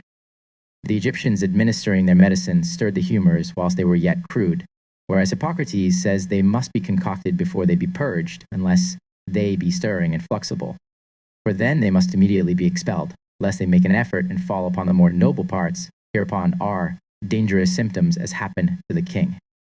But the physicians of Alexandria coming afterwards, and being esteemed more successful in chronic diseases, restored the king to his former health. It is very well worthwhile to cure so great a king, who, being made healthy, extends a liberal hand and a serene aspect to his physician. We have read how many men's cures have been nobly rewarded by several kings, as that of Demonides by Polycrates, tyrant of Samos with 2 talents, Erasistrati, who as Pliny writes, was the disciple of Chrysippus and the son of Aristotle's daughter, as likewise Jacob Coeterius, physician to Louis II, king of France, from whence he received a salary of 4,000 crowns a month, not to mention more modern instances. But the cure of this king is accompanied with a reward that is still far greater. For as Hermes and Geber in the Rosary, he that can once complete this art, if he should live 1,000 years, and every day should feed 4,000 men, he could not want. And Senior confirms this by saying, he that has this stone from which the elixir is made is so rich that he can, like the man that has fire, give to whom he will, and when he will, and as much as he will, without his own danger, or the want of it. The father of Democritus was so rich that he gave a feast to the army of Xerxes, and Pythias, a man exceedingly wealthy, offered the same prince that he would pay his whole army and find them provision for 5 months, provided that the youngest of his 5 sons, who was the comfort of his old age, might stay at home with him and not be forced to go into the king's army. But the barbarous, basely rejecting his petition, commanded the youth to be cut in 2 pieces and impaled on either side of the highway through which the whole army was to pass. As Sabellicus relates in the 2nd book of his Enneads, but the wealth of these men are nothing to the riches of this king, which are without number or dimension. Being cured and freed from the waters, all the kings and potentates of other regions have honored and feared him, and when they would see any of his wonderful works, they put 1 ounce of mercury, well washed, in a crucible, and cast thereupon, as it were, 1 grain of millet seed of his nails or his hair or his blood, and blowing gently with coals, they let it cool with them, and found such a stone as I know. This is he of whom Count Bernard makes mention, that he can give to his 6 courtiers as much of his kingdom as he himself possesses, provided they wait till he recovers his youth in the bath, and be adorned with various garments, to wit, a black breastplate, a white shirt, and purple blood. For then he promises to give some of his blood to every one of them, and make them partakers of his riches. Emblem, Axlex. Discourse 49. Women that keep company with many men seldom conceive living children, for nature very seldom admits of a superfetation. Hence, whatever offspring is born, whether it be 1 or more individuals, they proceed from 1 father and mother. There is a remarkable instance in history of Margaret, the wife of Hermann, Earl of Henneberg, who in the year 1276 bore 365 children, which were all christened, the males by the name of John, the females yet of Elizabeth. All died and were buried in the church of Losden in Holland, about a mile from The Hague, towards the sea. And in the same place may still be seen the brazen basin in which they were baptized, with an inscription of the whole story. The reason given for it is that the countess, seeing a poor woman with twins in her arms, called her adulteress, as if it were impossible for more than 1 child to be conceived at one birth from 1 man. But yet they necessarily spring from divers, whereupon the poor woman, knowing herself clear from any guilt, made this imprecation, that the countess herself might at one time by 1 man conceive as many children as there were days in the year. This is a miracle, but yet a natural work, which happened by the divine vengeance. But in the philosophical work, that which is otherwise contrary to nature is easily admitted under the veil of an allegory. For here 1 offspring is said to have 3 fathers, and likewise so many mothers. Hence Raymond, as cited by the Rosary, says, "Our infant has 2 fathers and 2 mothers. And because he with his whole substance is tenderly nourished in fire, therefore he never dies. So Dionysus or Bacchus is called vimator, as having 2 mothers, who, when his mother was burnt, before the time of his maturity was taken out of her belly and sewed into his father's thigh, who thereupon became father and mother too. But these things are better declared in the conception of Orion, who is said to have been produced by the seeds of Apollo, Vulcan, and Mercury mixed together, and preserved in the hide of an ox for 10 months. Now, all this would not only be fabulous, but monstrous, unless the secret of nature, that is not obvious to all men, lay hid under it. Lully in his Theoretica Testamenti attributes as many and almost the same fathers to his philosophic birth, to wit, Sol, who is Apollo, or the celestial sun, the first author of this generation, who by his unspeakable occult and astral power works upon a contained matter known to the philosophers as upon the matrix of a woman, and in that produces a son or offspring like himself, to whom afterwards he will lease and resign his arms and ensigns of virtue as belonging to him of by right of inheritance. That is, the faculty of maturating things immature, and the energy of tinging and purging things not tinged or purged. For whatsoever salt perfects in 1,000 years, his son can perform in half an hour. Therefore, that his virtue may be 1,000 times stronger than that of Sol, his father delivers him to Vulcan and the artist for education.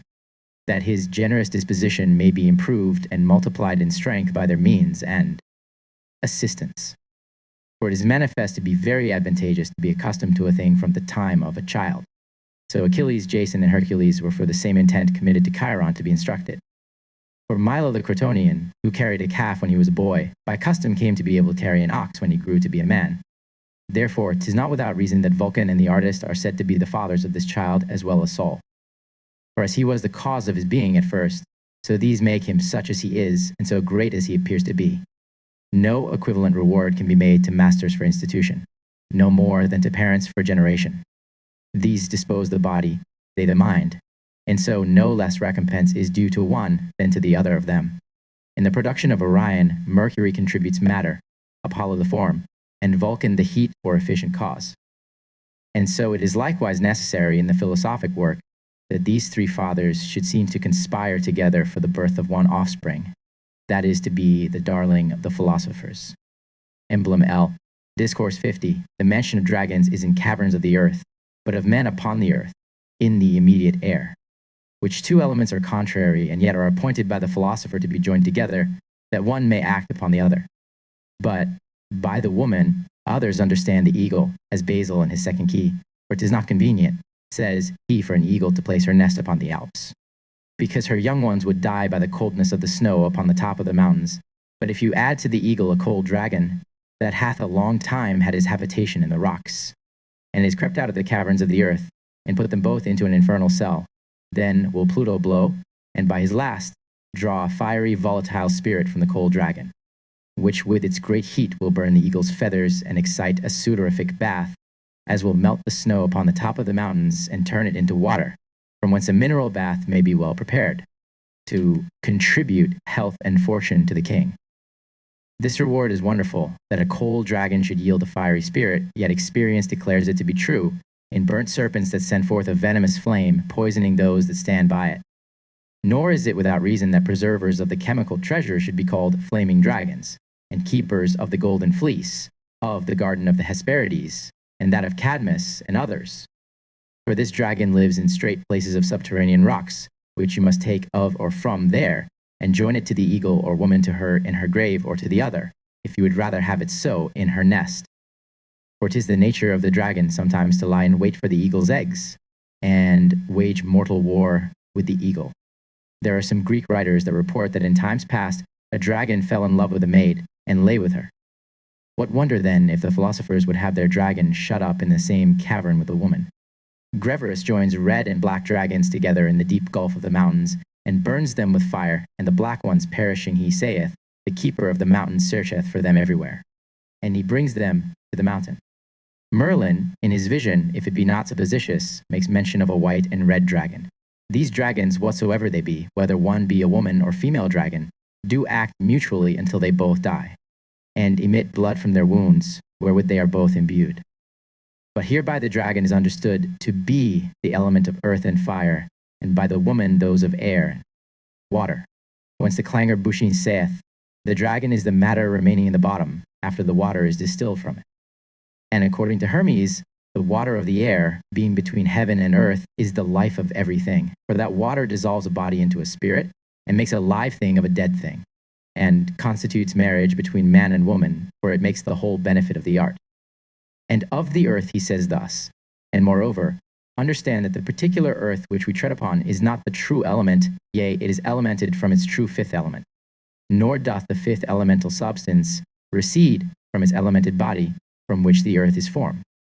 And a little after, but the virgin and true element, which fire cannot burn, is in the center of the earth. This is the dragon whereof we speak, insinuating itself even into the center of the earth, where the heat being great, it conceives within itself a flaming heat, wherewith it burns the woman or eagle.